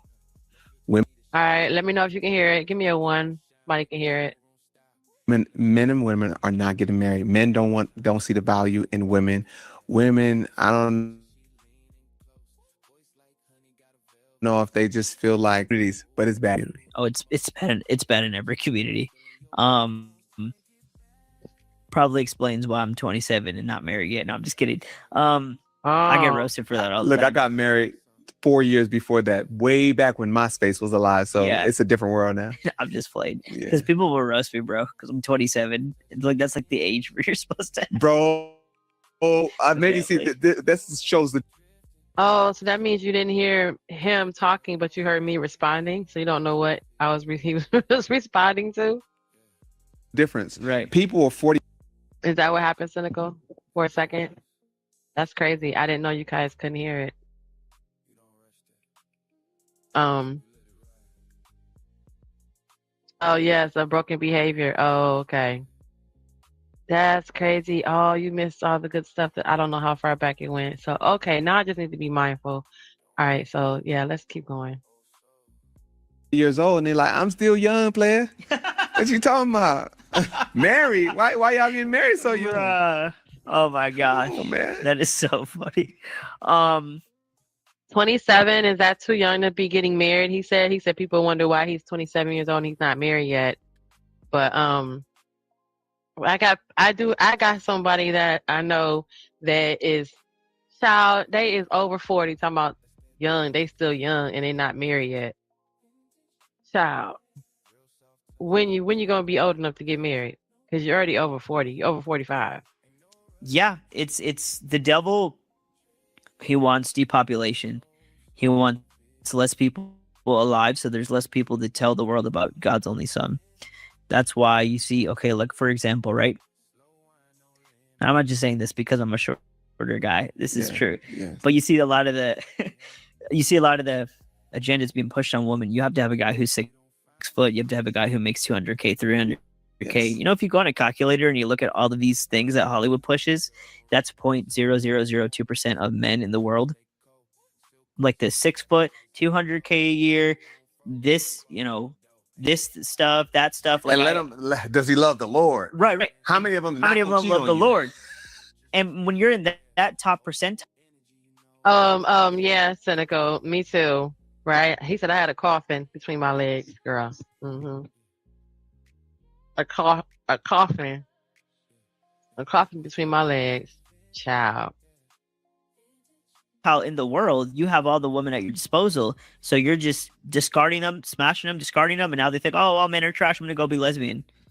Wait, that was a like leap. Like, but so that's the trick though. The devil creates these unrealistic standards of men for women. They seek that. They get burned by them because these are men like the top caliber that don't care about them as a wife. And then they're like, and they just hate all men. It's like, dude, you got finessed. There's the standards that have been propagandized on you don't exist. They don't. So like, you have to and unfortunately, there's a lot of, for guys too. Okay. I'm just saying this for women. Yeah. Because I'm going to get in trouble if I don't clarify that. Yeah. But Christian men and women have. What you say? He said he didn't say that to me personally, but I know how he feels about women who don't have any kids. Oh, say so you got over it good then, because he said it to me. Like, yeah, you got a dead womb. I said, oh, whew, thank God. Look at this. Okay. To deprogram themselves from worldly standards. Oh my goodness. Christian woman got to put down this whole build the bear mentality of my man has to have this and that. You think God is going to move like that? You think God is like creating some build a bear? What if God has somebody for you that like is true? Okay, so he's saying, okay, Cynical, so we got to just start looking at the average guys, the regular dudes that, yes, you got to look at the regular guys, the regular dudes. The guy might have a little bit of a belly. He might, have a little bit of a gap in his tooth. He might, be a garbage man instead of, he got a job, he got a good job, but he might just be a garbage man. He might not necessarily have a good smelling job. We got to look at the regulars and stop looking for this top 1% that don't really exist or exist for us, right? Exist for the regular people, regular women. Okay, y'all? All right, these ladies, y'all got to do this. Y'all got to look at the regular Everydays, okay? The everyday guy. Stop looking for this top 2%. What he say is top 2% that has a six pack, that has six figures. And what he say? That was 6 feet tall. Everybody else is short. They got 5 figures. Okay. They got maybe a six pack, and the bottom part but their belly might just be a loaf of bread. So he might got a a 2 4 pack and a loaf of bread. That's how his belly looked, y'all. He might got a little 2 top pack up there, a little muscle right there, muscle right there.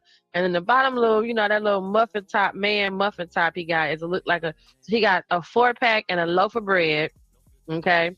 And he got 5 figures, and he not 6 feet. He like 5'11", 5'10". 5'10" is cute. 5'10" is like a little bit taller than me. Like even when I wear heels, he like right there. I can like boop him in the nose. 6 feet is really cute. So, but 5'11" can work too. 5'10" can work. So we gotta settle for that. We're not settling. We just gotta look for that guy and give him a chance. Okay, give the guy a chance because he is not in the top 2%. Remember, he is not 6 feet because he's 5'10". He don't have a 6 pack. He got a 4 pack and a loaf of bread. Right? He got a little bit of fat on his little belly at the bottom, but he got a little bit of muscle in there. Two, 3, 4 muscles. Right? He don't make 6 figures, but he not brokey. He not a brokey, right? He got 5 figures. Maybe he make 4 figures. He can make 4 figures and 5 figures, but he don't make 6 figures. What about that guy? It's a lot of those guys. So that's who we got to look at. He said most of us is regular as F, right? Okay. Those top 2, what'd you say? You said most of us is regular. You said who? The top 2% were only dealing with people in that category. Yes. So since you're not gonna never meet the top 2%, right? You're not gonna meet the guy with the 6 pack. You're not gonna meet that. You're not gonna meet the person with the 6 figures, 6 pack, and 6 feet or high or taller. That's a percentage of people that you don't even be around. Them folks own the buildings you shop in and go to, the places you buy your clothes, and the designers, them folks own the places and stuff like that that you deal with every day. What you will meet every day is a not 6 feet tall guy who don't have 6 pack. He got like a 4 pack and a little loaf of bread, a little fat around his little belly, but he got a couple muscles. And he don't make 6 figures, but he might make 5 figures. Or he could make 4 figures. Okay? So therefore, that's what you need to do.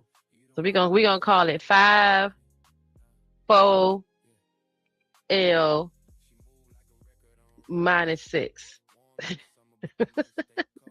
So that go. He got 5 figures. He got a 4 pack and a loaf of bread, and he under 6 feet. There you go. Put the little Pac-Man symbol, the Pac-Man mouth, so it could be like less than 6 feet. The less than, that's what it's gonna look like. Okay. He 5 figures.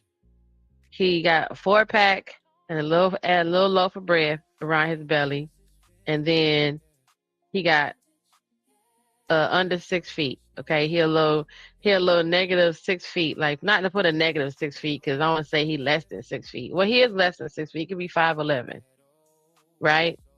But then you can say, what's that little symbol? The less than, the little Pac-Man mouth, right? So make it the less than 6 feet, the less than 6. I'm gonna write that down. Okay, so that's what we're looking for. No more than 6, 6, and 6.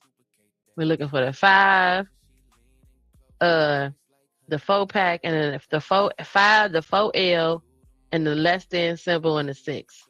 There you go. That's the man's formula. The formula for the man you're looking for. Okay. He don't gotta have a 6-pack, ladies. He got like a 4-pack, which means he got a little bit of muscle in there, but then he might got that little loaf of bread, fat around his little body. He might got a little extra, man breasts up in there somewhere. And then he not 6 feet, y'all. He like 5'10". I don't like necessarily 5'7", 5'8". You gotta be taller than that for me. That's just my preference. But 6 feet, I'm not chasing after no 6 feet. If you're 6 feet, fine. But if you 5'11", 6 feet might be right there in the middle. That's like a good height. So She's I'm both shorter than both my. Oh, you're a twin. You have a twin. You're shorter than both your parents and your twin brother. Cause yeah, we definitely get our height from our parents. See, and Riaz, you might still be growing. Cause you said your dad is tall. So Riaz, you might still we don't stop growing, especially for the young boys for after into y'all little 20s. Y'all can still grow a little bit more. You kind of almost stop growing around 18, but you can have a little something. Yeah, I don't look for the 666 either because it don't mean those. I don't need those, right? And then you're not gonna. She said I was a twin. Okay, my condolences. Yeah, because I can't subscribe to the 666 because anything is I'm 5'4", so five anything 5'8" or taller is taller than me. So you know what I'm saying? Anything 5'8" or taller is taller than me. Yeah, see, Kojak, that's what I was telling Riaz. Like, I've met guys who went away to college and came back a few inches taller. So Riaz could still grow because his dad has said his dad is 6 feet, right? He said earlier, y'all. So um I mean he said his dad is tall, so he could still grow. So I listen, I believe it. I think I grew like a little bit bigger by the time I was done with high school. No, I grew a little bit after high school. So yeah, Riaz, you probably could still be growing because some people still have um a little bit of a growth spurt after 18. And Riaz is only like 23. I think Cynical, he said, how old are you? Riaz, I think he's like 22, 23, 20, maybe he's 24 now. So by the time he's 25, he might be done growing, but he could, you guys, especially boys, have a spurt after 18 more than girls.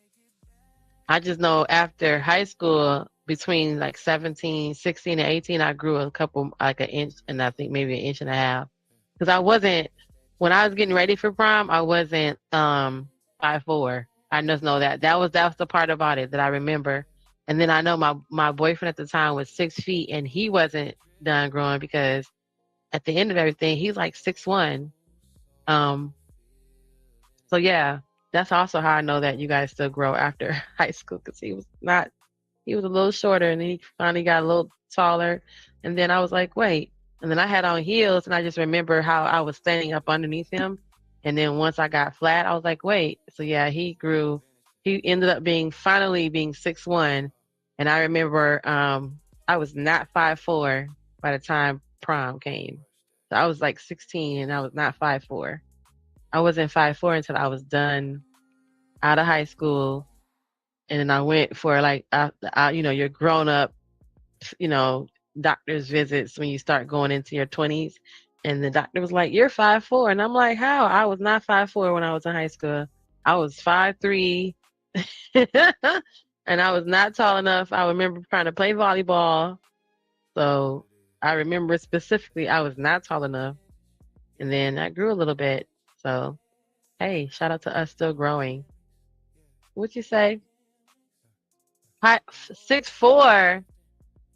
Oh my God. See, you said you were 6'4" in high school. And you said, what happened? You said, I was 6'4" in high school graduation. 6 years later at college graduation, I was 6'7". Shut the front door. See? How you gonna say I was 6'7" to my little 1 inch I grew from high school to adulthood? Me being 5'3" in high school is crazy. And some change to being 5'4" and some change. That is crazy. Look at he's like, I was 6'4" and now I'm 6'7". You said 5'4" is fun size. Yeah, I'm a little thing. And what did Riaz say? Riaz didn't answer. Oh yeah, Riaz answered. He said what? What you say, Riaz? Oh, you're taller than your mom. Yeah, you said your mom was super short, but your dad was tall, so you're gonna be taller than, because you're mixed Pakistani and mixed with your tall dad and your short mom. You was 5'4" on your what birth? Cynical. Hold on. What just happened? Let me blow this up because I swear to God, I just thought we was watching this video and I was going through the comments to catch up on you guys and keep talking to you. And what did you just say? You said I was like 5'4" on my 11th birthday. And you how old now? You said earlier you about to be 44. You know what?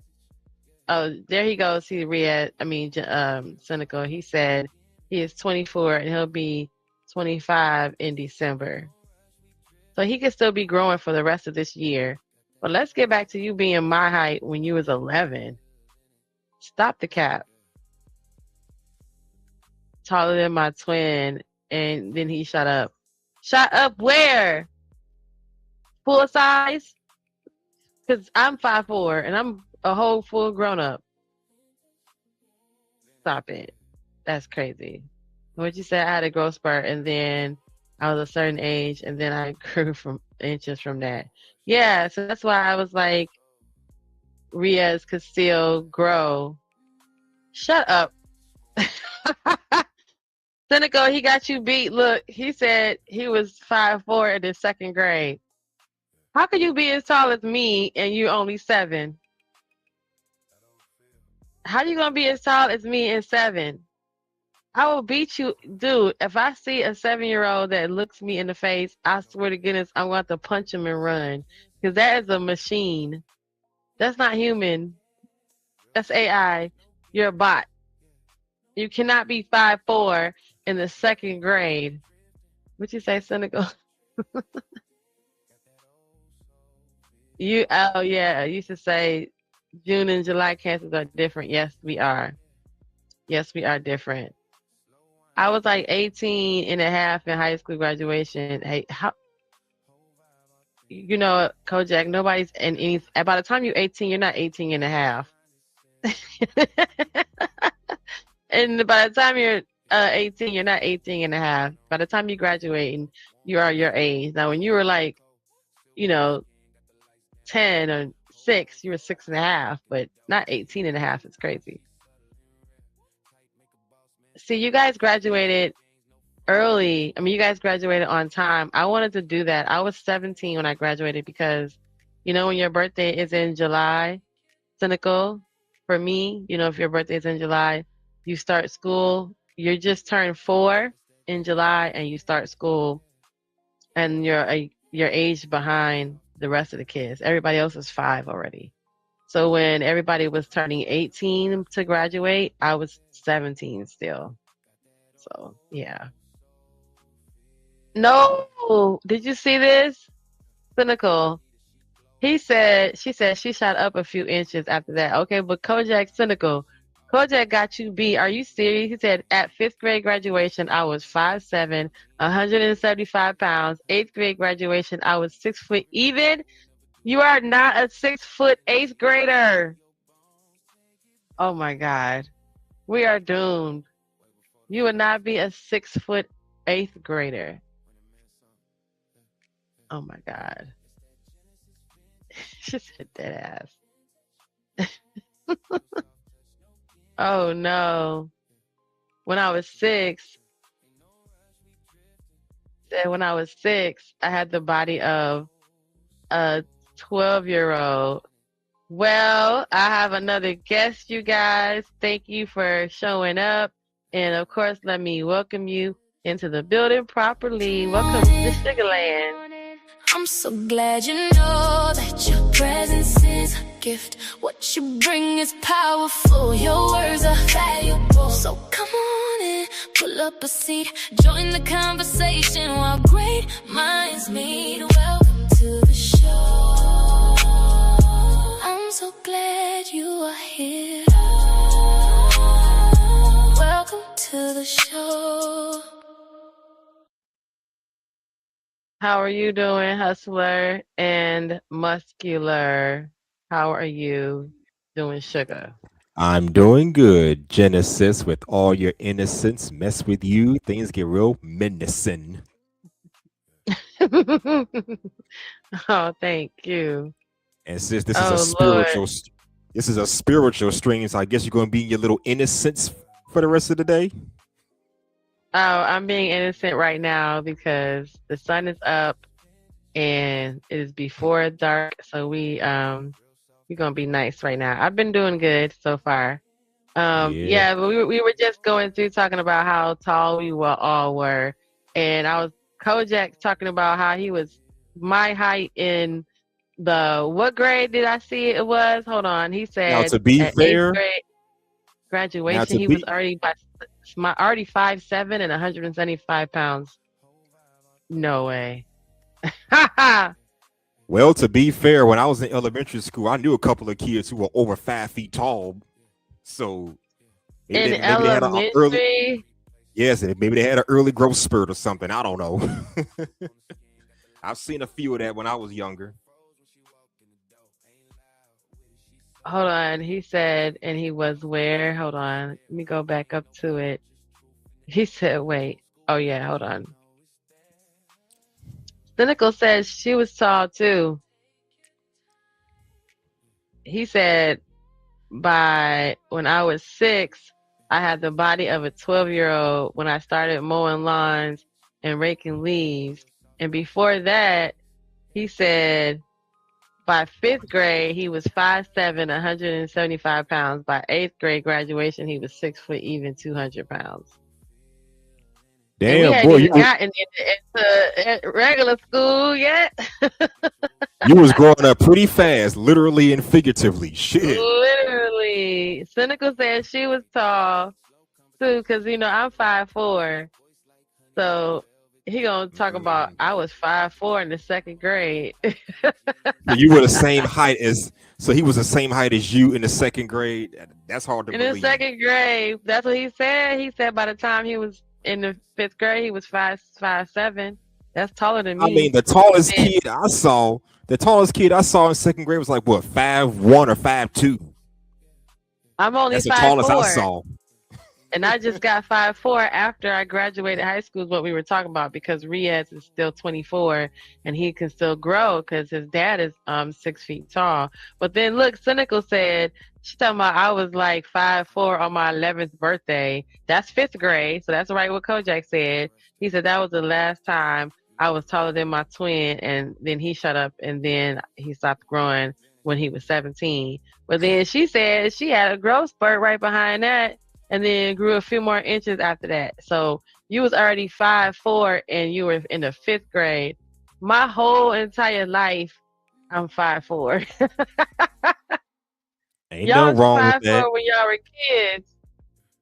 That's I mean, crazy. 5'4" is, for what I understand, is the average height for the average female. So Cynical one is like taller than the average female. Woman. Average yes. woman. Mm-hmm. Yeah. Yep.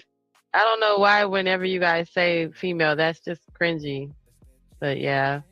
The average woman is 5'4". Anything above that is above average. The average man is 5'9". Right. Right.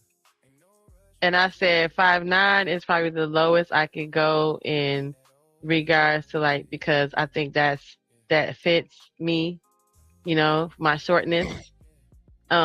Too. And but I'm not like, oh, he has to be 6 feet, because then that's why we started talking about the height, because we don't have to conform to this being 6 feet 6'6", because this video, the guy said how he's a short man, so we got there because of him. And then my suggestion is, why don't we go for the guys who don't make a 6-figure, right? So that he can be 5 figures or 4 figures. He don't have to have a 6-pack. He can have a 4-pack and a little, fat around there, like a little loaf of bread. And then he can be less than 6 feet tall. So he don't got to be 6 feet. He could be 5'11". He could be 5'8". He could be 5'10". So, that's okay. So instead of just going for 6'6", let's just go for 5. 4 and 6, right? Okay, less than 6 feet. All right. What you say? Cynical one says she the same height as me. Yep, me and Cynical are probably at eyeball level. Oh, y'all. She said y'all the same height. Just don't wear no goddamn heels around me. That's gonna look so awkward. Not you, Yeah, Genesis. because I then mean she'll be Cynical. taller than you. Oh yeah, because if I wear heels, I am 5'7", 5'6". She said my Yep. height is great. I have a great personality and I have a great genes. You're 50 and I look like I'm in my 30s. Thank you, sugar. Aw, thank you so much. You really do. I've seen your Instagram. You be look at you. Look at me. They should What's call my you Instagram Juicy say? Jen. Juicy Jen. Juicy shit. Ooh, ooh, ooh. No. I like this background when I did this mirror. I like this though. I'm gonna leave that up because I look like that now. It's so crazy. And having that picture taken so long ago, I look like that now. It's Who took that crazy. picture? A model? A professional photographer? I A like it. photographer in the studio. It was the same place I did this one because it was all a studio shoot. So I Well, it look could have like been. that now. It's crazy. Nowadays, you can And my use AI to make. Nowadays, you can use AI to make pictures like that. So, who knows? You can use AI to make this, and that's me. Him just messing, playing with the color, right? Obviously, you can always tell it's me because of my braids, you know.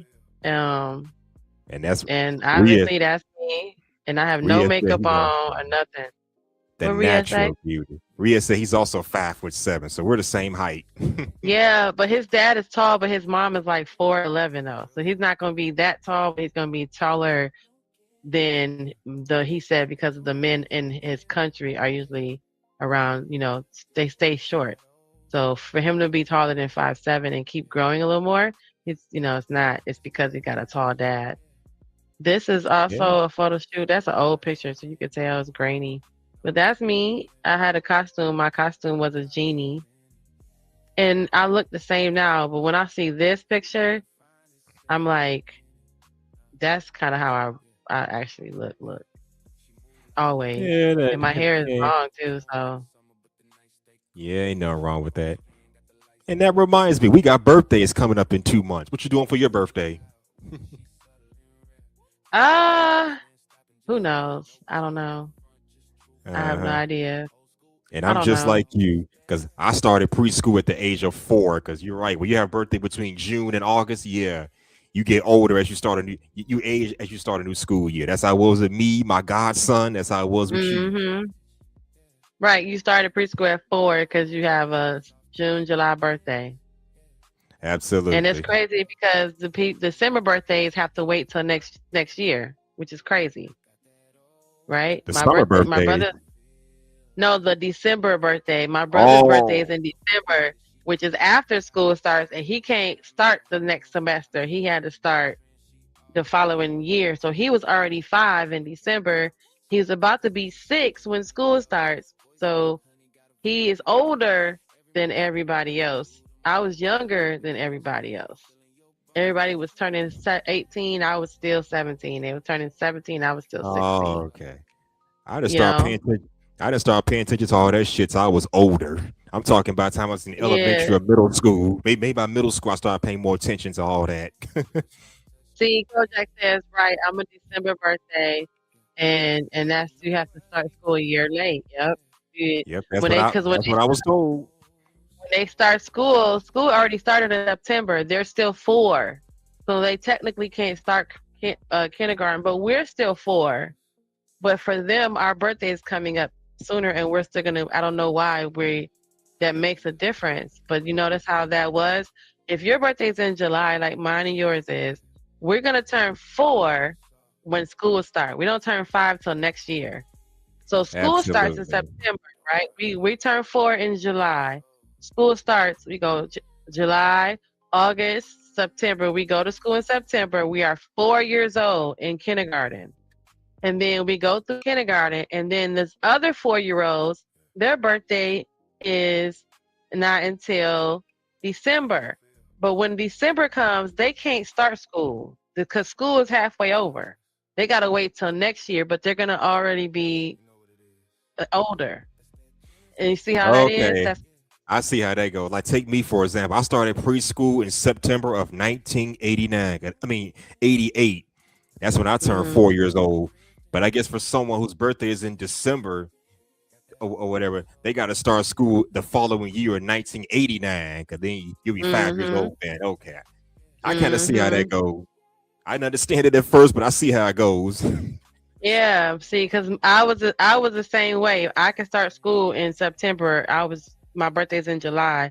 My brother's birthday is in December, and he couldn't start school. He had to wait because school has halfway been already over, right? So I don't know why if they can't start half a year in half the year, but I don't know. That's just what I always remember. Yeah, and she said I graduated from high school like 3 days before my birthday. Yeah, see, me too, Cynical. I graduate from high school a couple weeks before my birthday.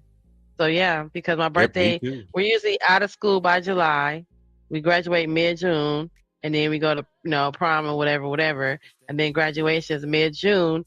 A couple weeks later is my birthday. So mid-June. Yeah. My graduation was in mid-May. For me, it was May.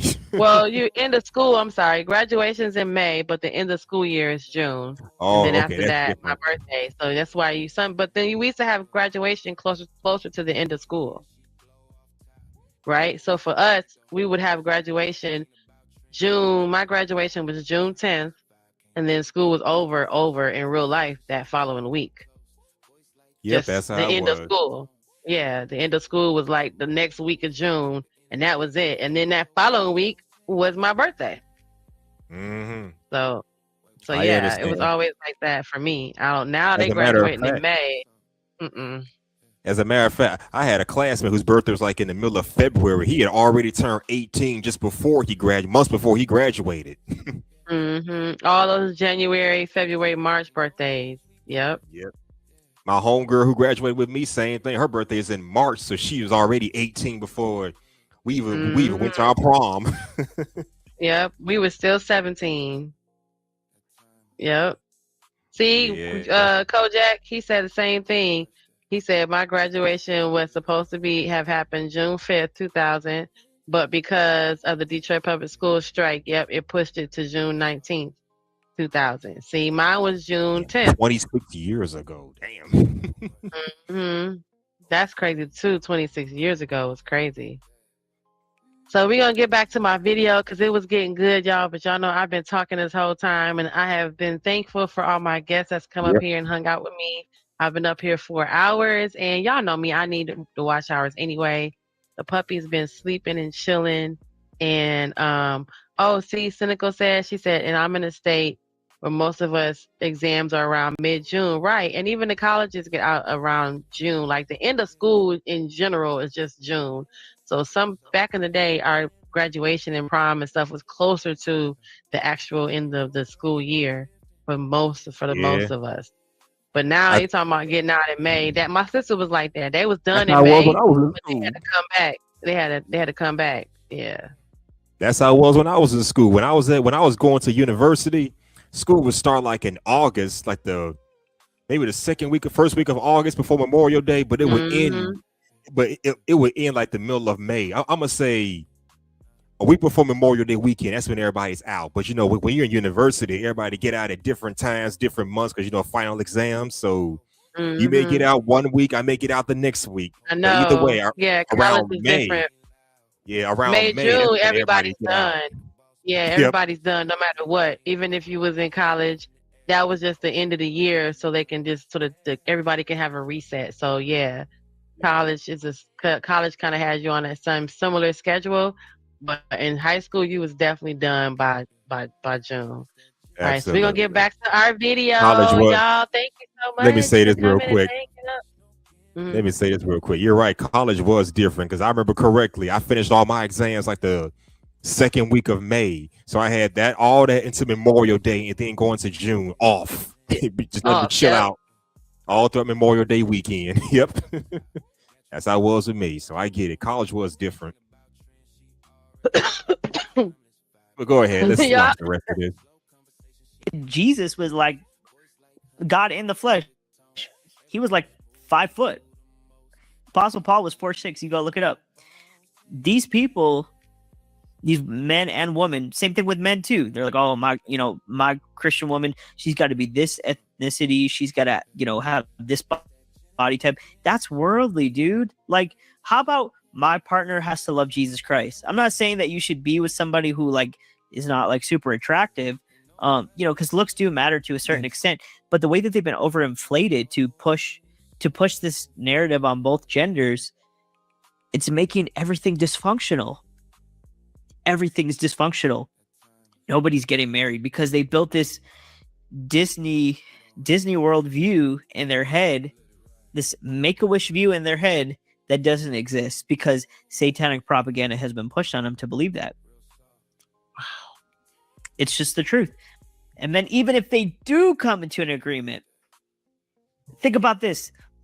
The standards are so unrealistic, mostly for guys, for women too. Yes. But mostly for guys. Because guys aren't really like that. Guys, really? Not as much as you would think. Okay? Because what a guy, I speak for men, right? What a guy really wants is just, look, I don't even care. I don't care if a woman has all of this, has all of that. We don't even care if a woman makes money. Like, we don't even care about that. We're just like, are you going to be like a nice person to live with? Someone that I can get along with and we can take care of each other. And like, you're a good mother. That's it, bro. Okay, let me say that. Now, I do agree with the part we don't care about a woman. We don't care about a woman's money physically, but we do care about financial stability. I can say that much. I do want a woman who's financially stable. That way I ain't got to run the risk of her using me and mooching off of me. Same thing with a woman wanting a man that's financially stable, so he don't be mooching off of her. So money does matter, but it doesn't determine the essence of the relationship, in my opinion. Just saying, but go ahead. I'm up here like mooching. Ain't nobody mooching, but think about it in regards to, because this is a biblical and spiritual clarity. So coming from the perspective that you are using all these things that spiritually that support you looking for a partner, money is not a part of the equation, right? Money is just a tool that you use on this earth to maneuver around maneuver the earth and do what you need to do. So take money off the table, because you're going to assume the person, based on all the other things you're requiring them to be, money is one of the tools that they absolutely have. Okay, so we're not going to say they're not broke, but they're not rich or whatever. But money is not a question if you're looking at all the other things that you want in your person. So when he's like, oh, men just generally just want the woman to be a nice person. Do you have a nice relationship with a higher being? Do you believe in, you have a spiritual connection? Are you a good person? Men want that overall. That all the finances is secondary to the fact that they have a good mindset. Who said that? Thank you. Who said that? Senegal. He said looks. She said looks at the top of the layer, but we need to look at is the other layers. Well, mindset, finances, and how they were raised. All that's going to be layered after the fact that if they're not a good person and that's important to you, it don't matter if they got a good job and got enough money. A hustler, she not a good person and she not good to you and she don't like you like that. So even if she got good money coming in, she got more money than you. What does that matter if she don't really like you? She's not a good person. She don't got a good relationship with people, or she's a rude person, or she's selfish. So when you saying at the end of the day, what do men really be wanting? At the end of the day, him saying all we really care about at the end of the day as a whole is that person is good to them. They love you and respect you, and they are a good person overall. Because people who have good traits and good qualities, by some strange godly default, they might also be good with money or have a good concept of financial responsibility. So that can't just be responsible in every other aspect of their life. And when it comes to money, they're irresponsible. So it kind of goes hand in hand, right? You chose a person that has a good personality. That person has a good spiritual base, and then by that default, they are good with their money. They're honest with their money. They're sincere with their money, right? So you don't have to worry about that. You need to know if they're gonna be good to you. They're gonna be nice to you. They're gonna be respectful to you. All the other things that matter Because if she got a whole bunch of money and she is a jerk and treat you like crap, oh, that okay? She got Hell good money. no. Well, you just said she need to have some coin. Can't be I, mooching. I said financial stability. Okay, We so I got my financial stability. What that got to do with you, nigga? a lot. Okay, You I can get treat you like dog poo poo. I can treat you like dog poo poo. I ain't gotta be nice to you, nigga. oh yes, you See? are. You get No, I I don't. see I what got you the mean. coin. I'm gonna write you a check. Shut the hell up. Okay, I get what you're saying, and that goes What both I got? ways I'm too. gonna just give you some money and you just get off my daggone nerves. What you need? Some brand new Nah, Jordans? You want a PlayStation? What you I don't want to man. shut you the hell up?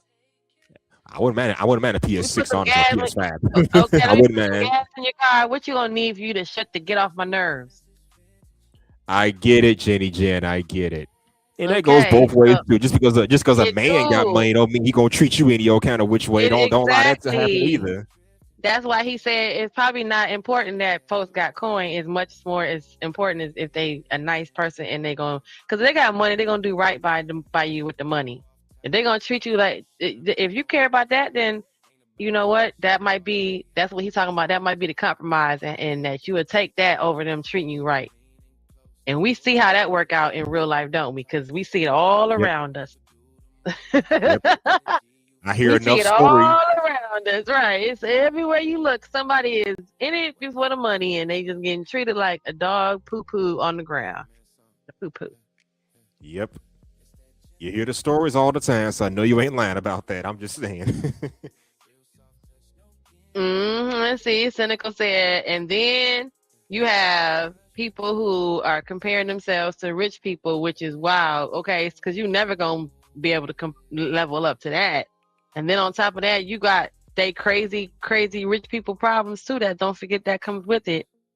So, Well, that's why I refer to us as the this middle is class. why I try to look past people's money and look at their personalities and attitudes and be like, should I aspire to be like this person? Yes, no, maybe. Not because of their money, but because of who they are. That's what I try to look at. And then it's not the same thing. It's wealth and then it's rich, right? So right, I can't compare myself to a celebrity because No, that's you not my can't. reality. So and then it's a difference between being wealthy and just rich. So just because I require you to be financially, and I'm learning because you know what? Sometimes what's matching up with us guys is the fact that what we've been asking for is is something else. It's not being called wealthy or being called rich.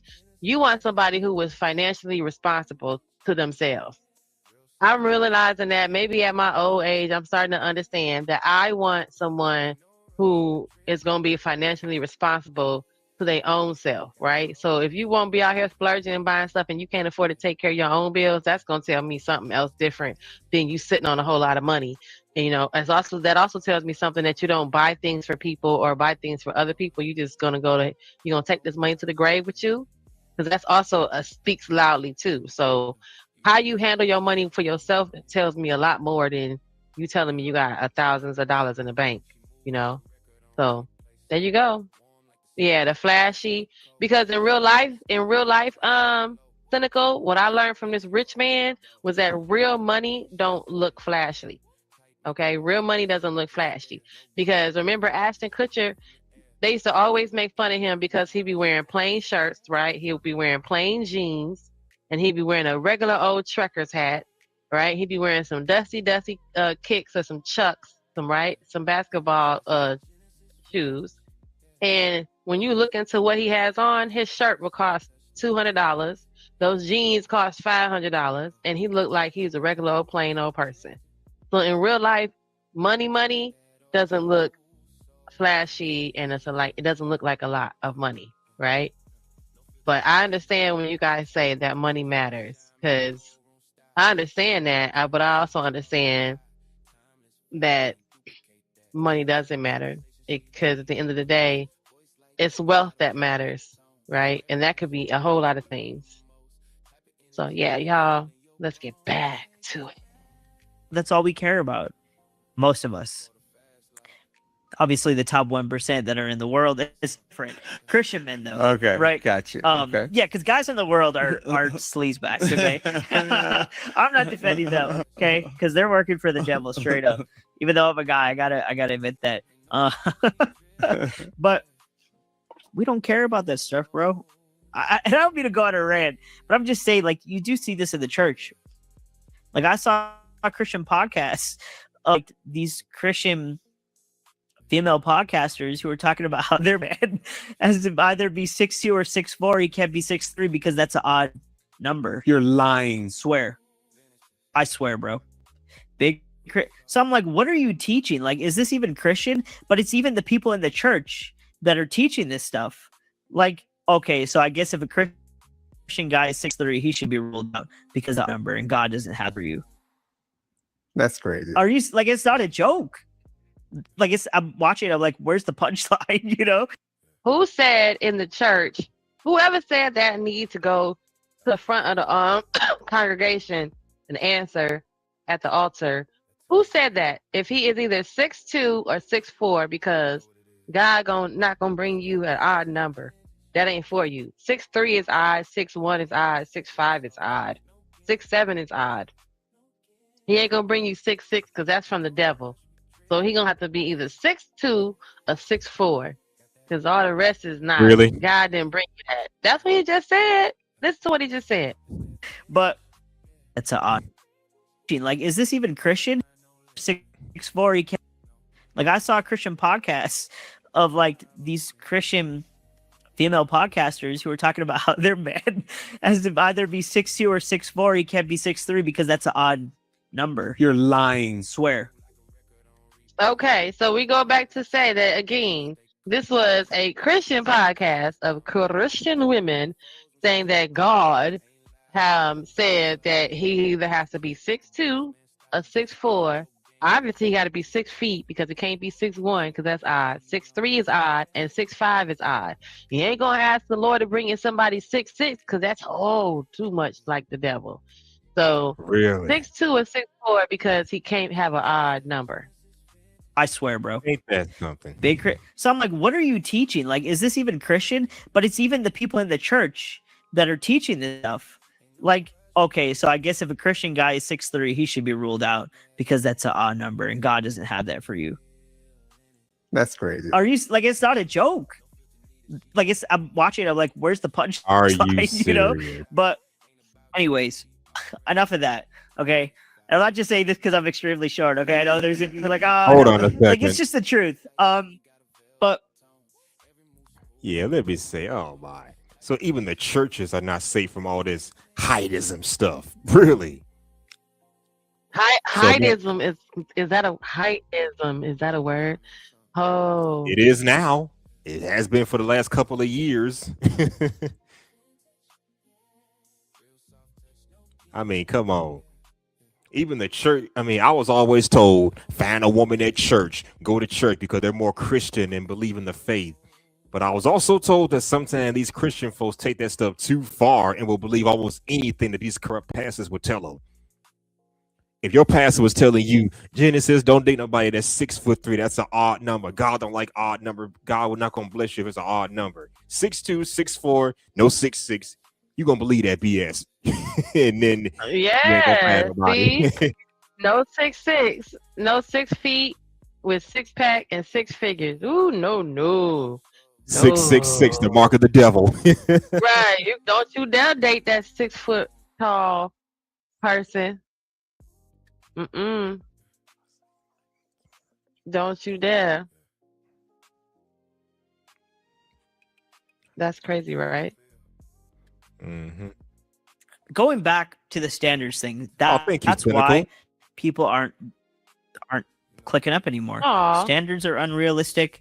Even when they do get in a relationship, the healing hasn't been dealt with. The brokenness is still there. The trauma is still there. The soul fragments are still there. The devil activates the demons attached to those fragments, and you get really close to marriage all of a sudden, or he waits till marriage. And one thing I noticed, bro, it's usually in the first year for most Christian marriages. the demons they hide that haven't been delivered from brokenness, and they wait to manifest, and they usually do it after a kid. Yo, let's talk about this because it is one of the most scary things to know. I married the person that seems like a believer. I worship with them. Yeah. I had one young lady come on my podcast. Crazy story. You probably have I to saw see that. it. Yeah. You yeah. saw that, joint? And he confessed something crazy. But it's happening. Yeah. It's happening where how do you avoid that? Like you connect with someone, they meet your parents, they were cool all the way up until dating. Nothing came out in a premarital, nothing came out in the engagement. A year later, 2 years later, this is not what? I married someone who is a complete monster. How is that? Not the marriage part, but I did deal with that. But I won't talk about it much. I've never talked about it. But I know what that's like. And I can share from experience. I was never officially married, obviously. But, you know, they, like you said, things go really well. They meet the parents. They're praying together, praying in the spirit together. This is what I like to call, and this is from a guy's perspective. I know that girl's testimony was about, you know, a girl and a guy. This is from guy experiencing that with a girl, right? There's something that I call I don't call it this. Someone else called this term, the Pentecostal witch. It's very scary. I'm just speaking from my experience. Somebody can do all the right things. They can pray. They can pray in the spirit. They can read the word with you. They can say, oh, I want to submit to you. I can't wait for you to be, you know, mine forever. I can't wait to have children with you. They can tell you all the things you want to hear. Do all the things that you want to see.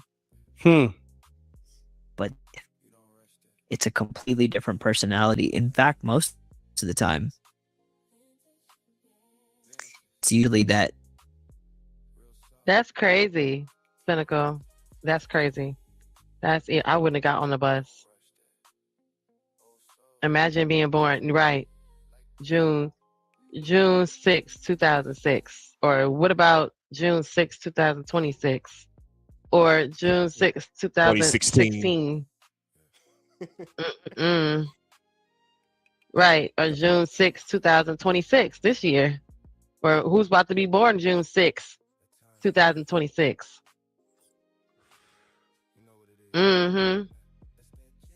That's crazy.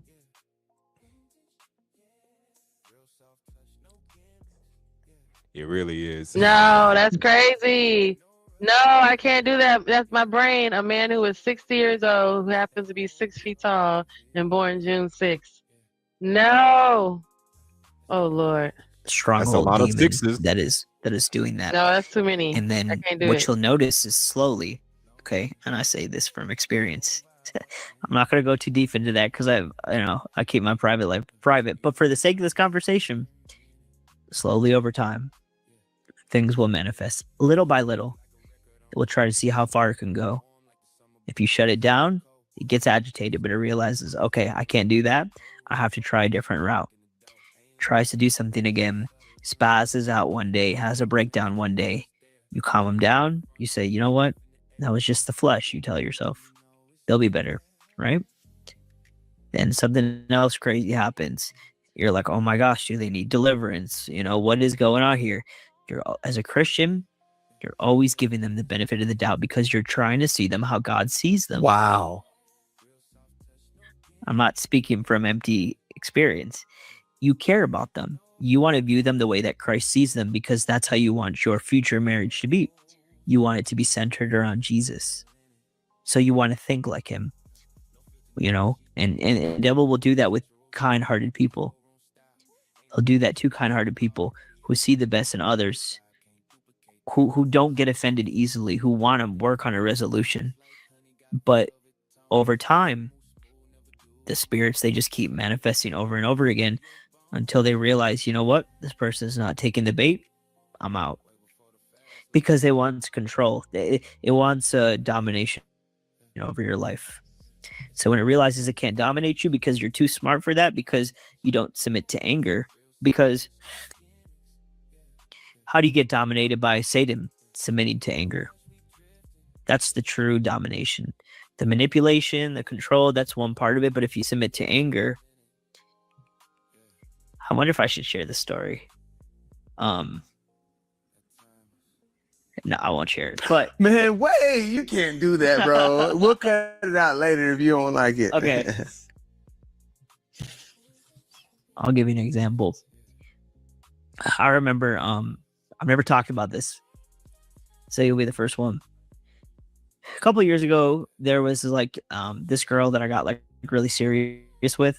And I remember one night she just started manifesting crazy out of nowhere.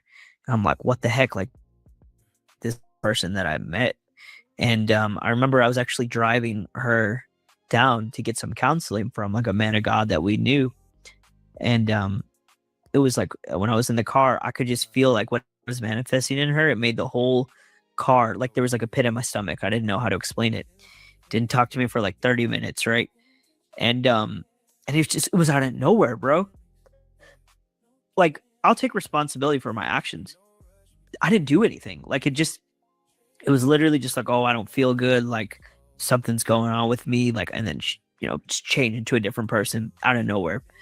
So I'm like, I need to figure out what's going on here. We had a man of God that did like counseling and stuff and deliverance. And this is the craziest part. Like, we're in the car. This was a couple of years ago, right? And we were really serious. Like, we weren't just dating. Otherwise, I would never put a woman in my car that I was just dating. You know what I mean? Mm-hmm. This was serious. Wasn't married, but and we're driving. I feel that anger, whatever demon was going on, like operating inside of her. I remember I put on a worship instrumental because I felt it, and I was like, I gotta pray in the spirit. And as soon as I prayed in the spirit, bro, she took her phone and put a video on Instagram and blasted it all the way so it would distract me. And I'm like, you're kidding. I swear, bro. I swear. And I was like, oh my gosh, what is going on? And for a split second, I almost got angry. Like when that happened, because I know that the devil wants to get me angry so he can dominate me. And as soon as I heard that, I felt like my flesh, like, are you kidding me? I shut it down. I said, no, I just continued to pray, and it went away. And then an hour later, she apologized. But you see, in that manifestation, what did that demon try to do? It tried to get me to submit to anger, because then whatever manipulative spirit was happening, it would have been able to control me. You can't get manipulated if you keep your cool. You can't get manipulated if you don't submit to anger by the devil. Because once the devil gets you into anger, it's so easy to deceive you because your judgment is clouded. And they say anger is the most easiest accessible emotion. It is. So that is also part of why it's so powerful, like to use against you. You should be at some point, and most points, we should be practicing on not letting things take us out of our square, get us off our square. So things can make us mad, because mad, because by definition, they have like a little slight definition. They're synonymous, mad and angry. We use them together, but they're different levels, right? So you could be mad at injustice, right? You could be mad that that man drove around that FedEx truck with that little girl in it, because you can be mad at that because that's injustice, that's wrong, that's not okay. But then anger goes another direction, because the folks that are angry, now they just going around bopping FedEx drivers in the head, right? Because of that one guy did that. So there's a difference in how people see those two things. You can have a genuine disdain and an upset for how something's happening. You could not like racism, but the anger people, that's why anger is such easily accessible, and it's such a weakness for most people, because if I can get you angry, you stop thinking, you start acting more and thinking less. If I can get you mad, you're processing anger, you're processing how you feel when you're mad, because you're trying to justify why you should even be mad or act on it most of the time, right? You be like, oh, I'm mad about it, but I'm not that mad, right? But then when you're angry, most of the time people say, I was angry, I just see red. And that's just a common, sentence that people say when they get angry. But so what he's saying is true. And for most people, they believe that as far as people, when you get angry, that is the most easiest thing for you to go to. It's harder for you to actually sit and think and process what has you feeling like this, and are you really mad about it? Because sometimes when you figure that out, you're not even mad. It's just that anger was easy, right? It was easy to go there, and you're not even mad about it. And they said, what's wrong with you? Why are you so mad, Hustle? I'm not. I'm just, what? Then why are you tripping? And then you're like, well, damn, that's a lot of energy for something that I'm really not mad about. So that's why the anger is so dangerous and so easily weaponized. It's for that right there, that reason. Yep, it makes sense. What good? So that makes sense. But I always say it's not the anger. It's not the anger. It's what you do with the anger that matters. Same thing. And mad can mean anything. Mad can mean angry. It can mean crazy, unhinged, whatever. Mad scientist, for example, or that madman down the street. It could mean anything.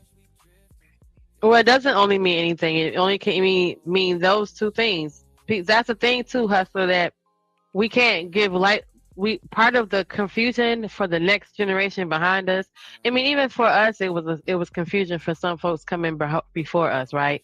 Because back in the day when our parents were little or younger, something that was bad was good. You jive turkey, you want cool, you cool as ice. When that's something that's hot is supposed to mean that it looks good.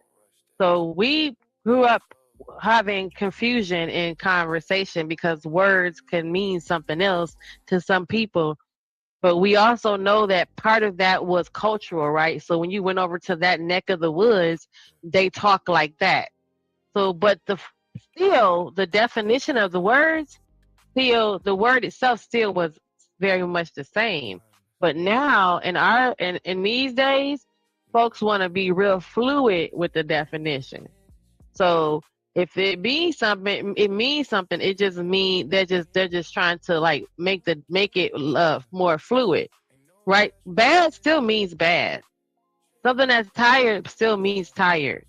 Now, whether or not you're trying to say I look tired or I feel tired or what you're saying is tired, all of it means the same thing in regards to what tired means, right? Which is drabby, whatever, lackadaisical, blah.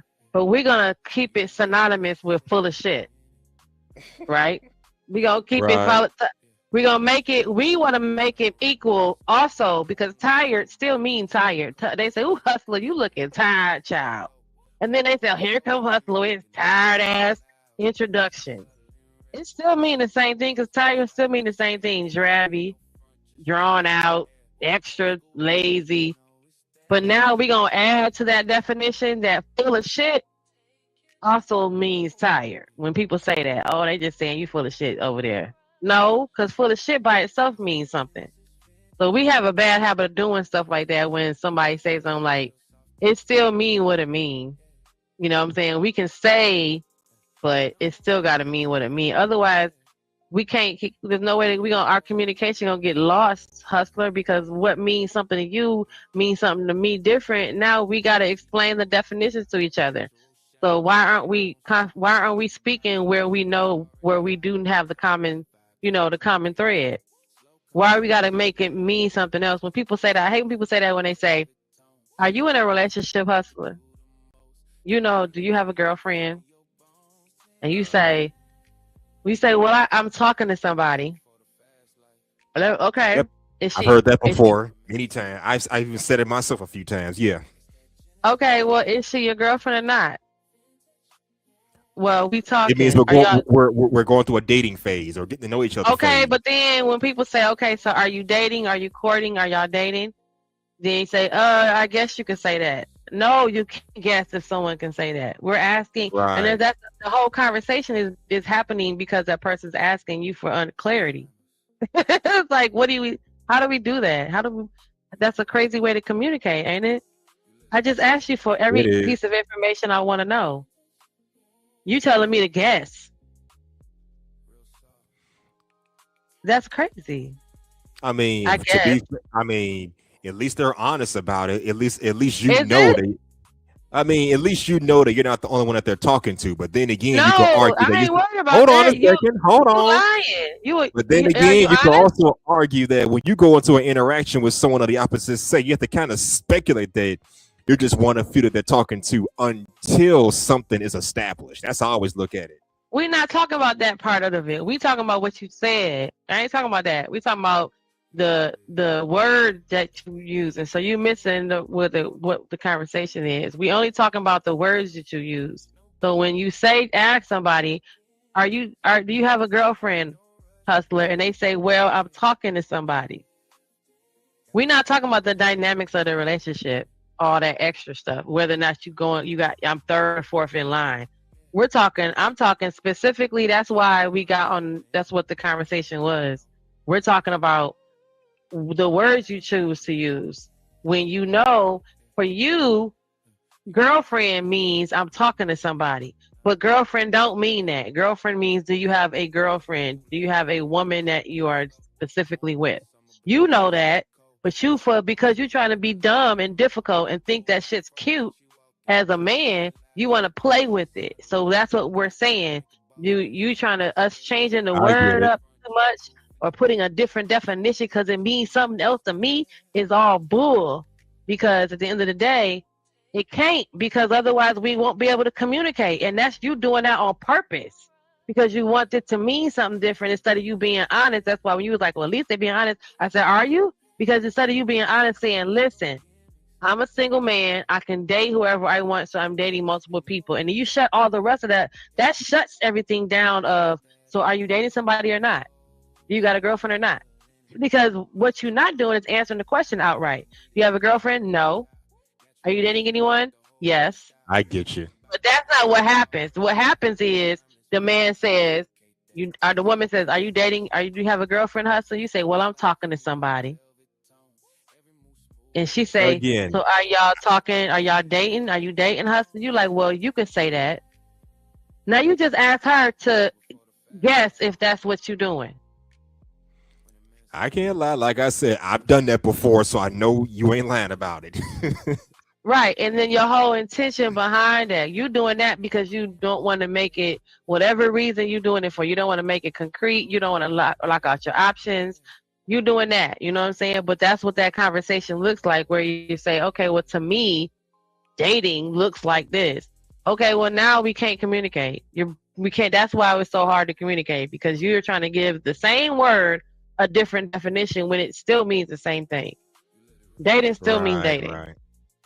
It does. But I guess, well, the reason why I do that, because I don't want the woman to, lose interest and think that, oh, I'm just trying to add her to my roster or no shit like that. But So that's what you think. I try to be as vague and subtle as possible. That's why I used to do it back in the day. But that's what you think. Okay, but that's what you think. And we all have come to the understanding in this space by listening to each other and hearing what men have said to women and hearing what women have said to men. That's what you think. The men have finally realized that that's what y'all think. No one told y'all this, right? No one told you guys this. Y'all came to that conclusion on your own, that you didn't want her to think anything, because there are women out there that believe that you better be having a girlfriend, otherwise you sitting at home with your left hand and some lotion. They don't want you to be out here being. That's the thing. I mean, a lot of women who think that. Ain't nobody gonna just flat out tell you, yes, I'm dating other women, or yes, I'm dating other men. Yes, they will. That's Nobody's gonna just flat out tell you that, within the first interaction. I don't think I've ever had a woman just well, then you got, because you didn't meet me, because I'm not. Cancer women.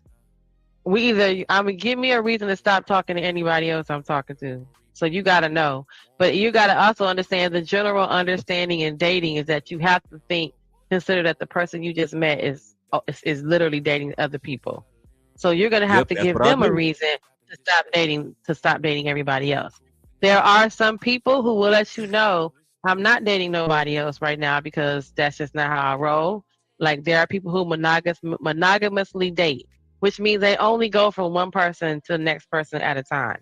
Then there are people who are serial daters. They can date more than one person. They can date one person at a time. They're just gonna be constantly dating. They're serial, like a serial deleter. They just do one after the other. As soon as I'm done with you, I'm off to the next guy.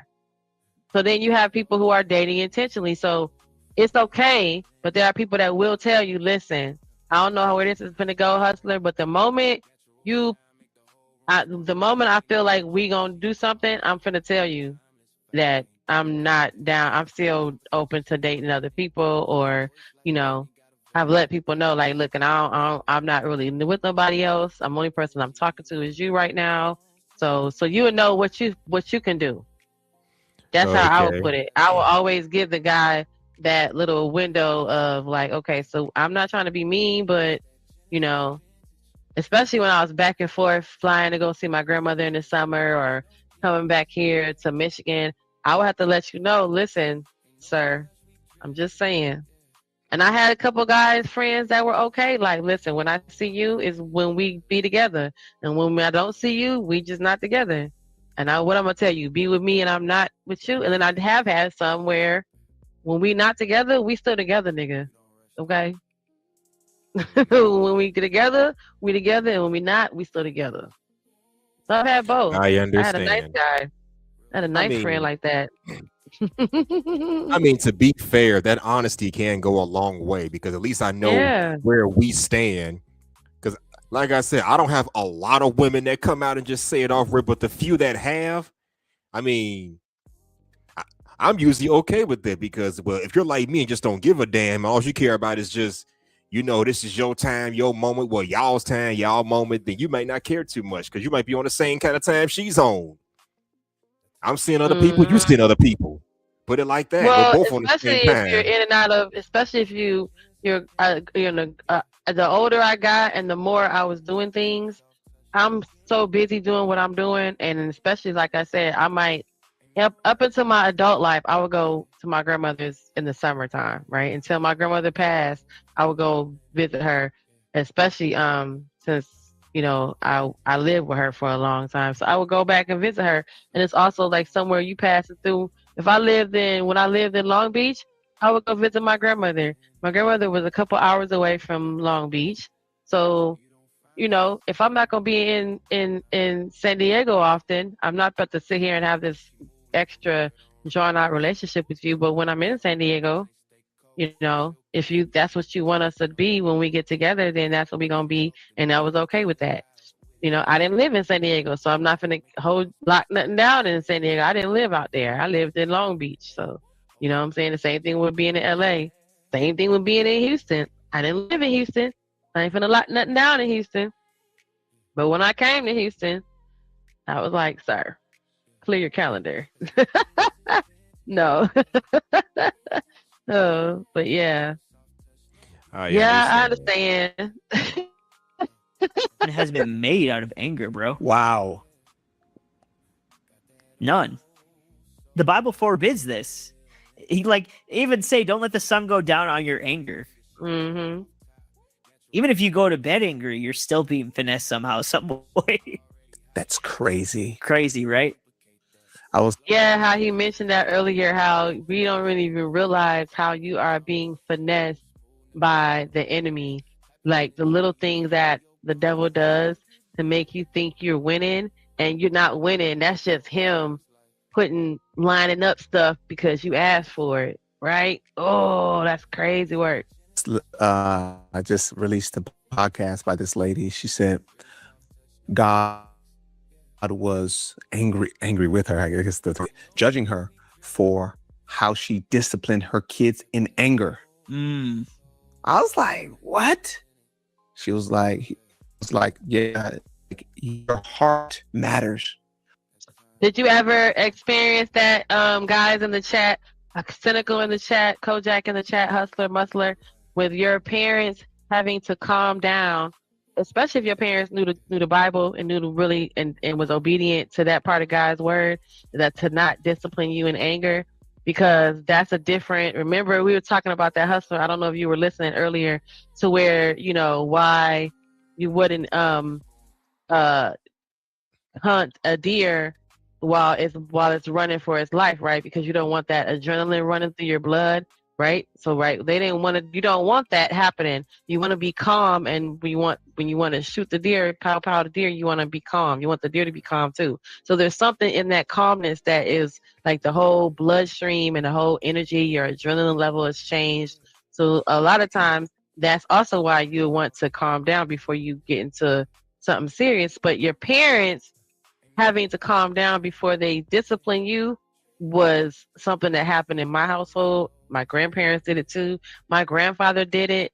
And then one time he didn't do it, and it was a totally different experience. So if you ever experienced that where your parents, you did something and your mama say, let me go calm down before and then they have to go literally somewhere and calm down, hustling before they beat their life out of you. You was not going to be hustling Yep. muscling. My mama had those rare moments, but I've seen it with other people's families as well. Yes. I've seen the mom, the auntie, or or the grandma be like, Lord, give me the strength before I kill this child. You know, stuff like that. I've heard that before. Yeah. Yes. And then they be like, let me go calm down. And you like, what? But that's biblical. That's what the Bible says. You need to calm down. And then look, you said the lady was getting convicted how she disciplined her kids while she was angry. But see, that's just something in that, because like we were talking about, even with the hunting, you don't want the gamey meat, right? You don't want the meat. You don't want the game when you go hunting. You don't want it while it's blood is boiling in fear. While you know what I'm saying. So you definitely don't want to be disciplining anybody or trying to apply some sort of hand of the law while you are raging and your blood's raging in anger. You know what I'm saying? Your body don't know the difference. Fear and anger looks the same. So, yeah, dude, that's crazy. So are you correcting them because you want them to be better? Or are you letting your anger out on your children? Oh, dude, that's deep. It was crazy. Parents, are you correcting them because you want them to be better? Or are you letting your anger out on your kids? Wow. Well, in my case, it was out of correction, not taking your frustrations out. Are you sure? Come on, my mom ain't that damn crazy. Come on, man. Nobody. Well, I can't speak for the whole family, but my folks wasn't that crazy. If I fucked up, I fucked up. Shit.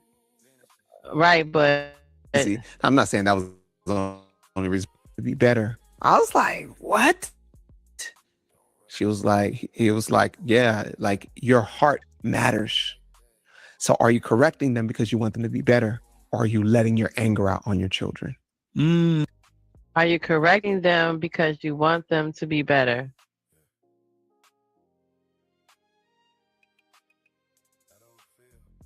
Do you feel like that's what was happening? Or are you letting your anger out on your kids?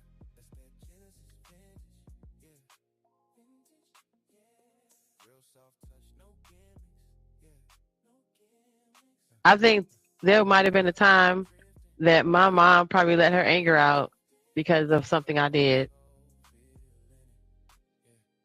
And then there are probably times where it was a correction. You know, who's to say? There was times where it was a lot of correction. But I think I probably did experience my mom like just being so mad. Because back then, you know, it was a lot less what do you call them? CPS visits. A lot less. Okay? And CPS came, I don't know, CPS never came to my house. That's how I know my mama probably did let her anger out at once or twice. And was just like, what the entire hell? But hey. Dude, that's deep. It was crazy. I'm not saying that was the only reason why she was there, but there was a list of things. But he was saying, these are some of the things that I observed in your life. Yeah. Wow. Imagine that. So you even got to check yourself, because we use that as an excuse, man. Right. You did wrong. But it's like, Are you really trying to correct this child? You want to, Yeah. because the scripture tells us that the Lord disciplines those he loves. So in love, he disciplines us because his foresight says, I know where you're going and that's the wrong way. So I'm going to chisel this off you because I want you to go higher. But is that the same thing that you feeling? No, you knocked down my favorite cup. Yeah, way different. Way different. That's such a good point. So that's crazy about, I never heard it like that. You said you cannot be manipulated by the enemy if you don't let him allow that manipulate you by anger. Like he can move you around. He makes you his puppet if you get consumed by anger. I heard an ex-occultist say one time that in the occult, they would win certain battles by getting people to submit to anger, because in the spirit, once you get... Got a commercial, y'all. Sorry about that. America's It's Declaration all right. of Independence is one of the most famous documents in the English language. Once you get into anger, all your power That was crazy because it hasn't been one for a while too. is lost. Wait. You know why that's crazy?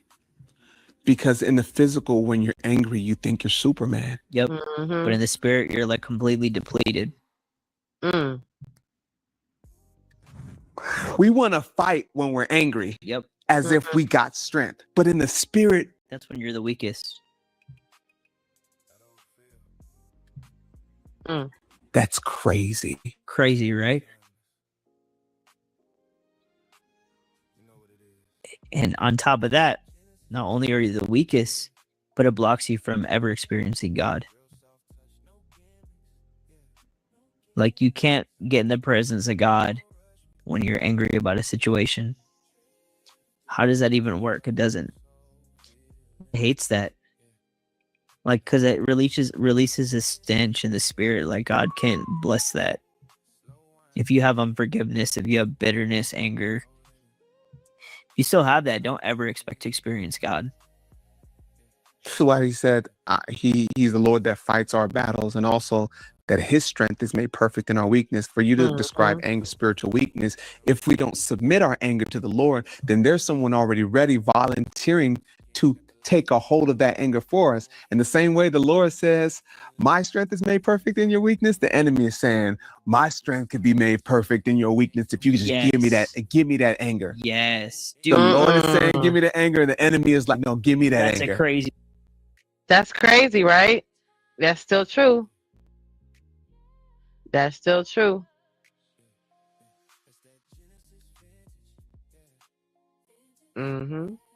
Revelation, dude.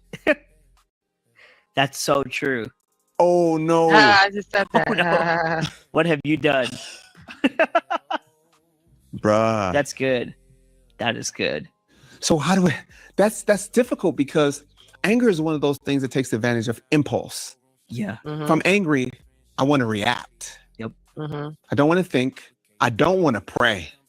And it feels like not acting makes me really live in that weakness. And nobody wants to feel weak. Like, somebody give me here's the thing the Lord had to help me with. Like, I personally like. So not acting makes you feel weak, but then acting out of anger is a weak position because you're only reacting to whatever happened. You're not thinking, so you're not planning, processing, you're just reacting.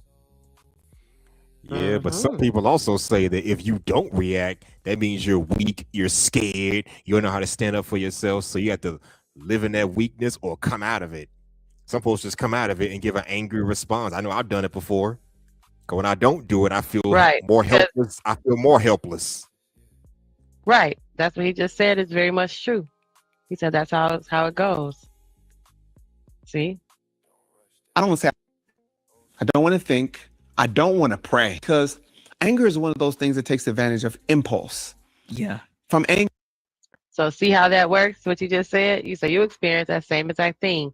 But now that you know that anger is designed, part of its design is to take advantage of your impulse. So the less control you have on impulse, because you're validating why you should be able to act that way because you're angry. You're saying I'm angry. That's why I got reason to do this. But anger is waiting on you to be waiting on the impulse, waiting on the thing you think that you can't control. It's like, oh, okay, I already know how he roll. Let me just go ahead and sit here because he ain't gonna do nothing but feed me because he impulsive. He can't control himself. So that's when it be messing it up. Like, oh, okay. And then right away, anger is the reason why you did what you did. You know, if you slap the hell out of somebody, okay. But that anger is waiting on that.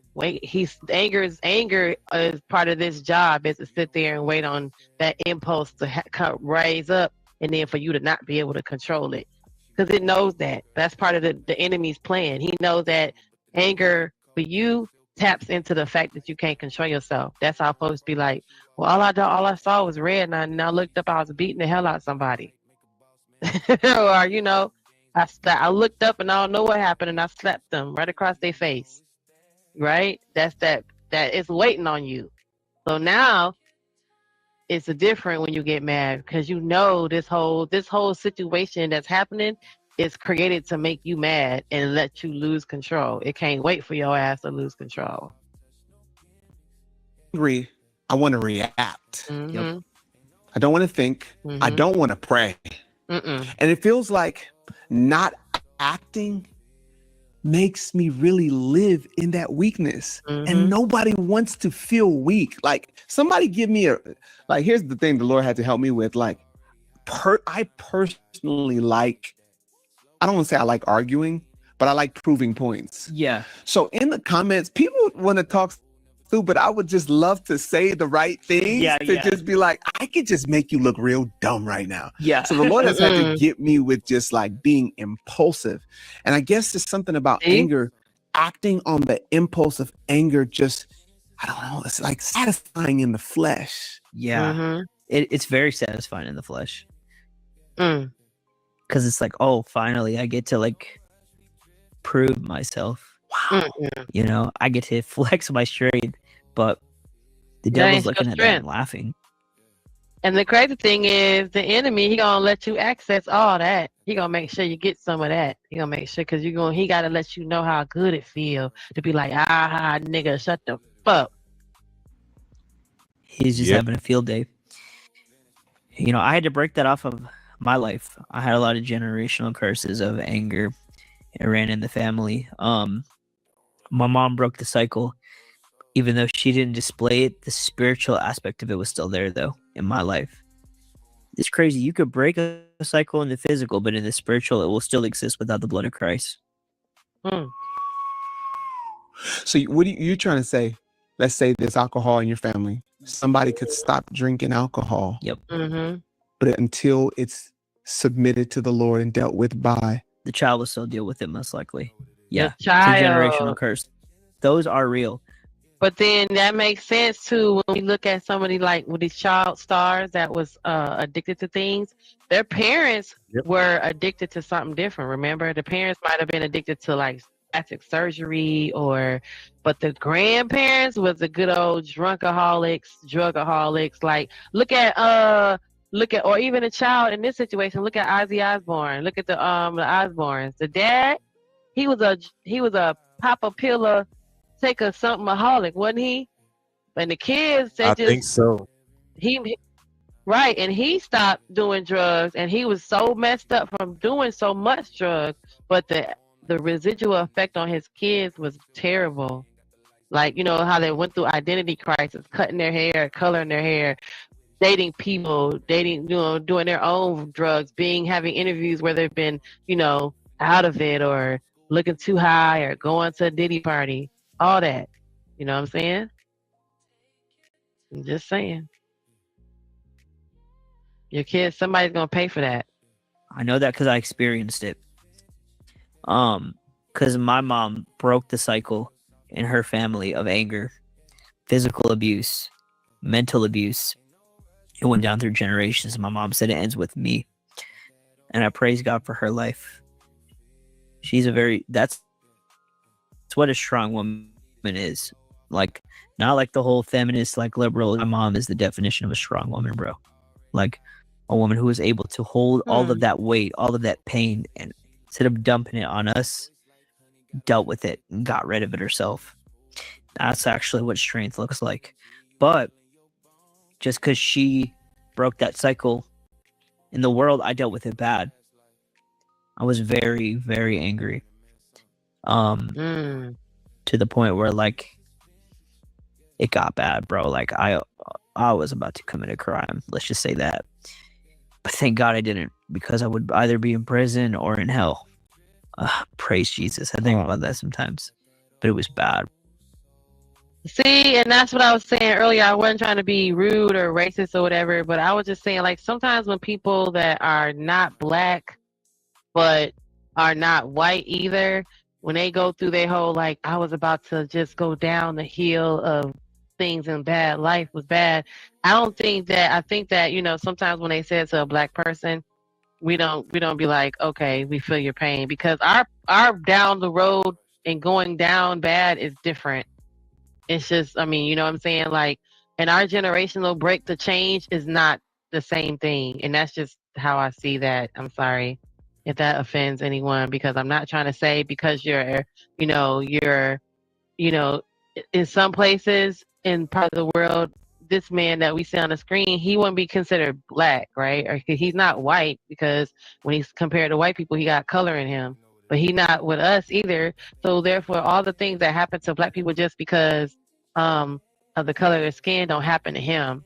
So that's why I gave the example earlier, Hustler, like his electric bill could not be paid, and my electric bill could not be paid, and we go for a job, and he might get the job because of the person who is hiring is racist and just don't like brown people.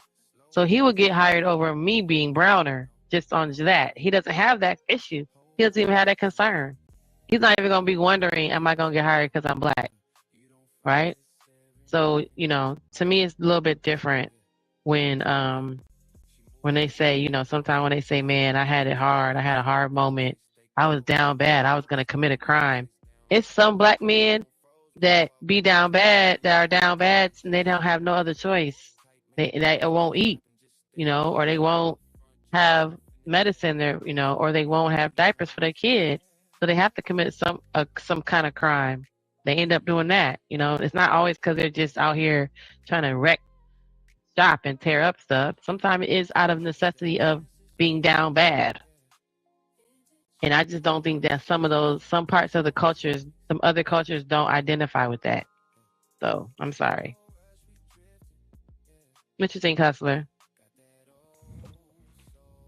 Yep, makes sense to me. I wouldn't put a race on it, but okay. I mean, I'll just give that example because he's right here on the screen. But I would say racially, because they're not white people, but they're not black people either. So you're not going to be, you know, because you're brown, like, you know, you could be Latino or Arabic, but because you're not black American, when the police stop you and judge you because you black American, he doesn't have that happen to him. He could be speeding down the same street you speeding down, and when you get stopped because that cop is racist, you're going to get automatically treated different. He just going to get treated differently because he was speeding. You might be getting treated differently because they don't like black folks who speed on, you know, and you were speeding. So, you know what I'm saying? And he doesn't ever have to worry about, are they going to stop me because I'm black? He don't got to ever think that. But you got to wonder sometime if that's why you was stopped. You know what I mean?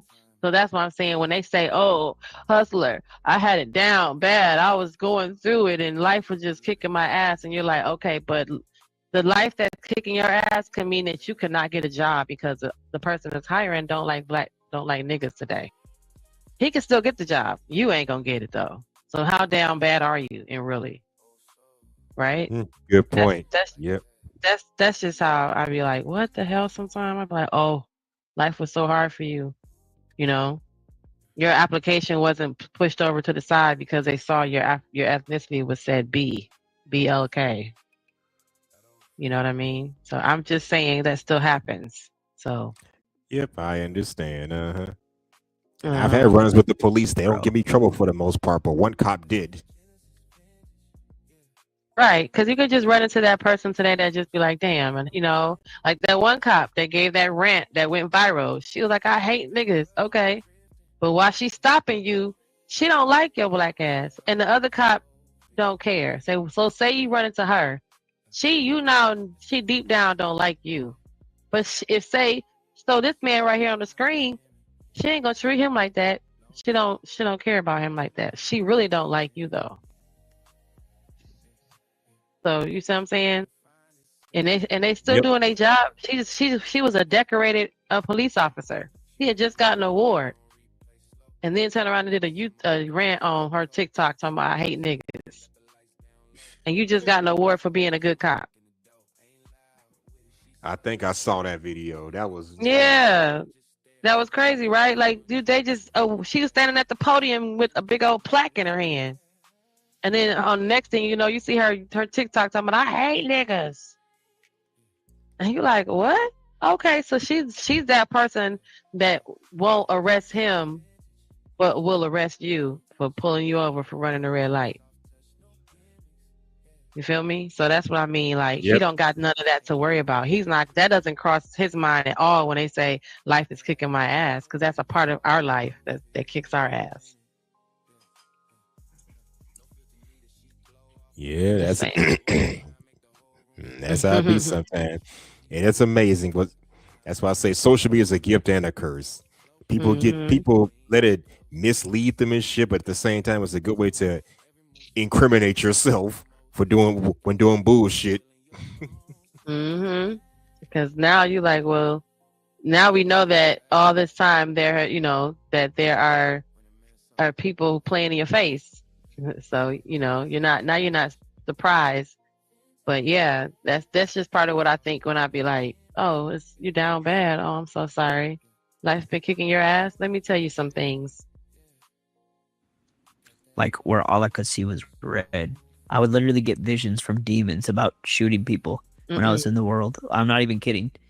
Like, I would have all this anger and this rage, and I didn't know that was getting open visions from the devil because I wasn't a believer. I didn't know any of this stuff existed. But I remember the devil was trying to like make me into like a killer, saying like kill this person, come on, do it, like shoot this person, shoot that person, like, and I couldn't stop it. Like, I'm in my office, I was in the world, I was living in North Hollywood at the time, and I'm in my office and I'm just getting all these open visions of me shooting people. I'm like, where's this coming from? And I was getting sucked into the vortex, and like I didn't know that this was spiritual. I thought it was me. Because I didn't know about spiritual things. I didn't know that demons can give you visions. So I'm vision, and I'm thinking that it's just great. It never happened. I'm so thankful, dude. Because that would have been bad. But see, now that's more along the lines of stuff that affects y'all or affects them. Like, it's not something that typically, us brothers and sisters would typically do, but that might be something that other people might do, is they hear a voice, someone telling them to go delete someone, and they go and do it because it satisfies that what they hear in their head. They believe in it. They really believe in it. They're believing that God has already talked to them, and now they still believe they're hearing some sort of something from God, right? Verses of anger, but by the blood of Jesus Christ, by his power, it was able to be. Well, that's what he's saying right now. It's not they got issues. It's the demons that they carry. It's the generational curses, the things that your parents did and put into place that now, because Satan said he came to kill, steal, and destroy, he meant that he may not kill and steal and destroy in your lifetime of who committed the sin, right? You understand that? So it could have been your great grandparents who committed the sin, or someone down the lineage who committed the sin, and because Satan is who he is, he's going to come back for your generation after your generation after your generation. So now you're catching hell for something your great grandmother did. You're catching hell. You got a generational curse on you, on your generation, all you and your siblings and all your little cousins and everybody your age in your generation. So it's more like that. It's like, it's not, necessarily you direct or them that you directly. You're catching hell from something that was done before you got here as well. Broken. Wow. And that's something that I refuse to let the devil ever have. Dude, I have been screwed over in ways you can't even imagine in Christ. Come on. And I'm like, this is deeper than that person betraying me. This is the devil trying to reopen what God already healed. And see, he spoke earlier That's deep. about the generational curse too. Like, huh? I said that's deep. What'd you say? Now I was saying that was deep. Yeah, What you just especially said. if you prayed over it and had right what he just said. Especially if you prayed over it and had, you closed that, broke that chain, and said, "Okay, I'm not," like you saying. That's like you saying, hustler. My dad might have been content with this kind of lifestyle and this kind of level of success, and I want to break that. And everybody in my life has all been on the same level. So that's what people want to break the chain, like educationally, or they want to break the chain, of saying, okay, I'm gonna make sure my kids go get a better education or have a better lifestyle, or have a more peaceful life. All that is breaking that chain. And they're talking about even on spiritual levels, like how you handle money and how you handle, relationships and how you even handle sexual attraction, right? Because remember, we said earlier, some of the church folks is the most horniest, freakiest, freak nasty, freak daddies. I refuse to allow it to affect me. Number one, Say that because 3 forgiveness times fast. isn't an option. It's a command, or we won't be forgiven. But number two, What'd you say? I said say that 3 times fast. Church folks is freak daddies. Yep. Freak nasty, freak daddy. Freak nasty, freak daddies. refuse to undo Freak nasty, freak daddy. the healing that God did in my. If you don't say nothing else today, I refuse to. I don't want to go through surgery all over again. It was painful the first time. Like God did a work on my heart, and it was painful, dude. I don't want to go through that again by undoing it. nobody thinks like that. I refuse to undo the healing. I refuse to open up these stitches. Thing about wounds, man. I don't know if I've ever said this before, but when your body scars, right, and you develop scar tissue, yes, the skin that covers that area is hardened, but it loses something called, I think, collagen. It has less collagen, so it's less flexible, or I would say more rigid. Meaning, while it feels harder, it's more, what's the word? Jenny. I can't remember the word, but cutting. Don't want to interrupt, but Don't want to interrupt, but I gotta hop down. I gotta get back to work. Nice talking to you. Oh, all right. Well, thank you for coming up and going back to work now. Yes, ma'am. Have a good Thanks for day. having me. All righty. Y'all, we've been pushing up here. We almost got 6 hours. Look at that. I like that. Let's roll out. We got a little more to watch in our video because we're going to get it done today, y'all. And I like how this is going. So, and I'm about to order me.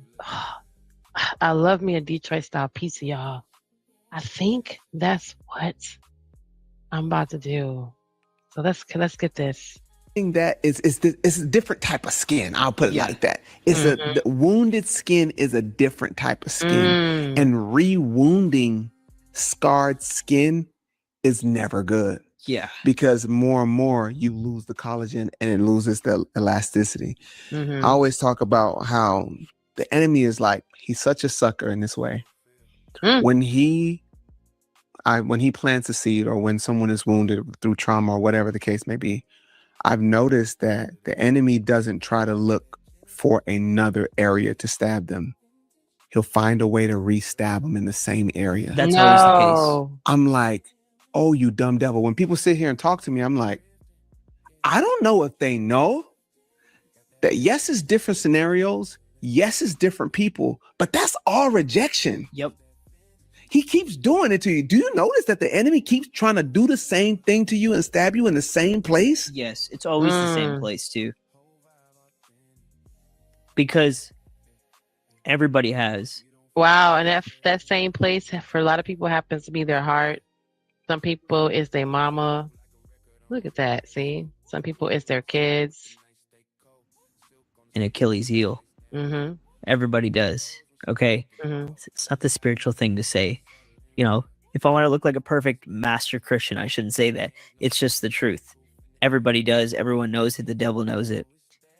Like, and the devil will always go for what your Achilles heel is. It will never be something different. He'll create different situations. Yes. To attack the same thing. Come on. But it will always be. So is that why they say same toilet, same-ish, different day? Same-ish, different day, right? Same day, different toilet. I mean, wait, what is it? How does it go? I don't know. Is it same toilet, different poop, different mess, right? Same day, different toilet? I don't know. But same tests. And I've heard that too. Like, you're going to keep getting tested and tested and tested on the same thing. The same thing. Oh my goodness. You pass. Yep. And we're so foolish in the thing. But that's different. No, your father broke your heart. Then the boyfriend broke your heart. No, the pastor broke your heart. And you think they're all different betrayals. But the enemy is attacking the same void. Yep.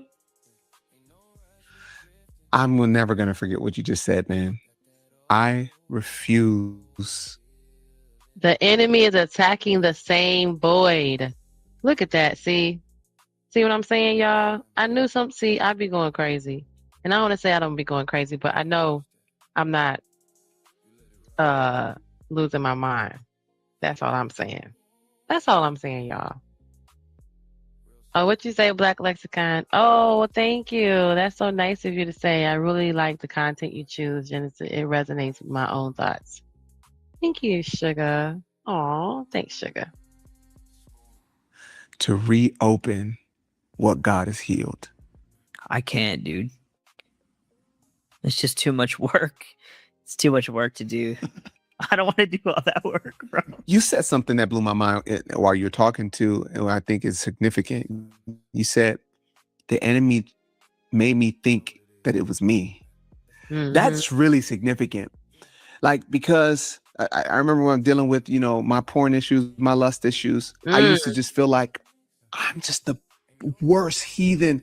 Like, there's something specially wrong with me. That's it. The enemy make you think there's something specially evil about you because he exploits wounds. He exploits you with triggers and things like that. So you begin to, like, instead of turning your face to say, nah, devil, I see you. No, I see what you're trying to do with this betrayal. I see what you're trying to do with this loss. I see what you're trying I see how you want me to react. We turn it to ourselves, and now we're looking at ourselves with shame. And like, imagine having thoughts of wanting to hurt people. Won't that just make you feel like, yo, I'm really off? Dude, that's how I felt. Like, I was like, what is happening to me? I was like crying because I was scared of who I thought I was becoming when I was in the world. I was like terrified. It was crazy, bro. But it isn't you. And just think how easily some people just submit to that. They just let it go. They just be like, all right, I'm supposed to go out here and take someone out, then I'm gonna go out here and take someone out. It isn't you. It's Satan. Detach from that. Renounce it. Break away from that. Okay? Sure, there's things in your flesh that you got to deal with. But when it comes to crazy stuff like that, if you're hearing voices in your head, I'm speaking this prophetically. If you're hearing a voice telling you to go watch porn, if you're hearing a voice tell you to go fornicate, tell you to do something that you know you shouldn't do to somebody else, it isn't you. It's the devil. That's not your personality. Rebuke it. In Jesus' name, separate yourself from that. That is not your personality. And see that's too, like, okay, so guys, you guys out here checking out all this stuff and on online and looking at all this other stuff, and it's all these women out here that need love, which is crazy, right? And now these women out here who, these are women. I remember showing the video a while back of the women who hasn't had a hug and been touched in like a year, but y'all rather look at stuff on the phone. Crazy. Get back on track. It isn't you. You know how many Christians I hear have like bipolar disorder? Dude, that isn't you. Sure, there are valid medical issues. Yes. Okay. But if you have bipolar disorder and a voice is telling you to go kill grandma in the basement, that's obviously not a disorder. That's a demon. You know? Yes. Like, so like you gotta get delivered. You gotta get delivered, dude. Like, you can't just treat the stuff with medication.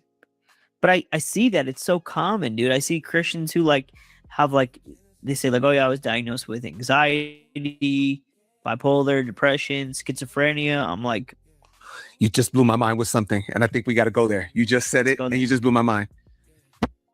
You said it's not you, and if I go to a psychiatrist, they're going to convince me that I have a problem. I have schizophrenia. I have depression, and they're going to put me on meds to manage my thing, my issue.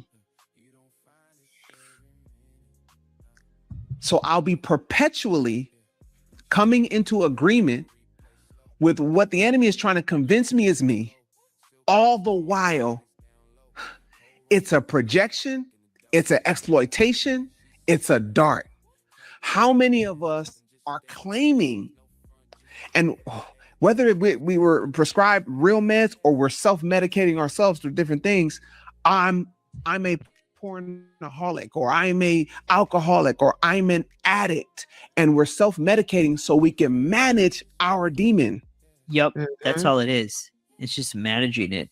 Because what happens, people think and the medication works, because what happens is it's all witchcraft, right? So what happens is they give you this spell, and it's like fake demonic healing, where it's like, okay, we got you on the witchcraft now, so we're gonna tell, like, the kingdom of hell will say, okay, we're gonna tell the demon to let off while he's under the spell, like pharmakia, aka witchcraft. And while they're under that witchcraft spell, we're gonna make it look like it's working by telling the demon to just chill out a little bit. And then when they're off of it, we activate again. So then they idolize it, and not only do they like worship their, disorder, but now their medication becomes their god. No, isn't that so like diabolical? Sick. It's sickening. Wait a minute, we gotta go back. Pharmakia, aka witchcraft. And while they're under that witchcraft spell, we're gonna make it look like it's working by telling the demon to just chill out a little bit. And then when they're off of it, we activate again. So then they idolize it, and not only do they like worship their, disorder, but now their medication becomes their god. No. So they think it's so, working. Like, diabolical. Sick. It's sickening. Oh man, I've heard situations like that where people like they lose it, and when they're manifesting like crazy with all these symptoms, and then when help comes, it dies down, and when the help leaves, they manifest again, or stuff like that. Like they know they're about to this go stuff crazy. Is spiritual. That's why the scripture tells us, man, the weapons of our warfare are not carnal, but they're mighty through God to the pulling down of strongholds and all that, and taking thoughts captive.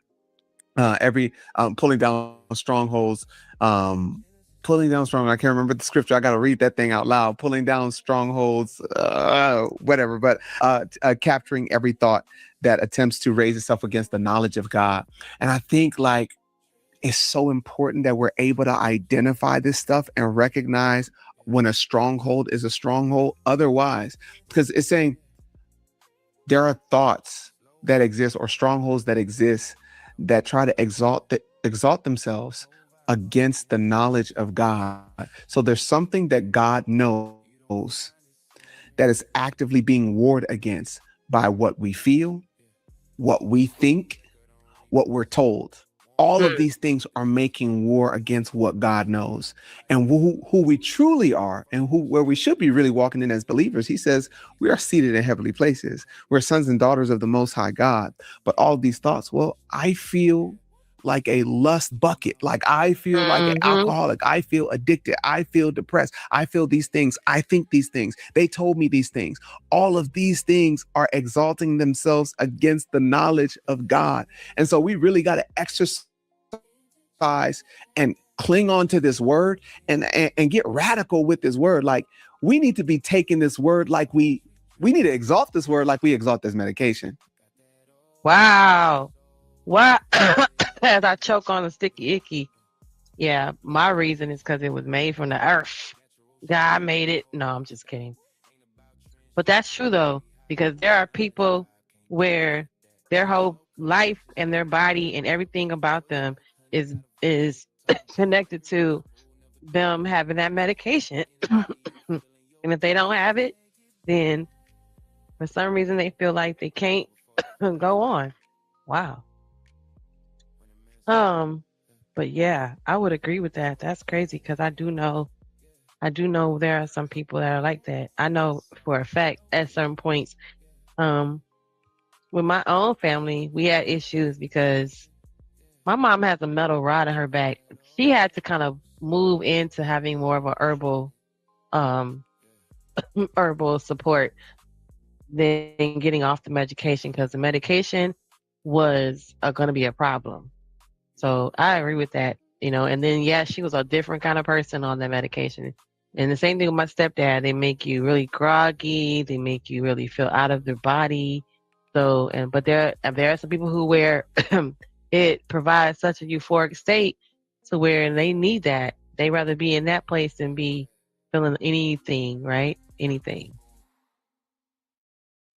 Yes, exactly. We need to hold on to this word like we hold on to these pills. Like when we run out of pills and we feel like life itself is over. Right. But people don't read the word for a week and they feel fine. How does that make sense? People don't tweak out when they don't get their word in. Yo. I'm just saying. Yo. I know I have. I know if I've gone like 2-3 days without reading the Bible, I'll be like itching, like, bruh, something's not right with me. I got to get my word, Come on. Like I'm a fiend for the Holy Ghost, man. Like, come on. Like I have to be. Yo. Isn't that crazy? Why you don't have withdrawals? Right. Are you really plugged in like that if you're not having withdrawals, or is Jesus just an accessory in your life? Oh gosh, I didn't mean to go there. You had to. Yo. But it's true though. It's true, man. It's like how many of us have made Jesus an aesthetic rather than like actually king in our lives, bro. Everybody's a Christian. It's just a brand, dude. People will build their whole brand off of Christ without actually knowing. Okay, I had to go potty for that one real quick, but I'm back, and I kind of was what he just said. Like we said, there are people out here who will absolutely lose their minds if they don't keep their medication because they can't function, they can't live right, they can't eat. I know at a certain point, certain times, you can smoke so much to where it helps you with your nausea, to where you need to smoke to be able to eat because otherwise you're going to feel sick, right? So I understand there are cases, there are situations, and there are plenty of things that can help, you along the way. My grandmother, I told the story plenty of times when my grandmother even used marijuana as a medicine. But I don't think that's what we're talking about. I think that they're talking about like the excess and abuse for the most part, for real, right? So, but we know that there are people that they don't try to get addicted or, attached. However, it helps them function and they are happy where their lives and how they feel with the help that they get medically. So we all know that, and we agree, and I can attest for it. I mean, I'm going to say there are times where when I have sciatica running down my back, a good old ibuprofen helps. I know I can be healed, but I do know that my pastor said, God said, don't be stupid too, right? Don't be out here acting like you're going to go through so much pain and endure something as well. And don't be ignorant to the idea that you're going to need some help. So get your help when you need your help, but don't rely on the help. You know, I get that too. So I get it both ways. Just trying to turn this. Ooh. Okay. You want to get my body proportion right. Okay, there we go. With him. Oh, Gosh, dude, that's horrible. But yeah, I feel that whole thing too. Like when folks get when they stop reading the Bible or going to church or they miss a Sunday, you know, some folks they don't go through the same withdrawal that they go through if they can't get their medication. You know, in which I feel like if you feel that passionately about your faith, then you should feel the same way, you know, when other things are important to you. It should all kind of be a similar reaction. So I get that. So, but I like that. That's why he said, is he actually in your life or is he an accessory? Because you got them folks too where they call on Jesus because it's cute, right?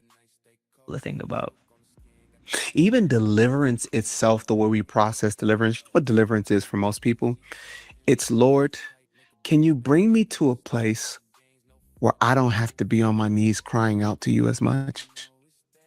Can you get me to a place where, like, I'm not having to fight to get in your presence? I just want to be able to relax from needing you. That's what deliverance is for most people.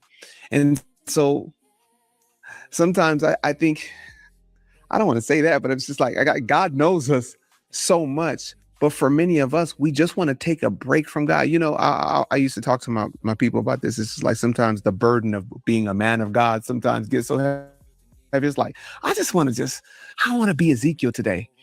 And I used to get those feelings. And sometimes I would want to go to a place where I could take off my Christian hat. And I'm like, what?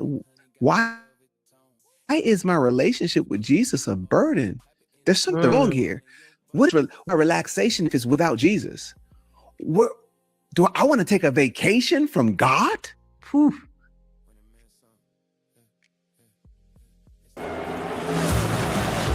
In life, you get out what you put in. Can we even do that? Can you even take a vacation? There's some flesh Like that? flesh. There's something that's rising that should not be there. And for many of us, like the identity, you said it's an aesthetic. Yeah. Mm-hmm. I say it's a costume for many of us. Whew. Wow. Is it a costume? Oh, some of these Christians and holy rollers out here is just wearing a costume, child. Ooh, you got on a costume. Oh my gosh.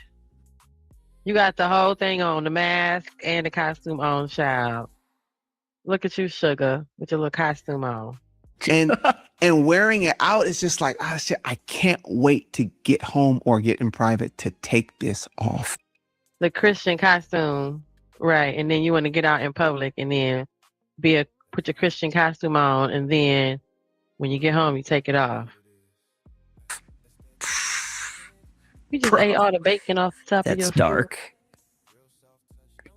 Gosh, that's so dark, bro. But that's like, that is actually happening though. That's why it's dark.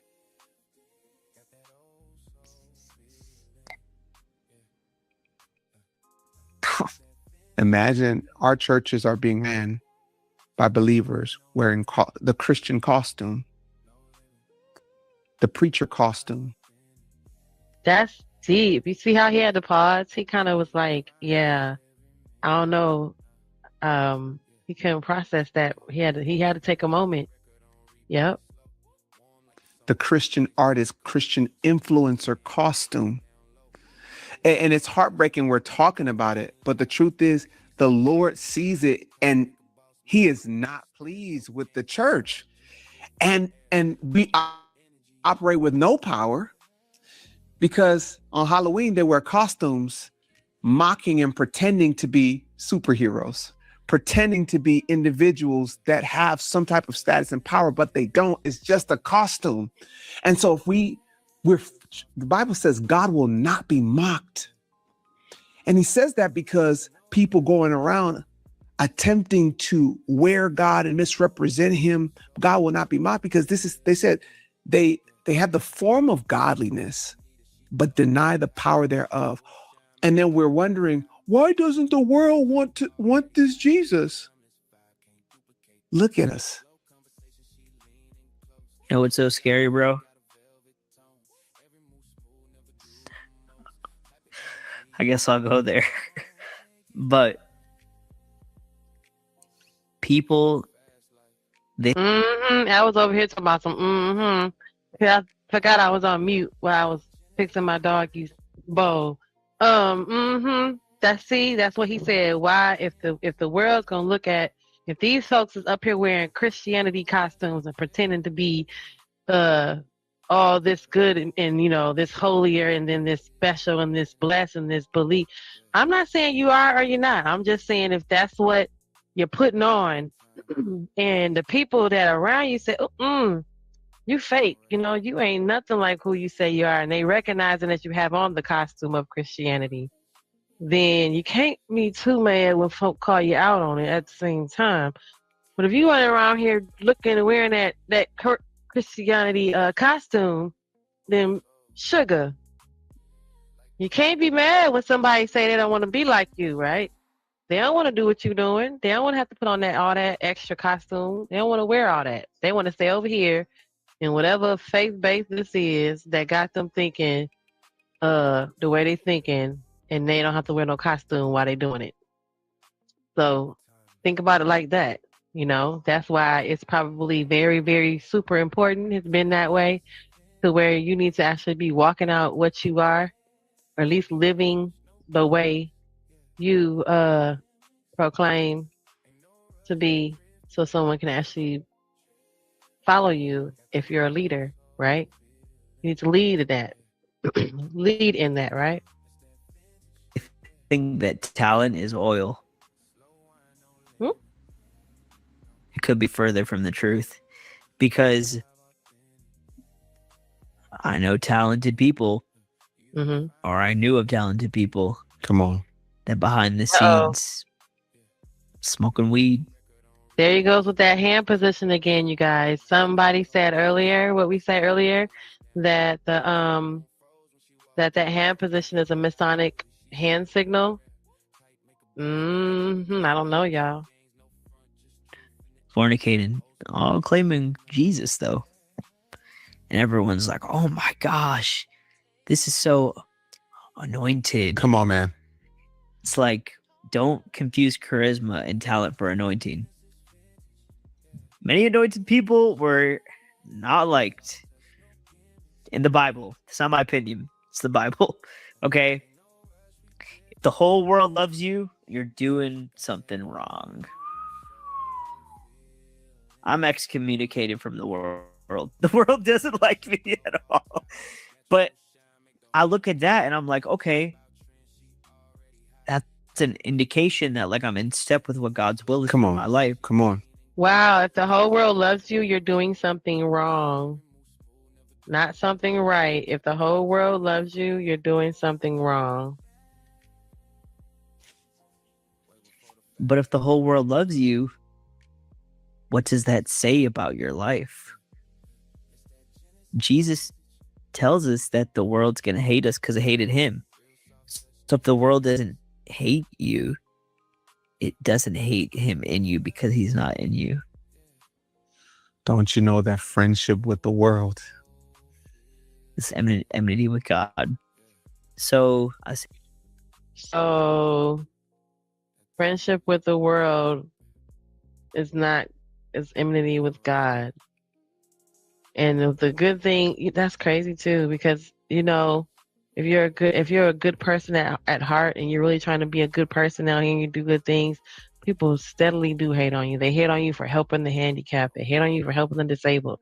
They hate on you for being friends with the weird kid, you know, or they're being friends with the oddball person at work, and sitting with her at lunch or sitting with them or talking to them. Folks are just always hating on the kind side of that. That's crazy too, right? Say that to say this, bro. And it's only because that you're doing your WWJD. You're doing what Jesus would do. We live in an era where, look, I'm part of the digital age. I'm just going to tell you guys, just because somebody's talented doesn't mean that they're right with God. Someone could have a crazy testimony. Come on. Doesn't mean that they're right with God. You could speak eloquently. You can know the Greek and the Hebrew. All Doesn't mean that you're right with pastors God. and gospel singers at the Diddy parties, right? There's all kind of stuff happening. There's still rites of passages in the gospel world, right? Even in the television world, the movie world, the music world, and the entertainment life. No matter what you singing or what your movie is about, they still want you to go through that rites of passage. So come on, sir, you're gonna have to come up off that something. Let me ask you this. What is your telltale sign of someone who's spiritually mature, someone who's really walking with God, someone who's really surrendered to the Lord? How can you identify that? Because we want to cling to that. We want to see that. We want to see it in our own lives. Yeah. What are the telltale signs? The clearest telltale sign is, how can you love someone that hurts you when they're not around? Are you going to talk about a situation and say that you're praying for them, but talk about them behind their back? A telltale sign is, how can you love someone that hurt you when they're not around? So you hurt me and you're not even here, and I still love on you. And then disguise it as being concerned for them? Or, I'll tell you a story. That is true, though. People do that. They talk about you behind your back, and then they disguise it as, well, I was concerned, so I brought it up. Or I was concerned, so I talked to your mama. I was concerned. I love you, so I needed to tell your business. Come on, man. This just happened. Come on. I had reconciliation with a brother recently, like a week or two ago. And, he repented. He came to me and he said, dude, I just want to say what I sent you, right?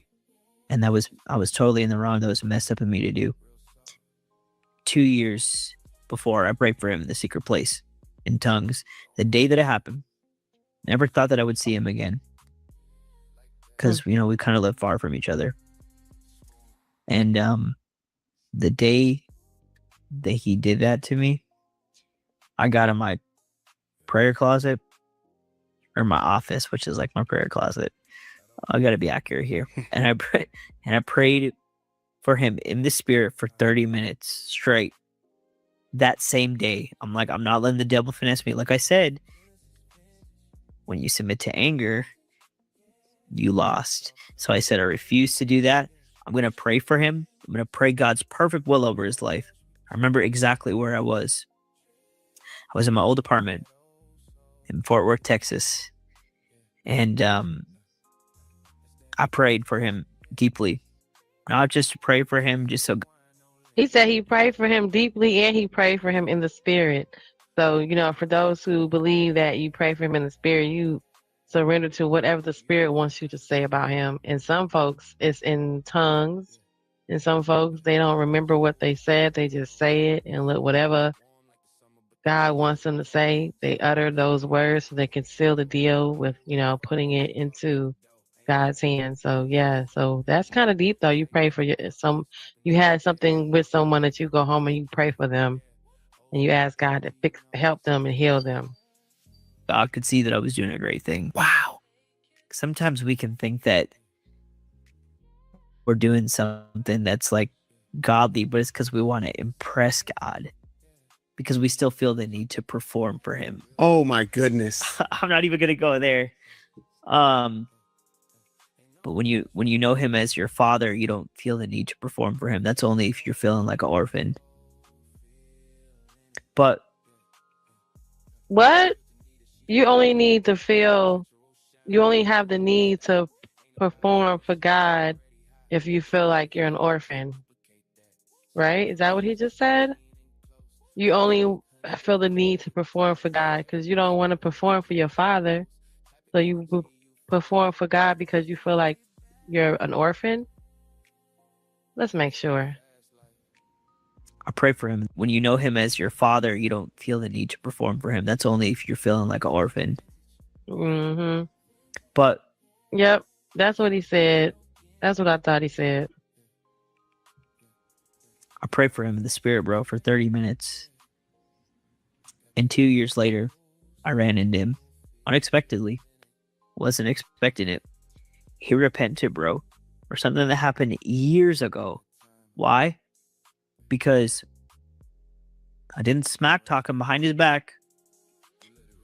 I didn't say that I was concerned for him. Hey, brother, I just want to tell you I'm a little concerned about so-and-so. That's gossip. We try to make it look like we're discipling and counseling. I'm a leader in my church. I'm a deacon. I know what discipleship looks like.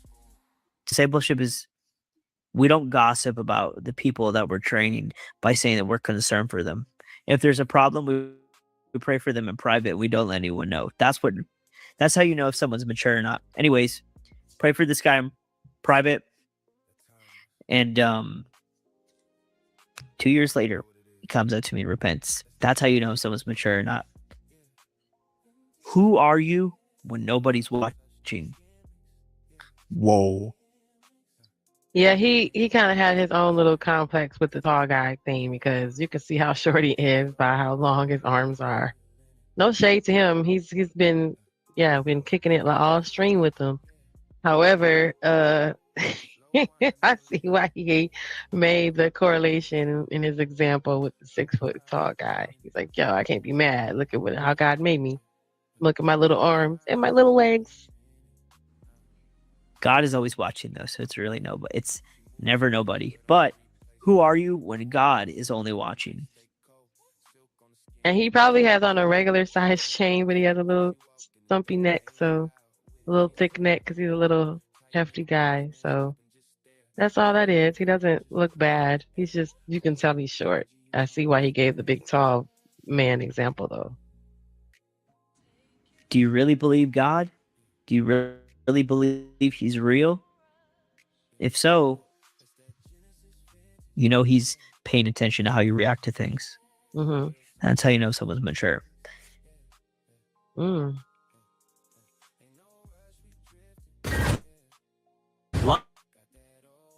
Wow, that is interesting to see and hear. That's how he's always watching. I could fake the whole Christian thing to you. I could be on this podcast right now, like this, saying praise God every other word. And then, you know, that makes me think of, not to say, you know, what's his name, Jamal Bryant and his wife. I mean, there's a lot of vanity in that. There's a lot of like Christian costume in that whole, you know, and then, you know, with the dress debacle, there's just something to say about maybe he's right. And a God who preaches the gospel, you would never know. You would never know if I was not like that in private. Wow. Only God knows. Have mercy. And that's the scary part, bro. You gotta test every spirit, see if it's from God. I'm not saying that to be like cynical and try to call everybody a false prophet and a false teacher. Shout out to Cynical. Hey, Cynical. See? Everywhere I go, I told you that Cynical was popping up. But yeah, look at that though. You got to test and see, because how would you ever know until behind closed doors? We wouldn't even think of Pastor Jamal Bryant as being any kind of freak or any type of anything, except for you see this dress and you're thinking, okay, well, at least you kind of see his taste. His taste is, you know, what we saw. So now we have to can't unsee it. You can't unknow it. You know, he's got a little. His ex-wife is also beautiful and curvaceous and body, you know, yada yada yada. Because that stuff is whack. That stuff is cringe. What do you mean? Oh, this person threw up a peace sign. He's a false preacher because the peace sign was created by the devil. Like, bruh. Okay, buddy. That's somebody who actually needs deliverance from schizophrenia. But I won't get it. But I just say that to say this. Like, you have to really be careful. Not to where you're like overly paranoid, because that's also kind of weird. But don't. Even me. Pray about me. Straight up. I don't care. I got nothing to hide. Ask God if I'm legit or not. But don't let somebody's charisma or eloquency or zeal. Wow. Because before Saul became Paul, was he not zealous for the traditions of his forefathers according to the word of God while killing us? Come on. Don't let the behavior fool you. Yes, the behavior can be good fruit from what the Holy Spirit is doing in you, but don't let that be the deciding factor. And people get church hurt. It's like, dude, you trusted your feelings. You got deceived because you thought that if someone performed. See, he said that people get church hurt. See, we talked about that earlier, how they just be like, look, I'm not trying to be like that. I'm not trying to go that direction. Look what's happening to you. You know, the pastor is having a relations with the youth minister. I mean, it is what it is. You know, you can't explain why you see some of these babies out of nowhere in this relationship between this youth pastor or this, you know, women's ministry pastor and all this. Like, yeah, it's all kind of hoochie and going on, and extra activities going on, gossiping, folks fighting, arguing, all type of stuff. So yeah, dudes. Well, that meant that they were right with God. Mm-hmm. I don't even do videos with people that I haven't known for like a year or two. Wow. You know how many people want to click up? They want to link up, brother. We should do this. We should do that. I'm not here to make content with you people. What's your walk like when nobody's looking? Come on, man. Because what this podcast that you have is an altar, bro. Somebody's operating with. Okay, but do you think like nobody see you, or do you think like God just don't be paying attention? That cracks me up sometimes. But that's something I want to know from y'all. Black Lexicon, do you think, and Seneca One, if y'all in the chat, do you think God see you all the time, or do you think sometimes he just like you just behind the bushes and he don't see you and you just be doing stuff sneaking? Some foul spirit that gets attached to your altar. It's bigger than making videos, Ezekiel. It's an altar, bro, that you got to protect. Wow. You got to pray about everything. I'm not trying to like lecture you. I'm just saying, like, because this is something that I learned. You have to pray about everything. Even if it's like, oh, I know this is going to go viral. I know that God is going to use this. But it's like, are these people smoking dope and fornicating behind the scenes? Are these people getting blackout drunk? But then when they're on a podcast, they're talking about God's grace? Come on, man. You got to really walk with somebody, bro. Like, I'm out here. I'm not trying to be making content. I'm trying to co-partner with people who are after God, whose altars are pure, bro. I can't, because then you taint yours and you did nothing wrong except for praying about it. But that's an open door too when you co-sign people who are not walking with God like that. You didn't do nothing wrong except for not pray about it and say, oh, should I partner up with this person? Should I pair up with them? Should I connect with them and build? And then you didn't pray about it. You didn't go whoever you want to believe you believe in. You didn't pray to them and ask them for no God type of guidance. You just jumped into this, and now you got a whole juju on you that has nothing to do with you. I want to talk about this. And and this might be kind of like our segue. Um, so we're trying to find that balance between identifying people that don't bear fruit and what is the extreme of, because you talked about being someone that doesn't attack people and just not trying to bring other people down behind closed doors and all of that stuff. So one side is, what does it look like to be believers, to call out wrongdoing amongst believers? Because right now, like you said, test every spirit. I'm going to tell you where this comes from. The way I read Matthew chapter 7, it starts off with judge not.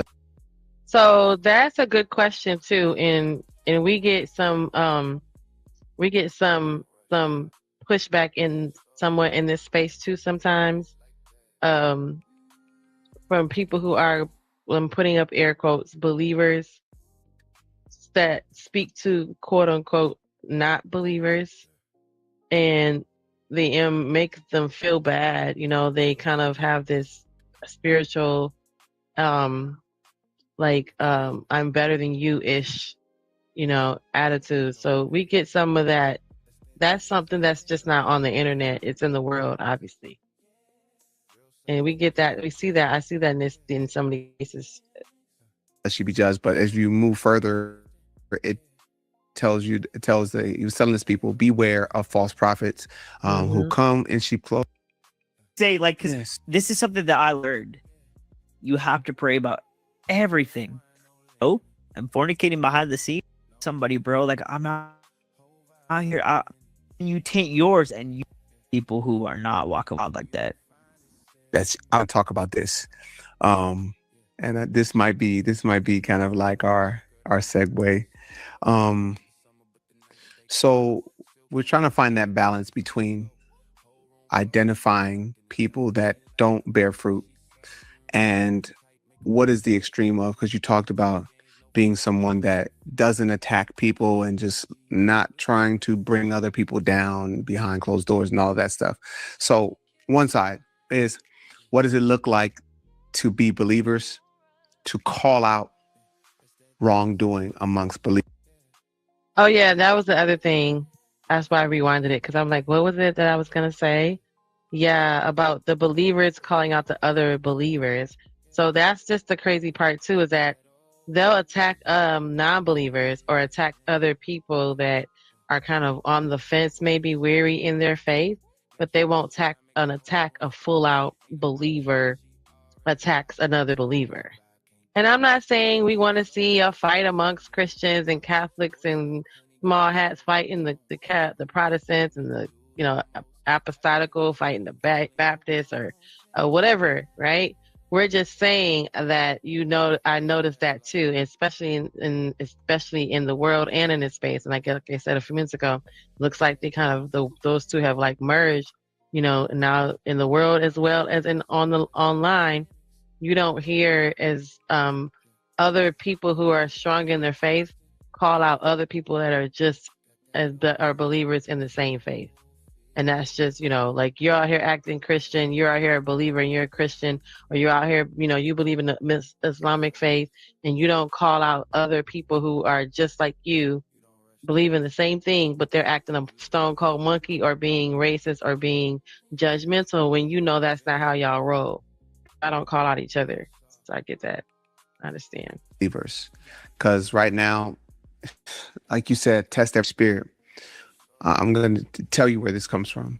The way I read Matthew chapter 7, it starts off with judge not lest you be judged. But as you move further, he was telling his people, beware of false prophets who come in sheep clothing, but inwardly they're ravenous wolves. And so I thought it was very specific and intentional for the Lord to use the sheep wolf illustration for this, because as the good shepherd, is always mindful of the sheep. And so if he's projecting and teaching people to teaching other sheep to be mindful of wolves, then he's teaching from the heart of the shepherd. I want you to wear the heart of the shepherd when you look out for wolves, which is to say, the heart of the shepherd is always there to protect other sheep. It is more about protecting sheep than it even is about wolves, because his heart is after sheep. So my question is, how do we not go on witch hunts for wolves, focus on sheep, and where's that balance? Because we do need to be mindful of these wolves. We do need to expose the wolves. But then we can also go on a campaign to just try to start finding everything that other sheep do wrong, find every speck in the eye of every believer, and claim that we're trying to protect sheep. So what's that balance? In Ephesians, you know, the chapter that talks about have nothing to do with the unfruitful deeds of darkness, but rather expose them. Yes. Is that Ephesians 5, right? Yes. If you read the full chapter, how do we expose darkness? If you read the full thing, it's by being the light. The author of Ephesians is talking about being the light of Christ. That's how darkness gets exposed. So, how do we expose wickedness? By walking in the truth, by showcasing the truth, and then people are going to be like, something's right here, something's not right here. You give them the reference to what they should have rather than pointing out what they don't have. That's how you do it, bro. Could I make videos calling people a false teacher? Sure. I know it's going to... why would God be pleased with that? And I know there's probably going to be people watching this that will make a video about me now, you know, and that's the scummy nature of all that, is they're just waiting for someone to say something that they disagree with. But you think God is like pleased with that? Now, I understand there are scandals, there are things. Let the law handle it, let the authorities handle it. You know, people have got exposed for doing disgusting things, you know, and it's sick. Yeah. I've watched documentaries like about it. And it's sick. So I'm not against. Just like when we started off the video, when we dove into the heartbeat, you know, the eating the babies and, you know, eating their intestines and eating their bile because of the, you know, the youthful effect, right? We know that there are some disgusting things out there. Against that. But it's at the heart of Christ. We're just waiting to pounce on somebody, bro. As soon as they make a mistake. I had a friend who, and I had to repent to him, but he deleted a video because there was something in the video that, you know, he had done that wasn't necessarily in line, right? Right. And I called him and I was like, dude, I should have told you about that because I saw that. Like, I just felt like something wasn't right with that. He's like, bro, I wish you would have told me. Because why? Anointed man of God. Now the whole internet is like, okay, there we go. False prophet. Boom. When he genuinely felt bad about it and repented on his own, people still tore him down. Is that the heart of Jesus Christ? That's the heart of the devil, bro. It's ridiculous. It's ridiculous, dude. You know, and thankfully that's hasn't happened to me. But it probably could one day. Who knows? You know? Right. No, it has. Like, I've had some people, they only get like 100 views on their videos. They call me a false teacher or whatever. but like, you know, yeah, I don't know, man. People really like how the devil's literally destroyed the world and we're too busy fighting each other. Like, look around. Your world is being destroyed before your very eyes. Like, the generation, the life that you thought you had doesn't exist anymore. Like, everything is changing, bro. Our world is literally, like, we're in the end times. AI is a big indicator of that too. And you're too busy fighting each other. Oh, he said AI is a big indicator of that too. Remember that AI video I showed you guys about the guy that turned himself into a woman and he was on FaceTime? See? Hey, this world is crazy right now. It's pathetic. Like, it's pathetic, bro. We're literally in the last days. And you want to nitpick at every little thing? Oh, that person's a false teacher because their eyebrow has a slit in it. Bro, the devil's destroyed our communities. We're having record high options, record high divorce rates. Our country is literally under siege. Satanic pedophiles run our world, and you're focused on somebody's eyebrow? Wow. I guess for some reason, for some people, that 1 Corinthians chapter 12 doesn't apply because, it talks about various gifts, same spirit, various offices, same spirit, various functions, same spirit.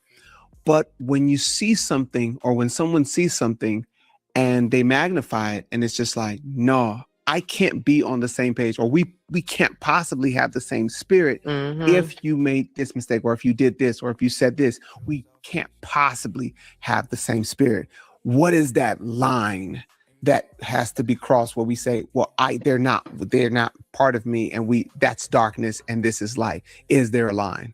Yeah, the word of God is the line. Are they teaching heresy? Are they teaching heresies that the church fathers refuted? Are they denying the divinity of Jesus Christ? Are they saying that the gifts aren't for today? Are they saying that Joseph Smith was a prophet?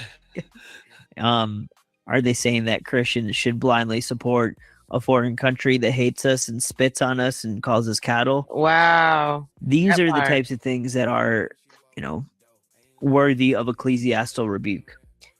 But over us, like, small differences, really, dude? What's even the point? None of us are perfect. We're all gonna get something wrong in this life. It's the human. It's like the human nature, bro. So it's like, you want to nitpick at everything that you believe is wrong. You're gonna be picking for life. Want to find something wrong with me? You'll find it. I'm not a perfect person. I have the righteousness of Christ in me. Praise God. Without that, I'm a wreck. I'm only good because God lives in me. That's it. There's nothing good in my flesh, bro. That's why I kill it. Oof. Wow. What you say? Judgment Day is near. Okay. Y'all, I got some bomb macaroni and cheese. And I sure like it, but I don't eat a lot of macaroni and cheese. But every now and then I get a good meal. And that's what I wanted today, was a good meal. I'm about to give you some more water, sugar. It's Mr. Puppy. He needs a little more water. We'll see how you like that. So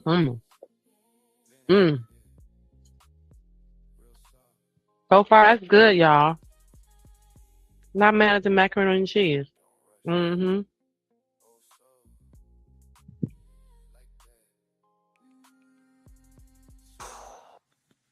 Like, my flesh literally has nothing to offer.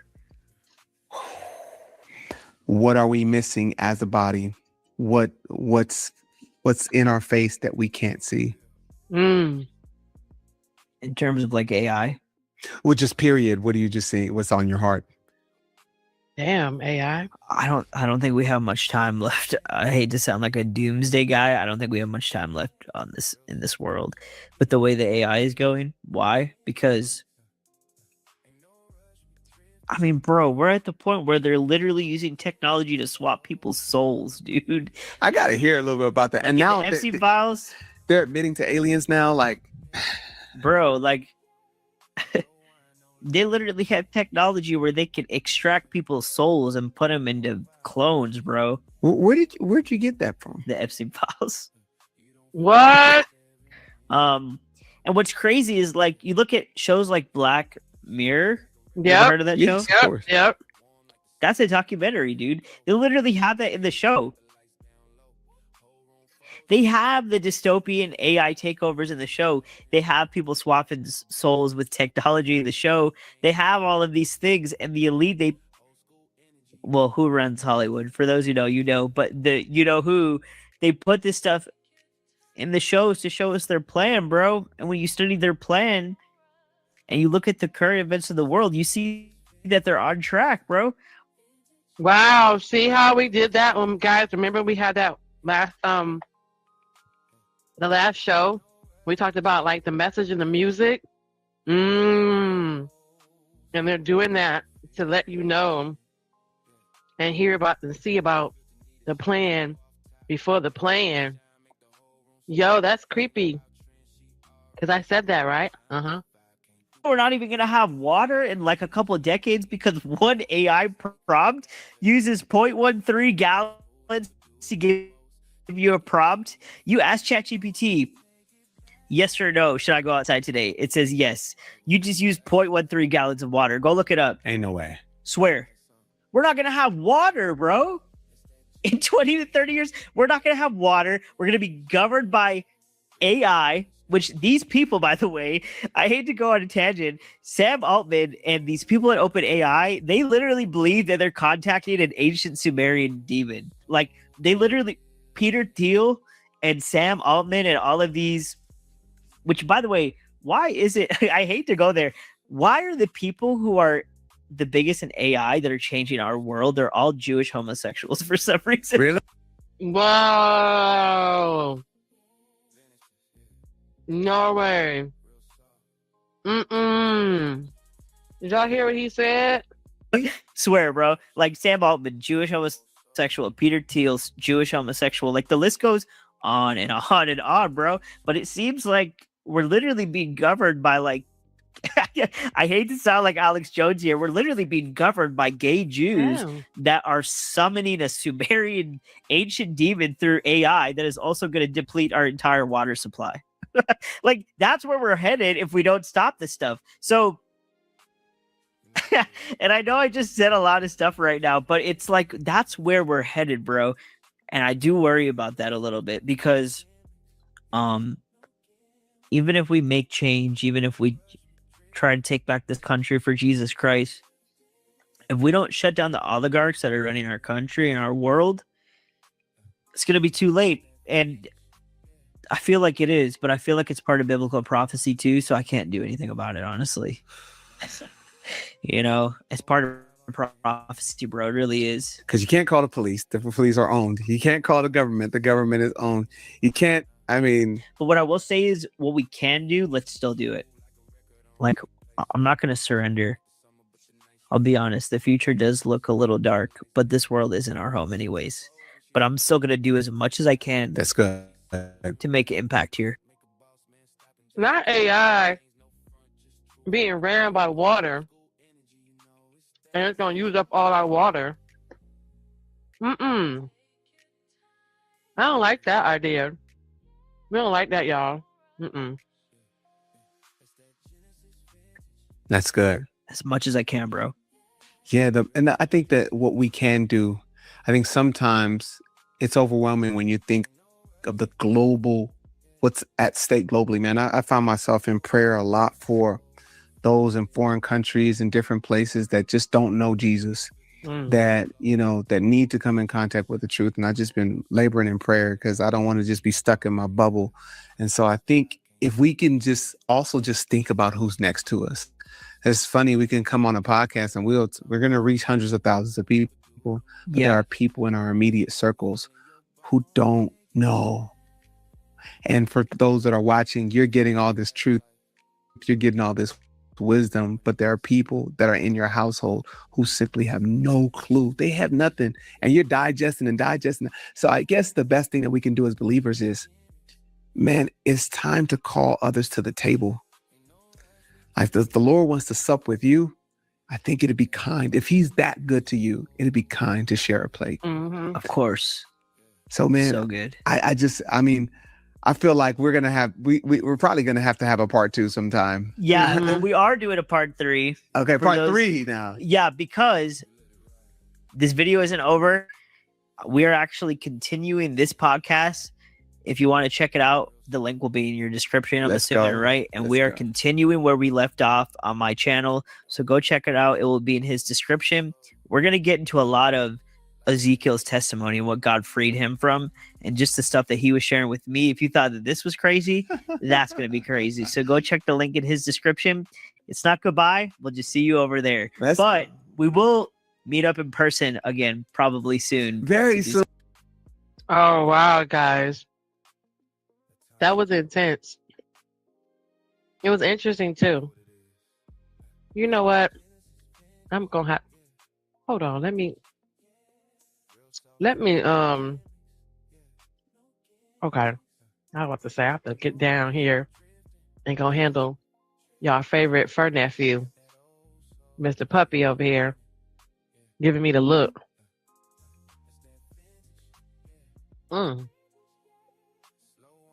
Y'all, this has been a fun 6.5 and some change hours. Are you making the bed? Y'all, my dog is making the bed. He is making the bed that's already made. I don't know why he does this. It's a funny thing that dogs do. But we'll talk about that on Sunday because we'll have another fur baby show. We'll have another My Spirit is Animal show. I gotta make some return calls and I'm gonna log off, y'all. This was an interesting breakdown of spiritual deception. How, like, will it have you thinking that you out here losing your mind and it's not, and it's really been the trick of the enemy the entire time, you know? It's really been him planning and strategizing to destroy your life or to affect your life so drastically that you go get some medication, child. You go get some medication and then you can't live without the medication. That's even crazier. That's even crazier. So I'm going to go. Okay. I'm going to go and tackle some things I need to tackle and take this big old 70-pound puppy outside. He up here playing with his cookie. I wish y'all could see this. It's funny. He's got a cookie and it's on the blanket. But then he keeps folding the blanket and then he'll get the cookie and then toss it back in the blanket and then fold the blanket and then go back and look for the cookie. So he just played hide and go seek with himself. There's your cookie. There it is. Oh, now you got his cookie. So, I hope you guys learn something too when I have these videos. I hope y'all, support and show love, and eventually you guys can get used to using the Cash App and hopefully I'll be monetized at some point. We'll have some good content coming through. I'm going to do content. I'm going to do content regardless if you like it or not. That's just, I want to do, and I feel it's responsible to tackle and address certain topics. So thank y'all for rocking out with me with this whole 6.5, almost 7 hours. I almost got a few more minutes to 7 hours. I'm going to rock out with the song. I'm going to let the music play, and then I'm going to play my little outro, and then we're going to be out of here at probably at 7 hours. So I'm going to let this rock out, you guys. Thank you for showing up. Thank you for hanging out and staying all the way to the end. And I'll see y'all next time. It's that vintage, yeah. Slow wine, no limit. No limit. Whole vibe authentic. Yeah. You don't find this every minute. Yeah. She move like a record on replay, slow. Warm like the summer, but the nights stay cold. Silk on the skin, got the lights down low. Whole room froze when she walk in the door. Ain't loud with it, she subtle and rare. Tight, make a boss man stop and just stare. No games, no front, just truth in the air. Old school energy, you know it's there. Take your time. Yeah. It's that Genesis vintage, yeah. Vintage, yeah. Real soft touch, no gimmicks, yeah, yeah, yeah. Ain't no rush, we drifting, yeah. Got that old soul feel in it. Glow off top, natural. Like button on the way in. What? I thought we are friends. How you doing today? Are you liking what I'm doing so far? Then let me know. Then hit the like button. I wanna thank you, yeah, you. Thank you for chilling. Thank you for stopping by. And thank you for sharing the love. I'm so glad we came together to converse and chop it up and break it down. So come and talk to me. I promise to bring good content. If you promise to hit the notification like they are free, like do that for me. Like they are free, like it's easy, you'll see. Like comment, share and subscribe.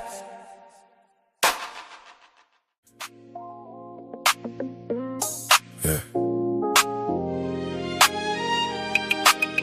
That old feel. That timeless. You know what it is. That's that Genesis vintage, yeah. Vintage, yeah. Real soft touch, no gimmicks, yeah. No gimmicks. Ain't no rush, we drifting, yeah. Got that old soul feel in it, yeah. It's that vintage, yeah. Slow wine, no limit, no limit. Whole vibe authentic, yeah. You don't find this every minute, yeah. She move like a record on replay, slow. Warm like the summer, but the nights stay cold. Silk on the skin, got the lights down low. Whole room froze when she walk in the door. Ain't loud with it, she subtle and rare. Tight, make a boss man stop and just stare. No games, no front, just truth in the air. Old school energy, you know it's there. Take your time. Yeah, don't rush. It's that Genesis vintage, yeah. Vintage, yeah. Real soft touch, no gimmicks, yeah. Ain't no rush, we drifting, yeah. Got that old soul feel in it, yeah. No filter needed, she glow off top. Natural shine, make the whole room stop. Ain't about trends, she already hot. Timeless vibe, can't duplicate that. Slow conversation, she leaning close. Voice like honey, got a velvet tone. Every move smooth, never do the most. Type of energy you feel in your bones. Take it back. Way before the fast life, when it meant something, yeah. It's that Genesis vintage, yeah. Vintage, yeah. Real soft touch, no gimmicks, yeah. Ain't no rush, we drifting, yeah. Got that old soul feel in it, yeah. That timeless, yeah. You don't rush that. You let it ride. Vintage, yeah. Vintage, yeah. Real soft. Don't rush that. Oh, so like that. Smooth.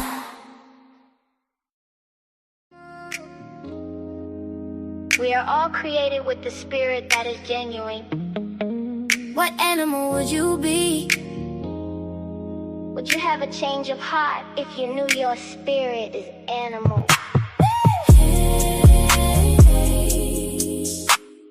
Welcome to the vibe, come explore with me.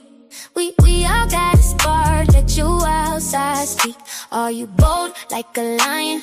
Up calm like the sea. Every spirit got a rhythm, let it move you with ease. It's the place where the heart meets the mystery, where your fur, baby, soul meets your destiny. So sit back, relax, let your truth run free. My spirit is animal, 'cause your spirit is animal. Come find what it means. Is animal, 'cause your spirit is animal. Are you curious to see? Is animal, 'cause your spirit is animal. Do you know what it means? Bo like a lion. Come find what it means. Come like the sea. Come find what it means. Fur, baby, soul. We all have one of these. Every spirit got a rhythm. Let it move you with ease. Animal. My spirit is animal. My spirit is animal. Every spirit got a rhythm. Let it move you. My spirit is animal. 'Cause your spirit is animal. Come find what it means. Is animal. 'Cause your spirit is animal. Are you curious to see? Is animal. 'Cause your spirit is animal. Do you know what it means? Is animal. 'Cause your spirit is animal. Do you know what it means? My spirit is animal, animal, animal, animal. My spirit is animal. Lions, tiger, bears. Oh my. My spirit is animal.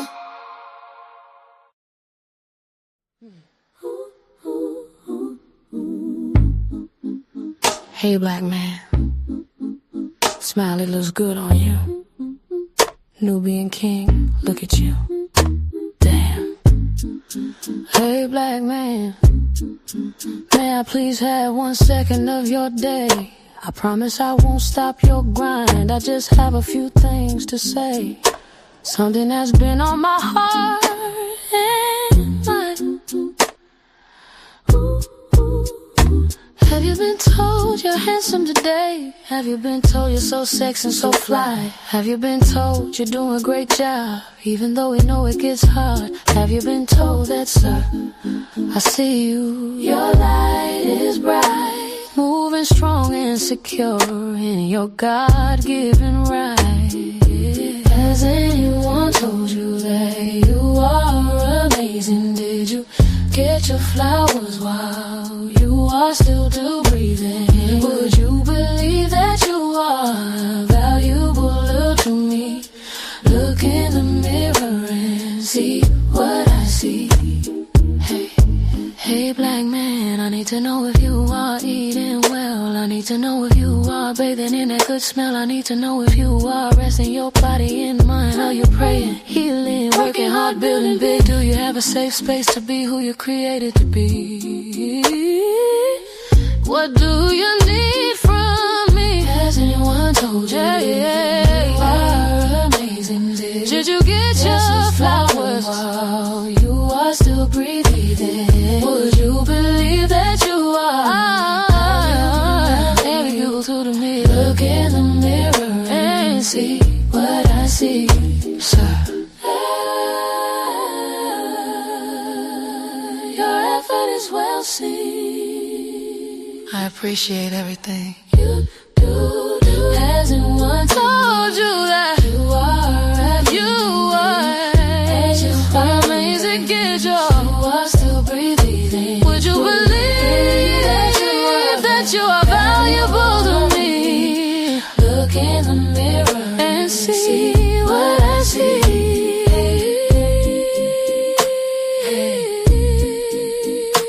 Black strength is God-given. Oh, you are a royal creation. Your smell, your eyes, your mind, your love, your heart, your body is amazing. Has anyone told you all you are? Told you all. Get your fly bathing. You are still breathing. Would you believe that you are valuable to me? And see what I see. Damn, I love me some black man. Damn, I love me a black man. Damn.